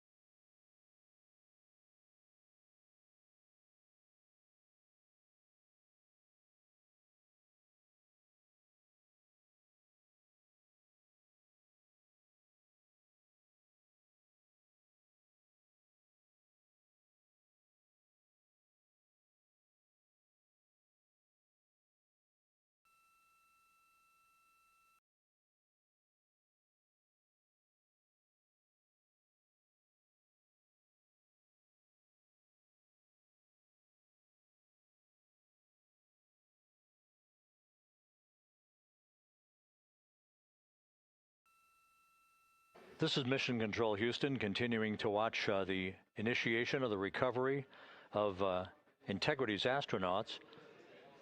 One by one, they'll be brought out of the spacecraft onto a large inflatable raft just a short time from now. In the meantime, we can go back to the USS John P. Murtha, where my colleague Megan Cruz is standing by to provide her situation report. Megan, can you hear us?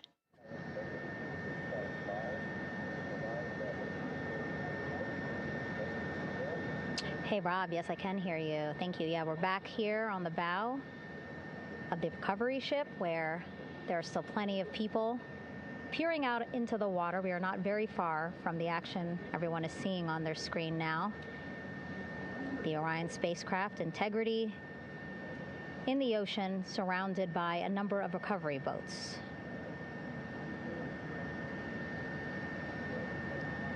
As Rob has been saying, in those recovery boats, NASA and Navy personnel specifically trained to get the astronauts out of Orion.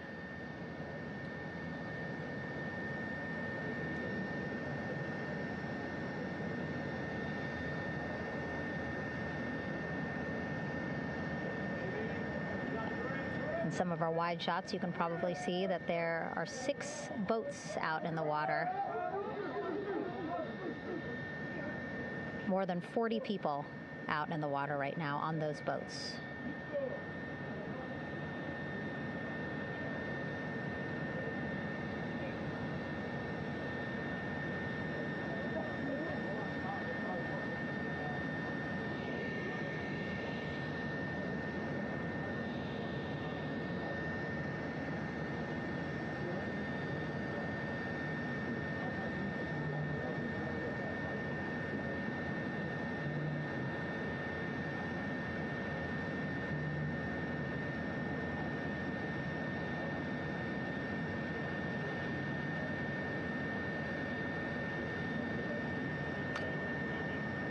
First order of business is to set up the front porch and the stabilization collar. You might also hear it referred to as a stab collar.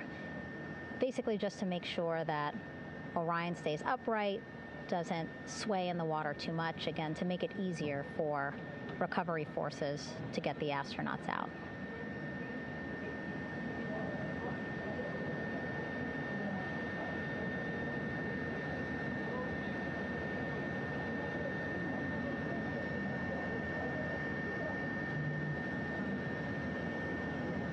Again, we splashed down in the Pacific Ocean just after 5 p.m. Pacific time here. It's a requirement by NASA to be able to get the crew out of Orion within 2 hours of splashdown. So doing great on time so far. Plenty of time. No rush either. I was speaking to NASA flight surgeon Rick Schuring earlier in this broadcast, and he said to me, no rush to get the crew out. Just want to make sure that they're feeling good, and whenever they're ready to take their step out of Orion and onto that large raft, the front porch, folks will be ready.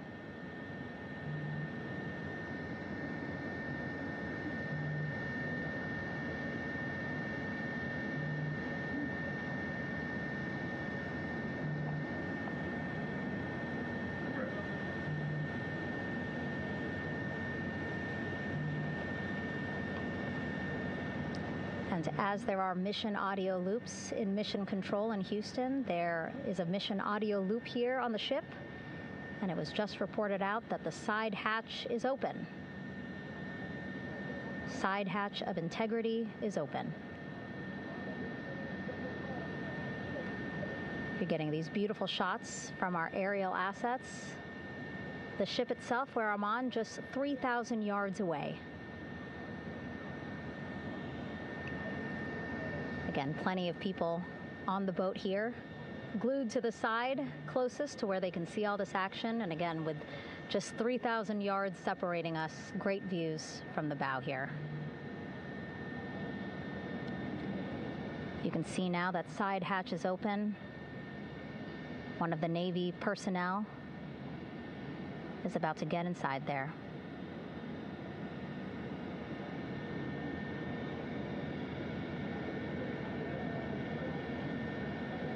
In they go. In total, 4 will go into Orion. So it'll be a little bit of a tight squeeze, but the goal is to have a recovery personnel with each astronaut assessing them.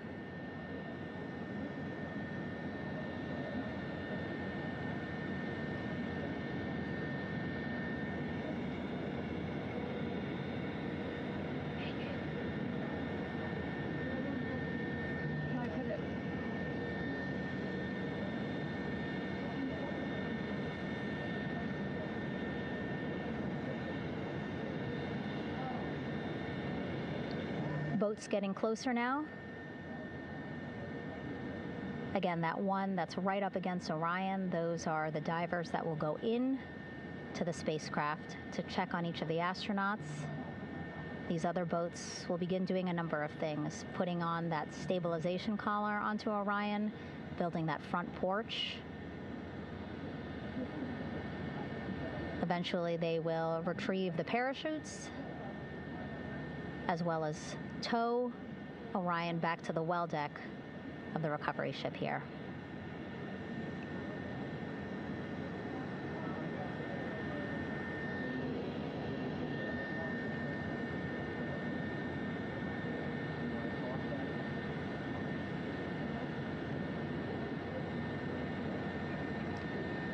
And so as we wait for the Navy and NASA personnel to get their assessment of the crew inside of Orion, why don't we toss it back to Rob for an update? Yeah, thank you, Megan. Here in Mission Control, Flight Director Rick Henfling and the entry team of flight controllers still on duty. The vehicle has been powered down for some time now. There are no hazardous gases emanating from integrity. That, of course, allowed the recovery personnel to approach the vehicle and then open the hatch to begin the initial medical assessment of the crew, as you just indicated. Now we're standing by for the erection of that inflatable raft, the front porch, alongside of the vehicle that will enable the crew to be extracted one by one onto the raft, have a moment or two to get their land legs back before they're hoisted into 2 hovering Navy helicopters, 2 crew members for each helicopter, for a short flight back to the deck of the USS John P. Murtha.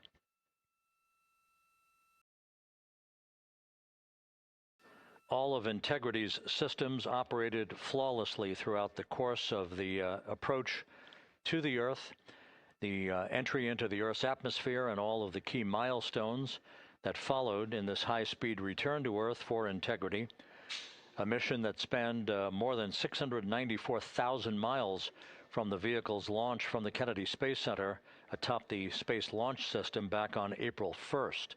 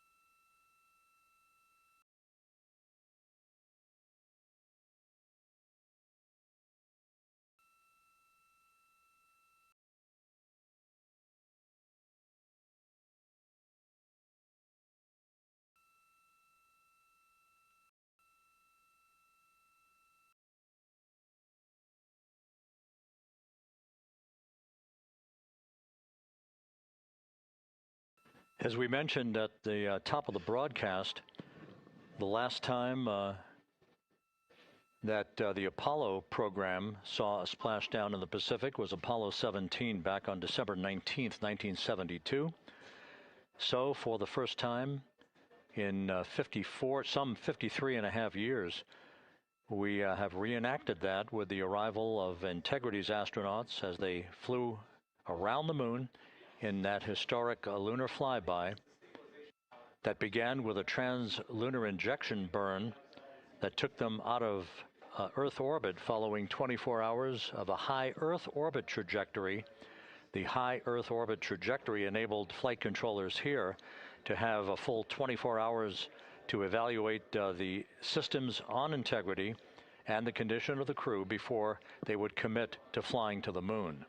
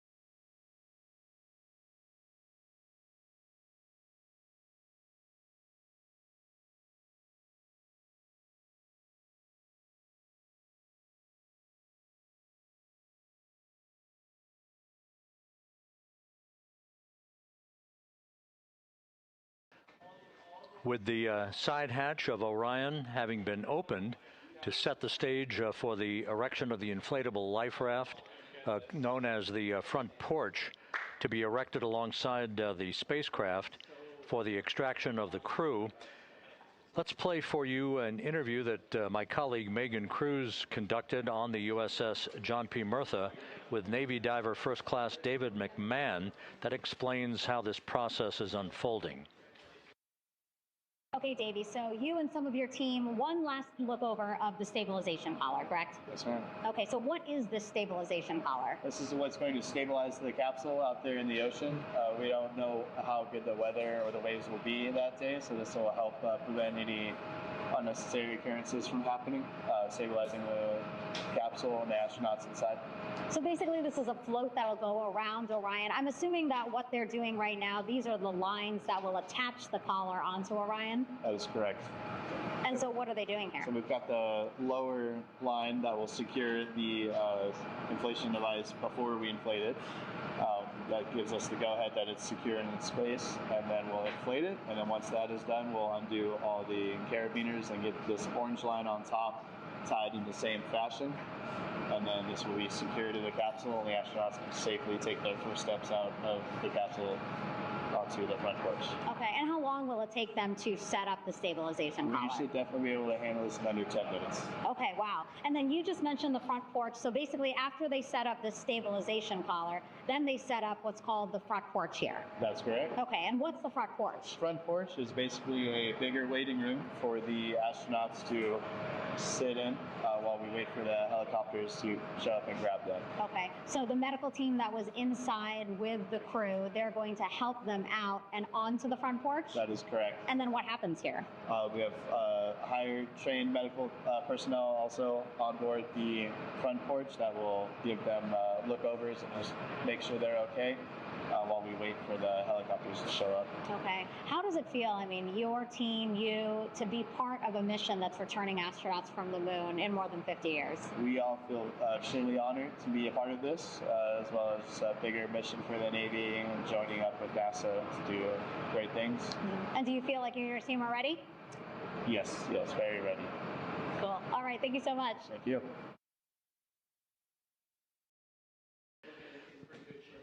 Once again, the recovery operations are continuing out in the Pacific. We shortly should see that life raft, the front porch, erected alongside the side hatch of the vehicle.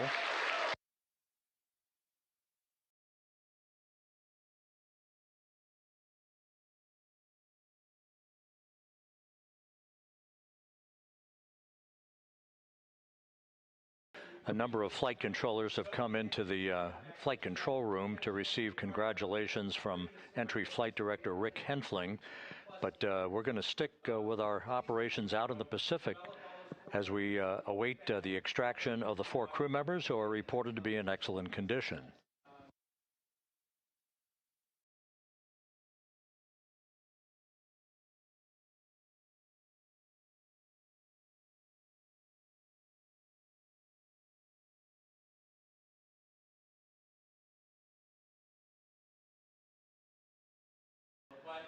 Again, while we stand by for that front porch to be erected alongside of the side hatch of the vehicle, let's go back to the USS John P. Murtha and Megan Cruz. Megan?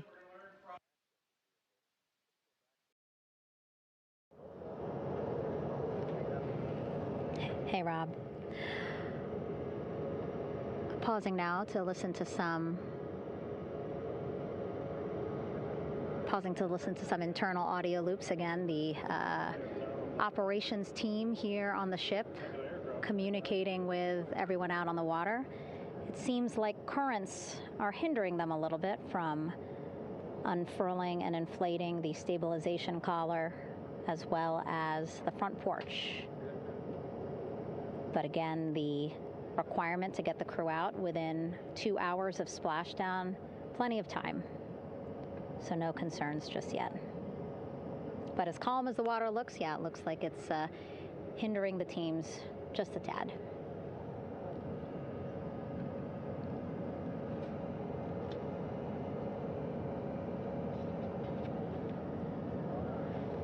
You can see in some of our shots that side hatch still open. Again, inside there are now 8 people inside. 4 divers, Navy divers, all with medical training, each assigned to an astronaut each. Making sure that they're comfortable, feeling good.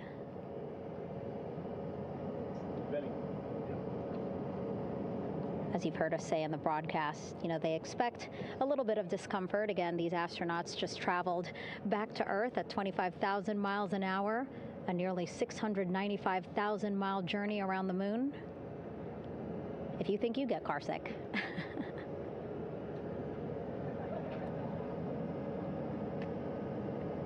Again, 6 boats out there, lots of gear with them, just in case, right? As we said, the crew reported feeling great, but again, all those folks out there in case they weren't, right? NASA is all about making sure we think about every situation that can happen, and so, of course, wanted to be ready in case any of our astronauts needed more medical attention while out there in the water.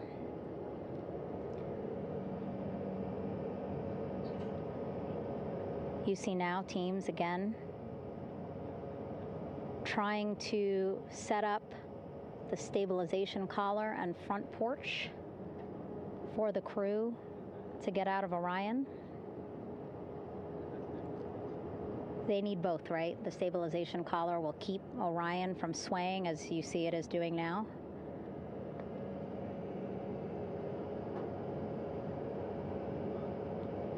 And then they will connect the front porch to the stabilization collar so that the crew can take 2 steps and they will be in the front porch.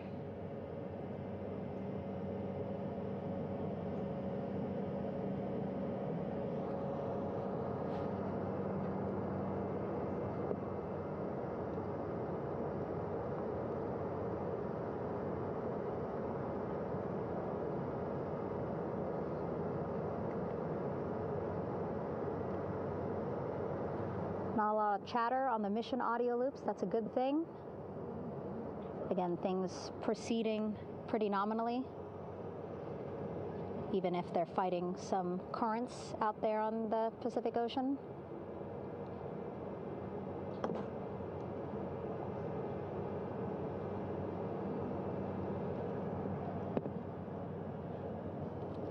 Again, the goal, setting up the stabilization collar and the front porch so that the crew can rest comfortably in the front porch, get placed into harnesses so that 2 helicopters can lift them off the front porch and onto the USS John Murtha here.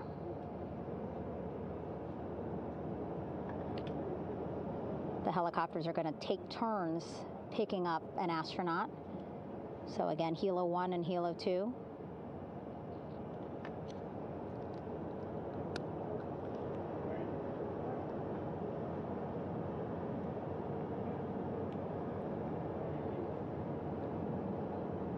Okay, and the recovery team here on the ship just got a report from the undersea medical officer who is inside the capsule with the crew. He is reporting all 4 members are green. All of our 4 astronauts, Reed, Victor, Christina, Jeremy, green, meaning they are feeling great, not the complexion of their skin. They are feeling great, happy to be home, and ready to be extracted as soon as possible.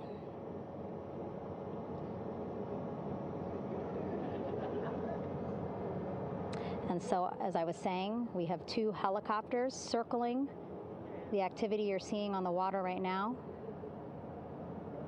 Each will take turns picking up an astronaut. So Helo 1 will come on in, hover above the front porch, about 40 feet above the front porch.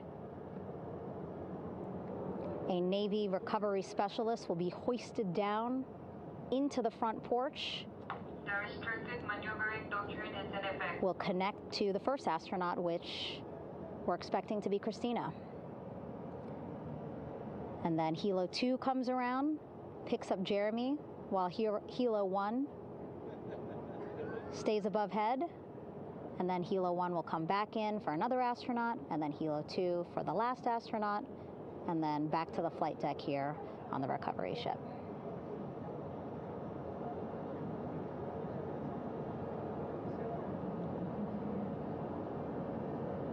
I was talking to Assistant Artemis Recovery Director Paul Sierpinski.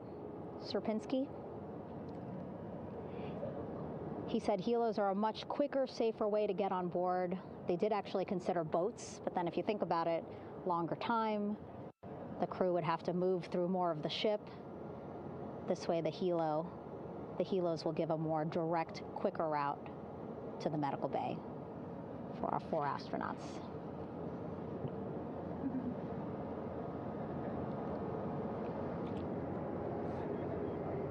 Beautiful shots from our aerial and imagery teams.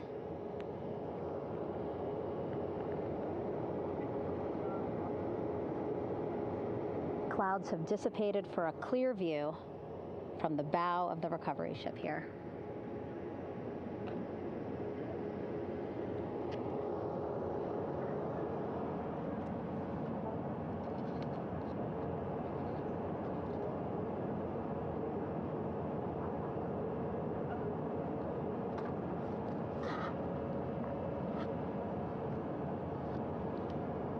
You can still see divers in the water there. Encircling Orion, that is that stabilization collar we've been telling you about. As you saw in that interview just a few minutes ago, they have to first connect it to Orion, and then once it's secured onto Orion, they can inflate it, and then they'll further secure it with other harnesses and lines.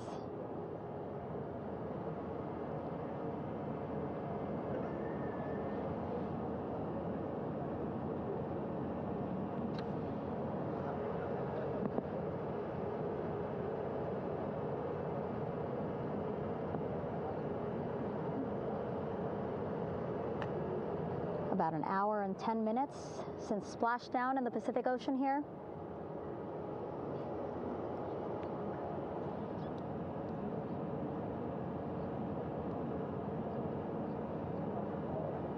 Reed, Victor, Christina, and Jeremy back home after a history-making mission to the moon and back.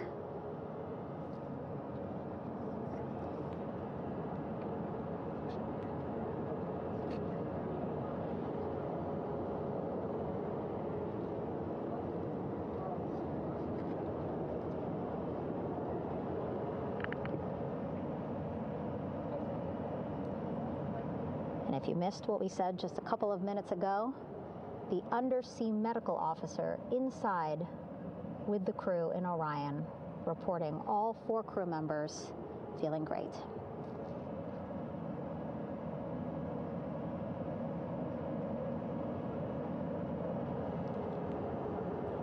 Progress being made there on the stabilization collar. It looks like they are beginning to inflate it.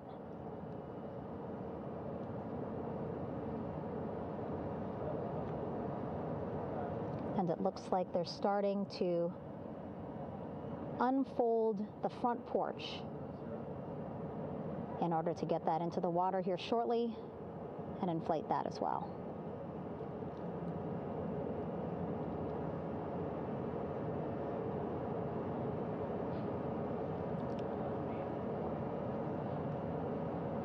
Again, more than 40 people out in the water right now. And those Navy and NASA personnel have been in the water for now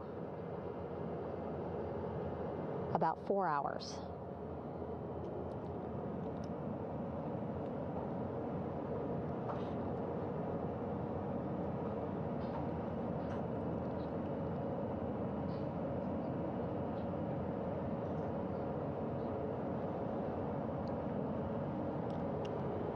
The reason why they had to get out so early is just to stage everything. And actually here on the ship, when there are flight operations happening, you can't have anything else, right? Just because the flight deck can be a dangerous place, so they just want to focus on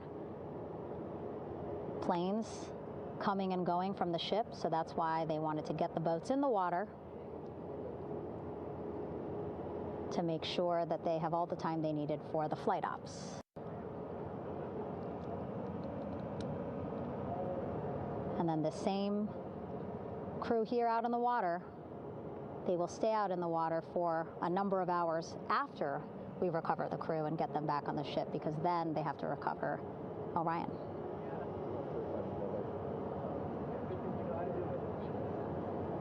All right, that stabilization collar looking good around Orion. We're now seeing some recovery personnel getting on to that collar. Again, they need to further attach it to Orion to make sure that it can really prop up the spacecraft. It's basically lifting it up off of the water just a tad. Again, so it's not so come off me for a minute.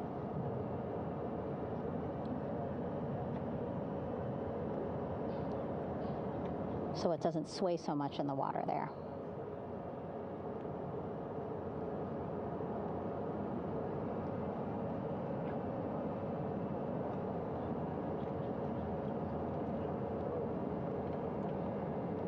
And now that front porch looks like it's nearly fully inflated as well. You can see a much larger surface area.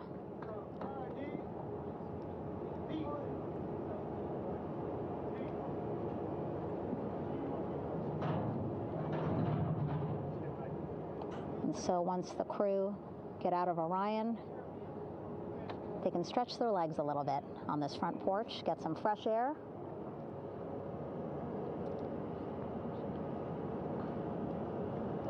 And enjoy this beautiful day here on their home planet.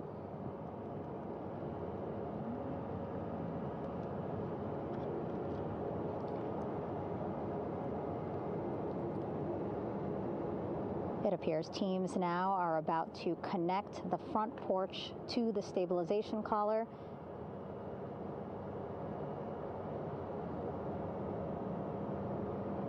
And at that point, when both are secure, we should soon see astronauts come out of Orion.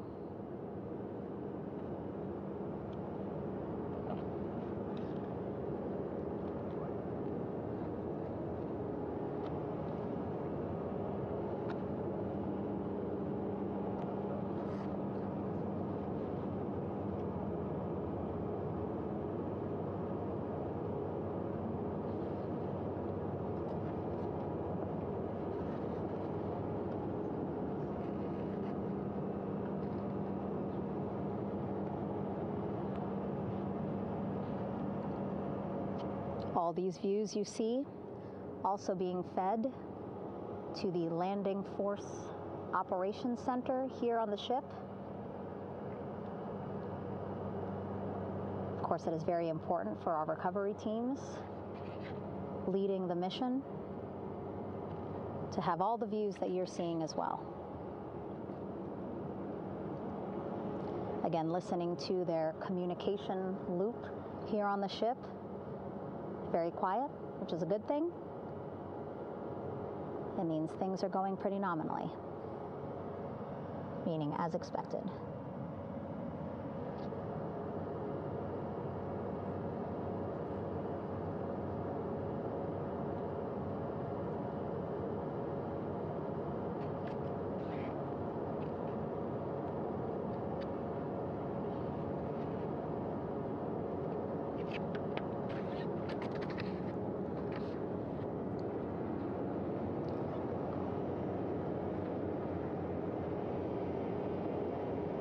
Again, all this activity happening just 3,000 yards away from the ship. So that means this will be a very quick flight back on the helicopters for the crew. 2-3 minutes, and then they'll be back here on the ship. I know.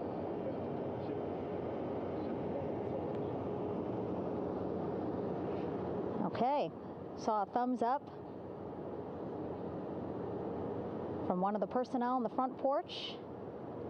It looks like they are now getting ready to deploy what they call the Air Rescue Vest, ARV.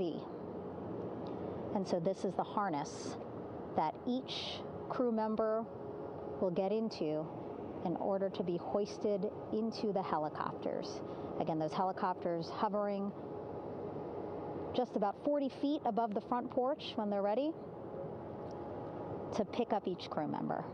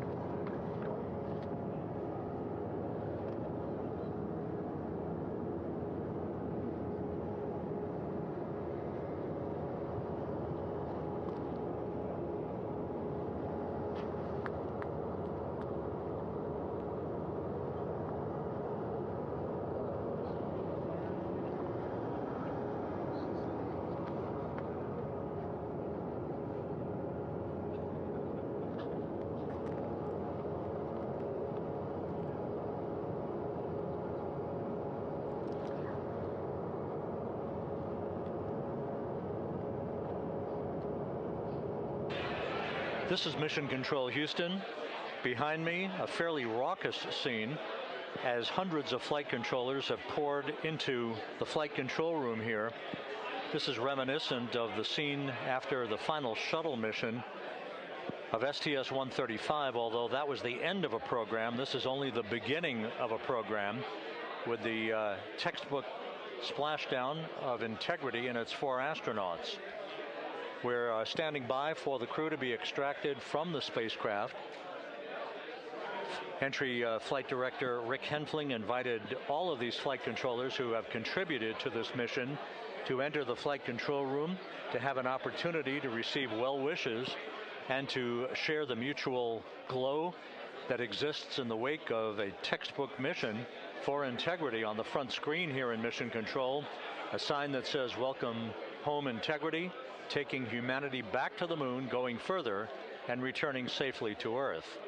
So all of that jubilation, part of the post-splashdown activities, even as we await the crew being extracted from the vehicle to be hoisted onto Navy helicopters for the trip back to the USS John P. Murtha.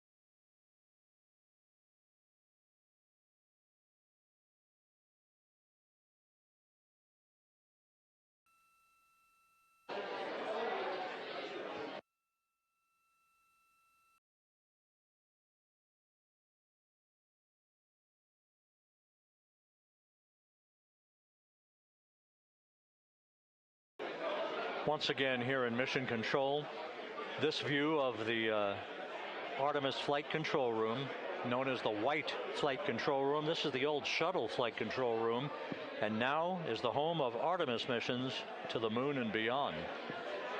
Once again, quite a few flight controllers were invited in by Entry Flight Director Rick Henfling to share in the jubilation following the successful splashdown of Integrity. That splashdown occurring an hour and 22 minutes ago, as we stand by for the completion of the extraction of the crew, and ultimately their hoisting onto Navy helicopters for a short flight back to the USS John P. Murtha. Splashdown occurred at 7:07 and 27 seconds p.m. Central Time. I had an opportunity to talk to the head of flight dynamics, Jeff Birch, a moment or two ago.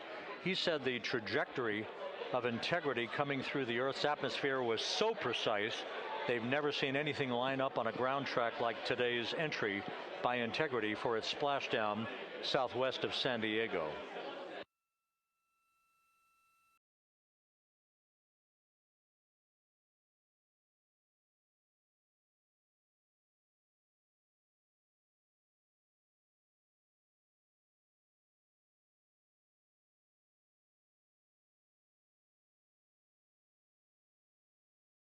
And the initial, you can hear it.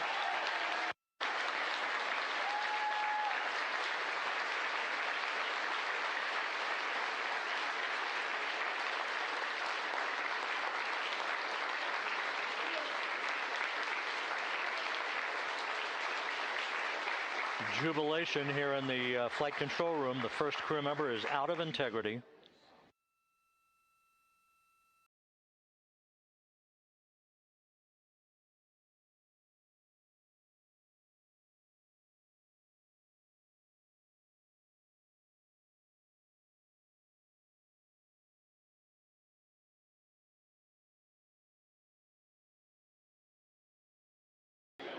We are expecting the other crew members momentarily to be extracted.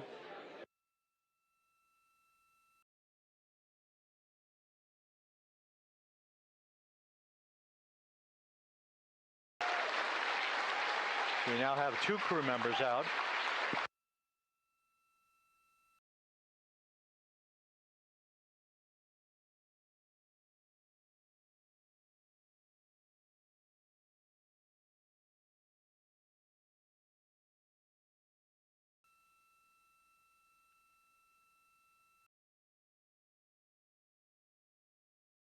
Two crew members out, 2 to go.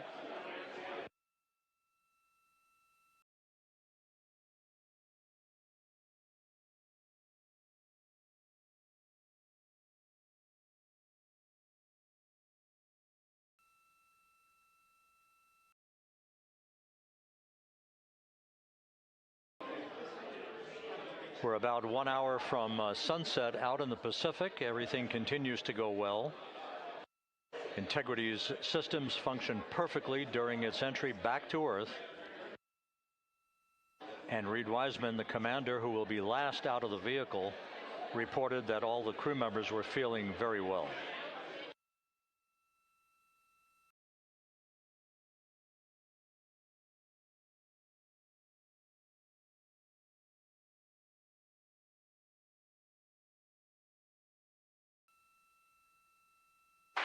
Crew member number 3 now out.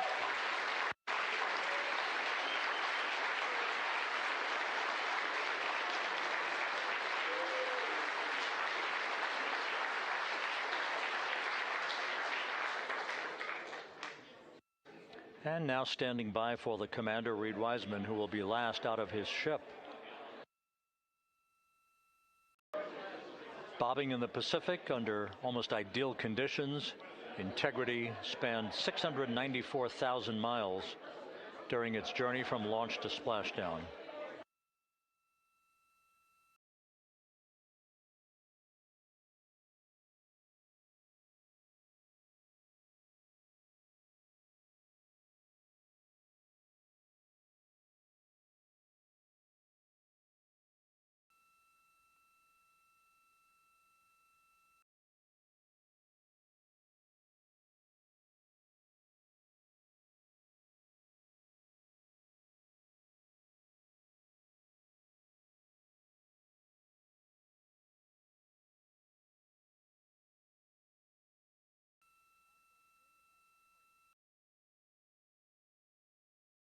And we now have Reed Wiseman out of the vehicle, all 4 crew members now out of Integrity.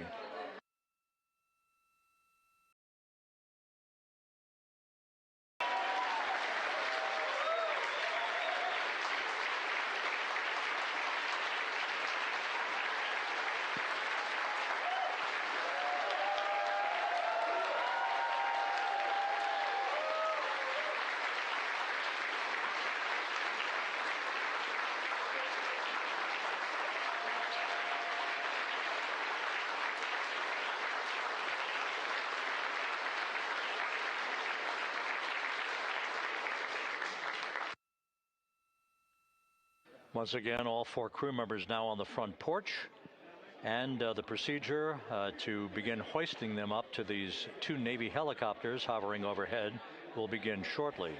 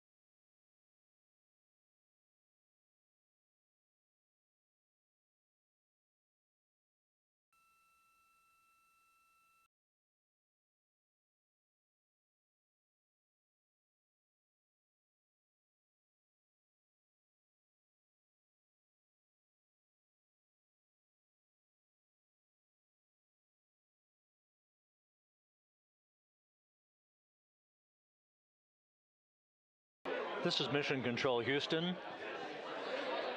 The mission is over, but the melody lingers on as Jubilation continues here in the flight control room. We should be expecting NASA's Associate Administrator, Amit Kshatriya, to be joining us shortly for a short interview while the recovery operations continue out in the Pacific. So we'll stand by for that. And then we'll turn it back over to Megan Cruz aboard the USS John P. Murtha.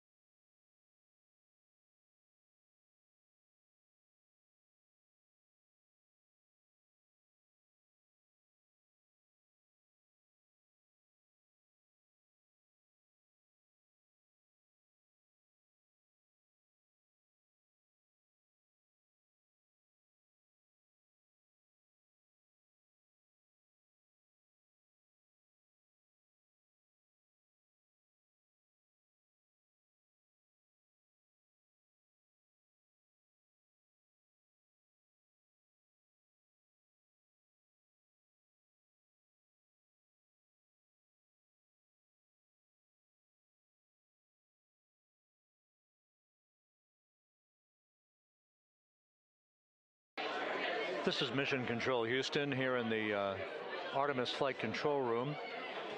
A number of flight controllers basking in the glory of the successful end of this mission that carried 4 astronauts around the moon on a lunar flyby, and the first test flight of Orion with crew members on board. Splashdown occurring an hour and 32 minutes ago after a flawless descent back into the Earth's atmosphere for the vehicle. Its 4 crew members in good shape, simply enjoying their time right now on the front porch, as it were, the inflatable raft alongside of their Integrity spacecraft. We're expecting Amit Kshatriya, the NASA Associate Administrator, to join us here momentarily for a brief interview before we turn it back over to Megan Cruz aboard the USS John P. Murtha, the recovery ship.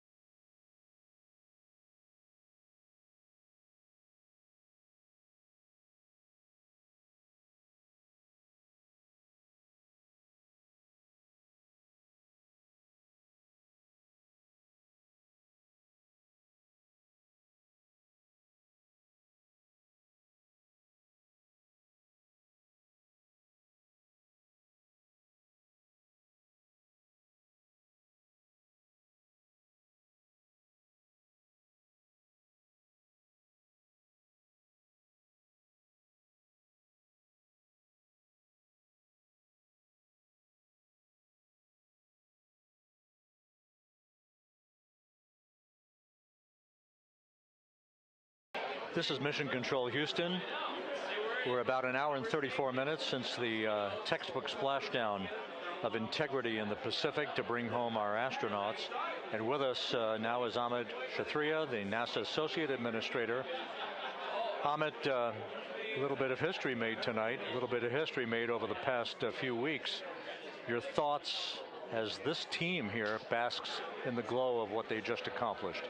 Yeah, Rob, we're here in the control center, and it's kind of overrun with jubilant folks in the Mission Control Houston, as well as engineering, and folks that just want to be here, part of it, as we watch our crew get extracted from the vehicle. And, you know, my thought is always about these teams, the team that's in the water right now, pulling the crew out, the team here in Houston that worked so hard over the last 10 days, no sleep to get this done.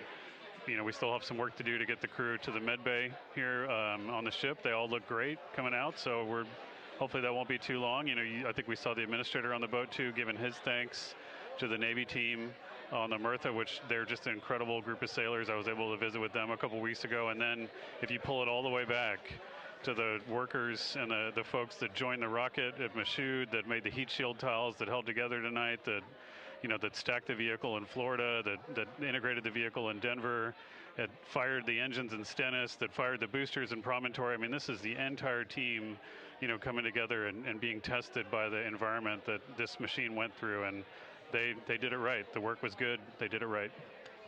You've said in a number of briefings, of course, and in other forums that this is just the first step. The cadence has to step up, as the administrator has indicated. Now, it's a little early for the full report card on how integrity did, but did this mission ultimately, from your eyes view, exceed expectations? It absolutely did. I mean, I was waiting to talk about this until we were in the water, and, you know, I think we still have, again, work to do to bring it in and really kind of go through it bolt by bolt and see what we learned. But, I mean, so far, given what we learned during the mission and given how we performed on ascent, on entry, you know, I always think about energy in terms of the states that you worry about the most, and every time we put these machines through these incredibly energetic states that came through. So I'm fairly confident that we made a big step tonight to get us on the path towards the surface. I think the path to the surface is open now. You know, we do have to do all the work, and we'll make sure we talk about that as cleanly as we can. We learned a few things during the mission, but I have to tell you, this was an incredible test of an incredible machine. From an American psyche standpoint, the Empire State Building was lit up red, white, and blue tonight. Our coverage was seen on baseball stadiums around the major leagues. How captivating was this experience for the American people, for the world, in fact, as we returned to the moon? You know, I have not been able to watch a lot of the coverage as we've progressed through the mission. I will tell you, just, you know, from my witness in Florida before launch, and then seeing the people's faces here, and then, you know, reading where I can about how things are going. I think this has been a gift to the world from NASA. NASA has given the world a gift, proving to folks all over the place, especially young people, and that to me is what this is really about. Young people, when they see what we can do when we work together, when we have teams that collaborate, that, you know, it doesn't matter how hard the problems are, we can solve them. I'm hopeful that Artemis II, as folks witness what we were able to do with this incredible crew, this incredible team that we've birthed into the world, scientists and engineers and artists that have been inspired by this. And even if they don't come work in the program, which separately they should come work in the program, because Lord knows we need the help, but even if they don't want to come work in the program, hopefully they grow up to recognize they can do amazing things when they work together and contribute to society and be good citizens and really change the way, you know, the challenges that are coming in the world are overcomable if we work together like this. And one final question. You know, flying to the moon, we did it. We've done it again this past week and a half or so.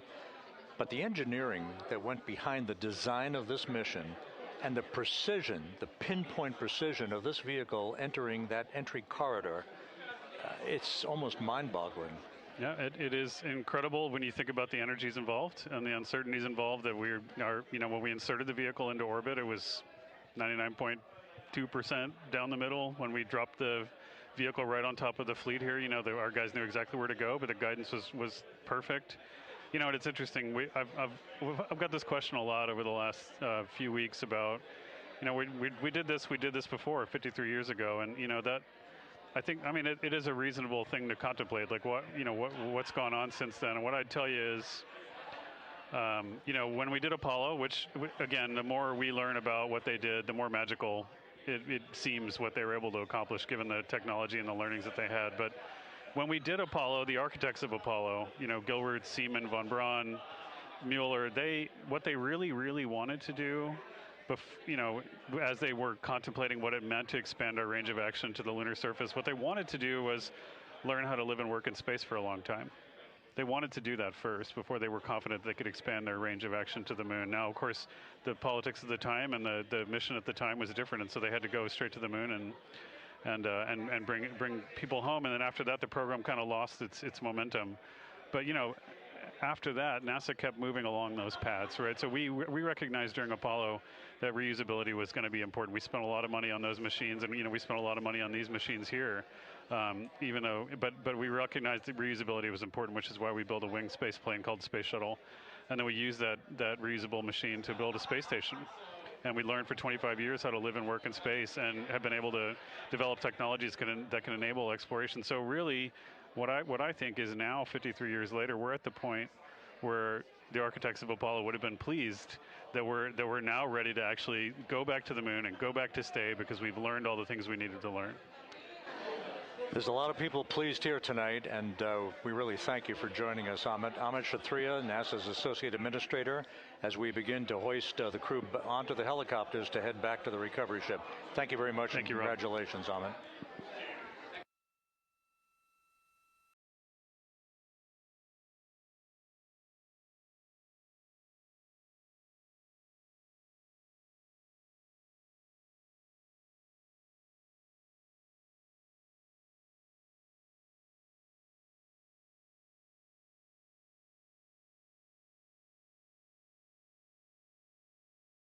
This is Mission Control Houston, with the crew members now beginning to be hoisted aboard the Navy helicopters.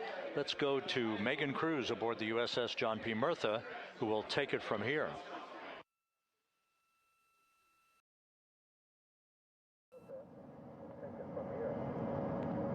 Hey, Rob. Yeah, back on the bow of the ship here, we are seeing the helicopters circling Orion. The first one there, having just completed picking up the first astronaut. Kilo 2 now, hovering just 40 feet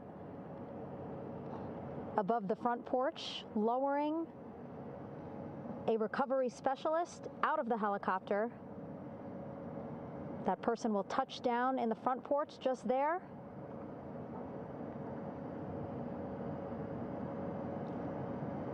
The crew members already outfitted with a harness that will allow them to quickly attach to the hoisting device.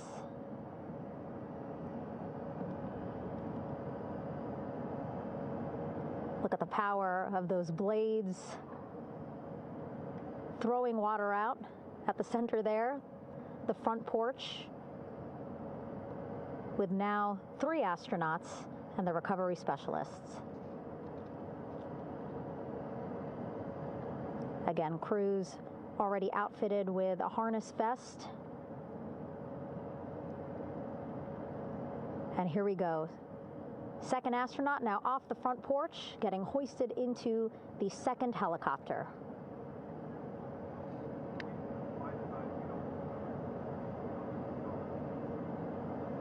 That helicopter will now hover just a distance away to give room for the first helicopter to come back and pick up the third astronaut.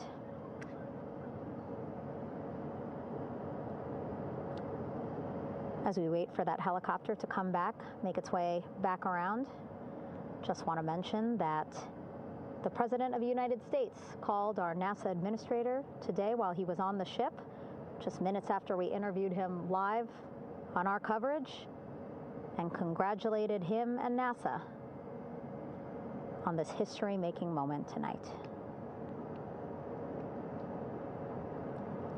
Helicopter 1 again hovering 40 feet over the front porch. We will soon see another recovery specialist getting lowered onto the front porch.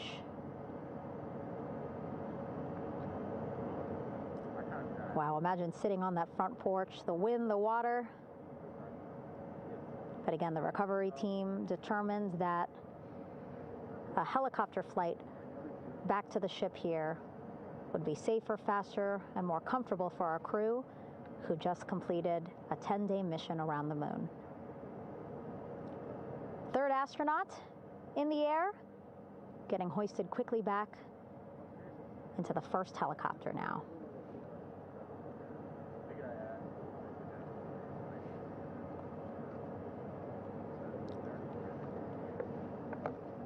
That first helicopter now on its way back to the ship here. We will soon see it land in just a few minutes.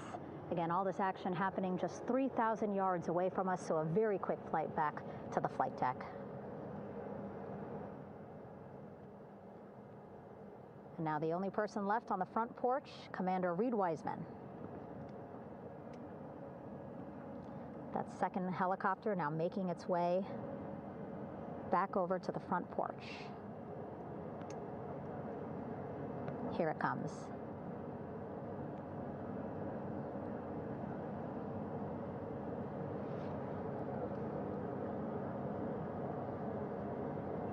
Making its final approach here.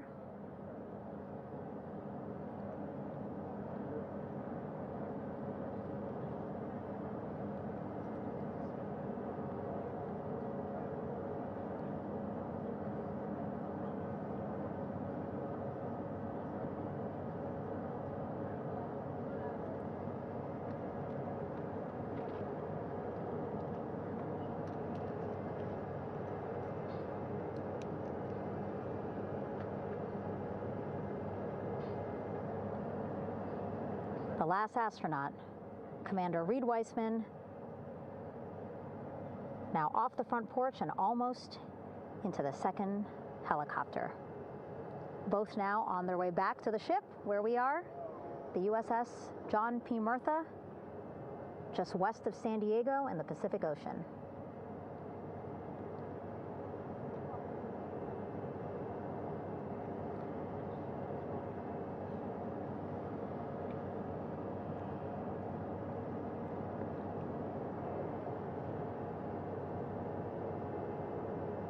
Exciting to see our 4 crew members minutes away from landing on the flight deck here on the recovery ship. 550 people on this ship, excited, ready, anxious, looking forward to welcoming this crew aboard.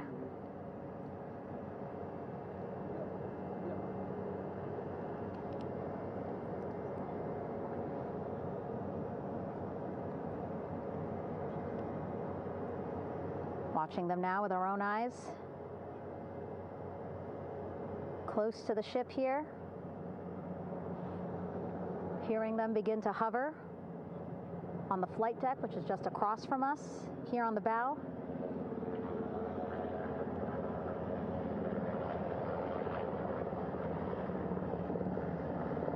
The first helicopter coming in.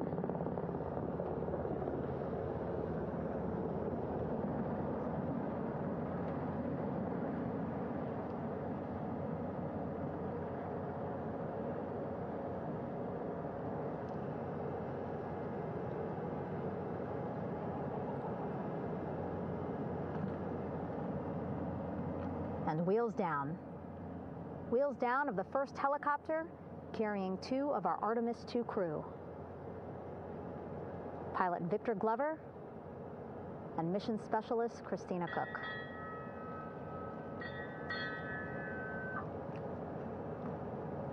Helo 1 on deck reported on the recovery loop. Again, the mission audio loops that the recovery team are using here to communicate with one another. And an announcement just made on the ship, integrity incoming. 2 more helicopters on their way to the flight deck, one carrying the crew, the other, one of our imagery helicopters. Again, kudos to our imagery and aerial teams for giving us these beautiful views of history in the making. Set amid a gorgeous, soon-to-be sunset here in the Pacific Ocean.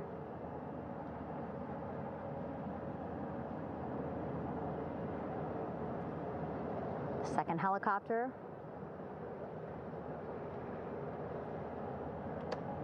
making its approach of the flight deck.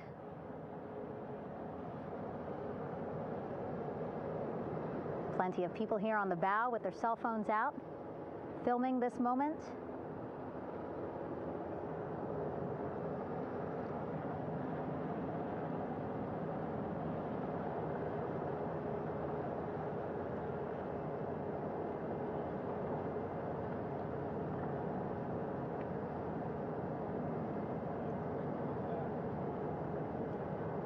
Some impressive flying here by the Navy, as we are seconds away from wheels down. And there you go. We now have all 4 Artemis II crew members on the USS John P. Murtha.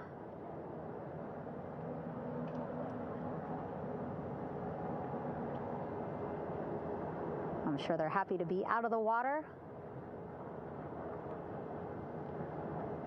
and on this recovery ship with, again, 550 people on board, ready to welcome them home. But first, as we've been saying throughout the broadcast, just making sure the crew feel good. We reported that they were feeling good when they were in Orion, but those were just initial, quick, verbal assessments of how they're feeling. Their destination tonight, the medical bay here on the ship, right after we power down the helicopters here.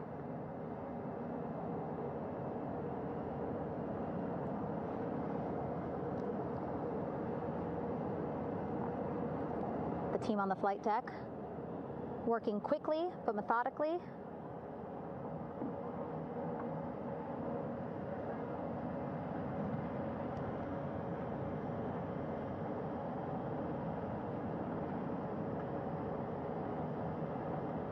Waiting for just one more helicopter to touch down.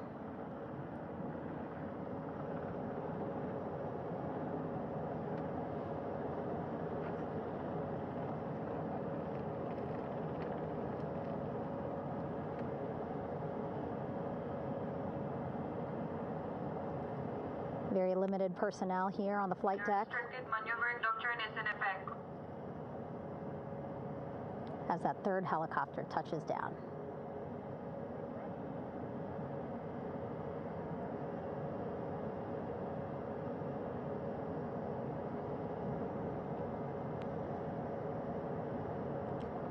The ship is at flight quarters.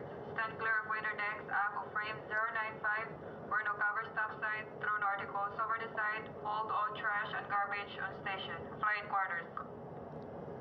While just a few folks on the flight deck itself, there are plenty more on some upper decks. I see in some of our views a very packed crowd overhead. Announcements being made over the ship's loudspeaker system, reminding folks to stay clear of operational areas like the flight deck, so that teams can work quickly to get the crew off of the helicopters and into the medical bay.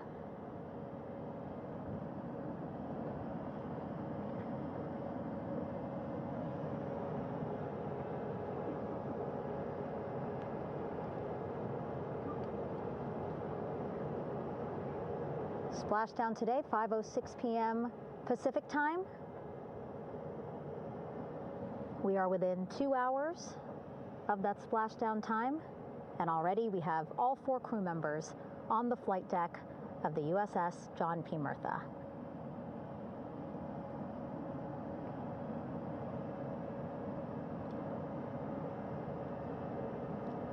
Again, crew waiting before getting out for the helicopters to completely shut down.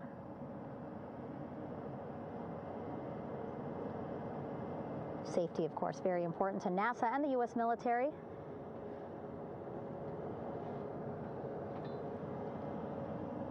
So we'll wait just a couple of minutes here before we start seeing crew members walk off the helicopters one by one.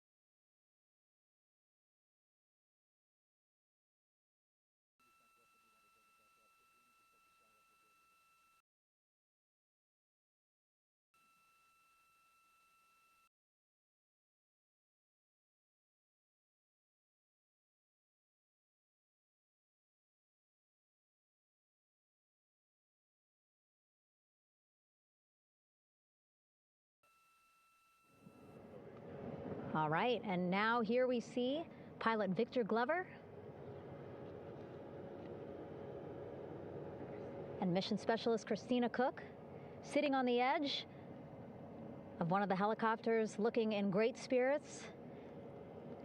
That familiar smile and laugh from Victor, I can see it from here. Christina, I'm sure, feeling the same way, just blocked a little bit by our camera here, but we'll see her here shortly.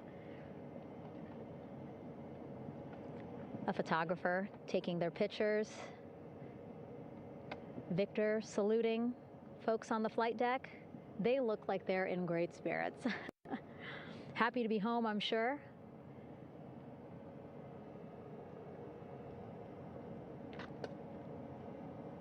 If you're sitting at home, I hope you too are wondering, what would you want to ask them if you got a chance to talk to them? Because that is what I'm thinking about. Getting the opportunity to talk to or ask questions of these 4 astronauts who just made history as the first crew to return to the moon since 1972.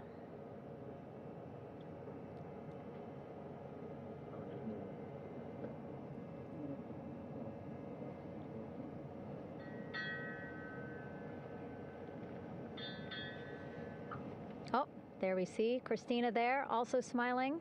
Finally peering out, waving at the cameras. Hello to you too, Christina, yes.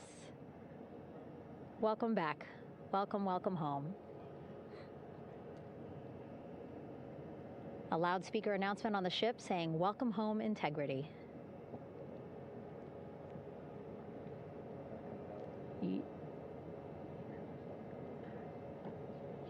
Victor in great spirits. I can't see who he's talking to, but I kind of think that he might be talking to his other 2 crew members. Shouting from across the flight deck, congratulations to one another.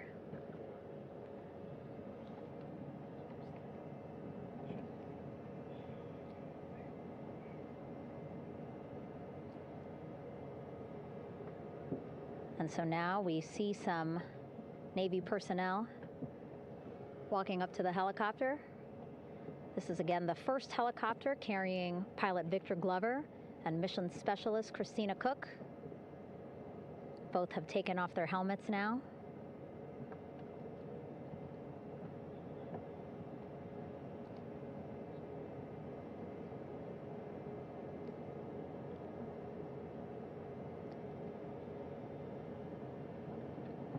Some pictures, video to catalog this historic moment. A beautiful sunset just behind them here in the Pacific Ocean. Golden hour. These pictures will be beautiful.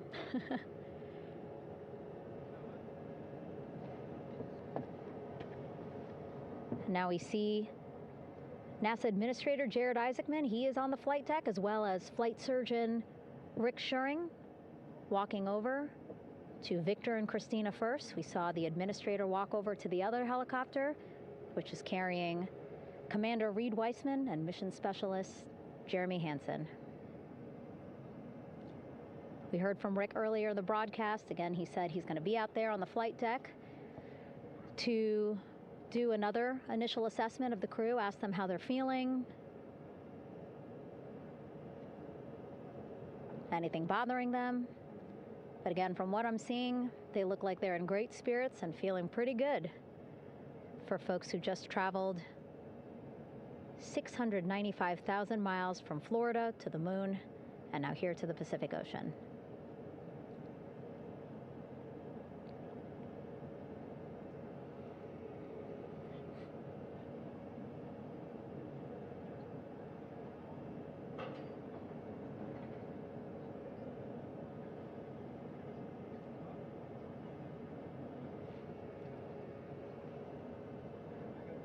We're now seeing NASA Administrator Jared Isaacman walking across the flight deck. He had been talking to Reed and Jeremy, now approaching Victor and Christina. A hug from Victor, a hug from Christina. What a moment that we're getting to experience together.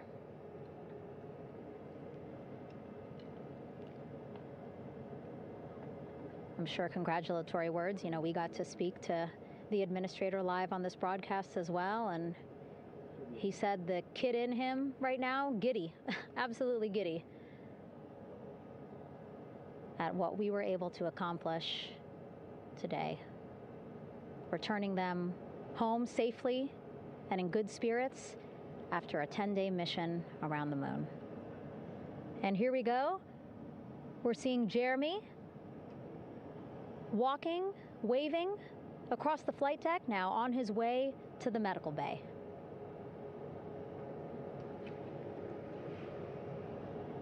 It's a short walk, less than a minute. Again, that's why the recovery team decided to use helicopters to get them on the flight deck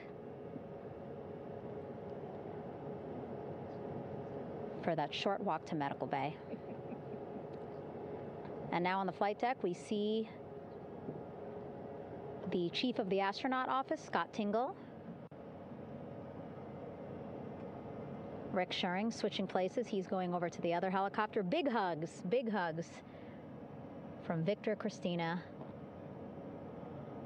to Scott. Again, a gorgeous sunset setting the stage for this recovery tonight.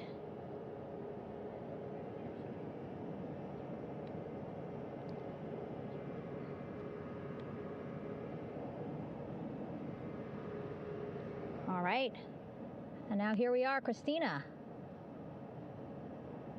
making her way, looking thankful, grateful, happy to be home.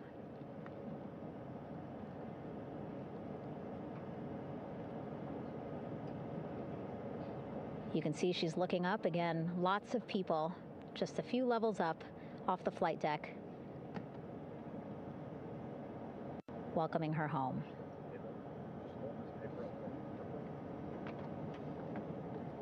Scott holding the door like a gentleman, but back on his way to the other crew still on the flight deck.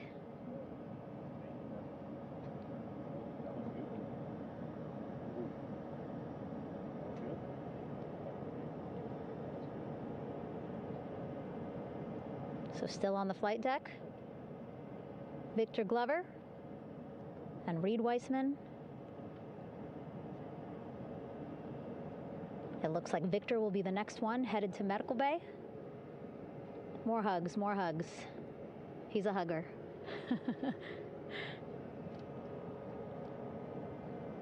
Victor looking good as he walks across the flight deck. NASA Administrator applauding. Victor applauding for all the folks on the ship with him who played a role in their safe return today.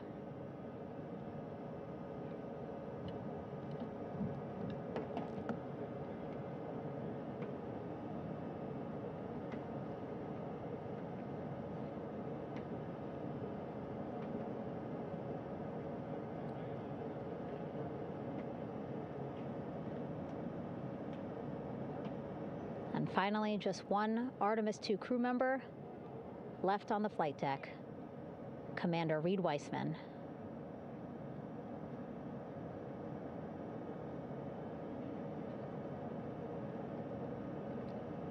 Applause from the group there on the flight deck, I'm sure, as well as on the level just above them, packed with people. Reed looking good as he takes his steps towards the medical bay.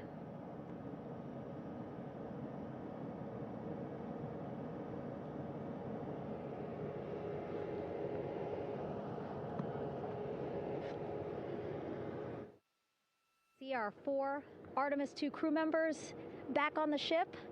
Again, now they will head into medical bay, where they will be assessed by flight surgeons from both NASA as well as the Canadian Space Agency.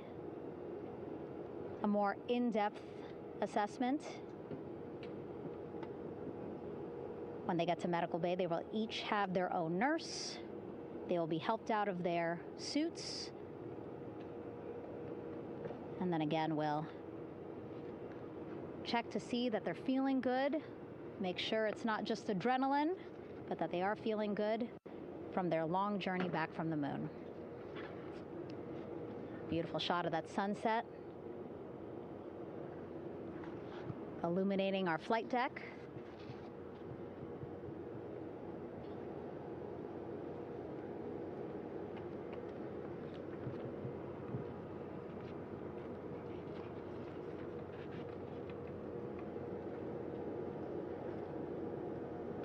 All right, and now with our astronauts safely on board, I want to welcome on Artemis Recovery Director Lily Villarreal. Lily, I don't know how you must be feeling right now. Ecstatic, relieved? So ecstatic, relieved. Of course, we still have to bring the capsule into the well deck of the ship, but this is a major milestone to have the crew here on the ship and in medbay. You know, our team has been preparing and working really hard, and I'm just so proud of them all. Everything went very well, just as planned. Our teammates in Houston, the flight control team was just amazing. We were able to have great conversations and communications about everything. And I don't know what else to say. I'm just so ecstatic. It's such a wonderful feeling to get to this point. Again, we still have to get the capsule, but this is huge for all of us in landing recovery, and I couldn't do this without my team, and of course the full support of the U.S. military. There's going to be lots of, high fives when we get the capsule back in, and I'm so happy that the crew's doing well, Orion's doing well, and thank you for everybody watching. Yeah, it was great to watch the crew come back to the ship with you. How were you feeling when you were seeing them looking so happy to be home and feeling really good? The funny thing is that we had video of them from inside the Orion vehicle. They were like that from the beginning. When we opened the hatch, they were already out of their seats, having a good time, waiting for us to open the hatch. And they opened the hatch, and of course we did the first medical assessment. Everybody was doing very well, and they were just having such a great time with the medical team that was inside the capsule. I think they were all taking selfies with the phones that they have, probably talking about what they saw, and it was just smiles all around. They were having such a great time. And then we put them on the front porch when we were ready to put them on the front porch. And again, you could see they were just so ecstatic to be home and talking to everybody. So we were very happy to see all of that in the control room of the LFOC. How remarkable is that? Again, if we think about their journey, the 695,000-mile journey around the moon and back, coming back at 30 times faster than the speed of sound. I mean, how remarkable is that they are in such good spirits? I mean, this is an amazing crew. I think you guys have seen it for the past 10 days. They're wonderful people, and we're so happy that they brought us along on that ride. And I can't wait to see all the additional videos and pictures that they have that, we'll get a hold of now that they're back on the ground. And I can't wait to hear how, a little more than what we saw on the press briefings from the crew about what they saw. It's just fantastic. Some of my favorite people around this 10 days was the science team and how excited they were. And so this is exactly how we feel in the landing recovery team when the science team went, oh my goodness, when they heard all the discussions about the moon. This is exactly how we feel now in the landing recovery team. We're so ecstatic. Yeah. Again, we have to recover the capsule. I want to make sure we don't forget about our Orion. Lily's all about business. She's thinking about what's next. But yeah, speaking of these 10 days, I mean, we have been along for the journey with them, live with them 24/7 for 10 days, and just really seeing the engagement that we've gotten from around the world. What do you hope people take away from this mission? I think that's fantastic. So, my story was that I went to the Kennedy Space Center. I was born in Colombia. I was 10 years old when we moved to the United States, but when I was 7, my family took me to the visitor center, and that's when I learned about Apollo. And we went to the moon, and I learned about astronauts, and that story was what really fueled me to want to do STEM and want to be an astronaut. And I think that this Artemis program is going to do exactly what, what girls, my age back then is 7, young people right now, girls and even like young men, obviously. But we want to empower people to know that you can do this, right? If you want to come and work for NASA, if I did it, they can do it. And Artemis program is just going to inspire everybody. And I'm so happy about that. Yeah. Like Apollo inspired me. Thank you so much, Lily. Really appreciate you being here. As you said, still a lot of work to do. 5 to 6 more hours to recover Orion that's still out in the water. So I'll let you get back to it. But you had beautiful words to say again. We hope that this inspires people. We hope that you come and join us at NASA and accomplish great things with us in the future. Back to you, Rob. Thank you, Megan, and safe sailing out there in the Pacific. Here in Mission Control, it is now all quiet. The team of flight controllers and all their support personnel have left the room to enjoy the aftermath of a textbook touchdown by integrity that splashed down in the Pacific right on target to complete this historic flyby of the moon, the Artemis II mission. With that, we'll wrap up our coverage for the night and point you to a post-splashdown news conference in 15 minutes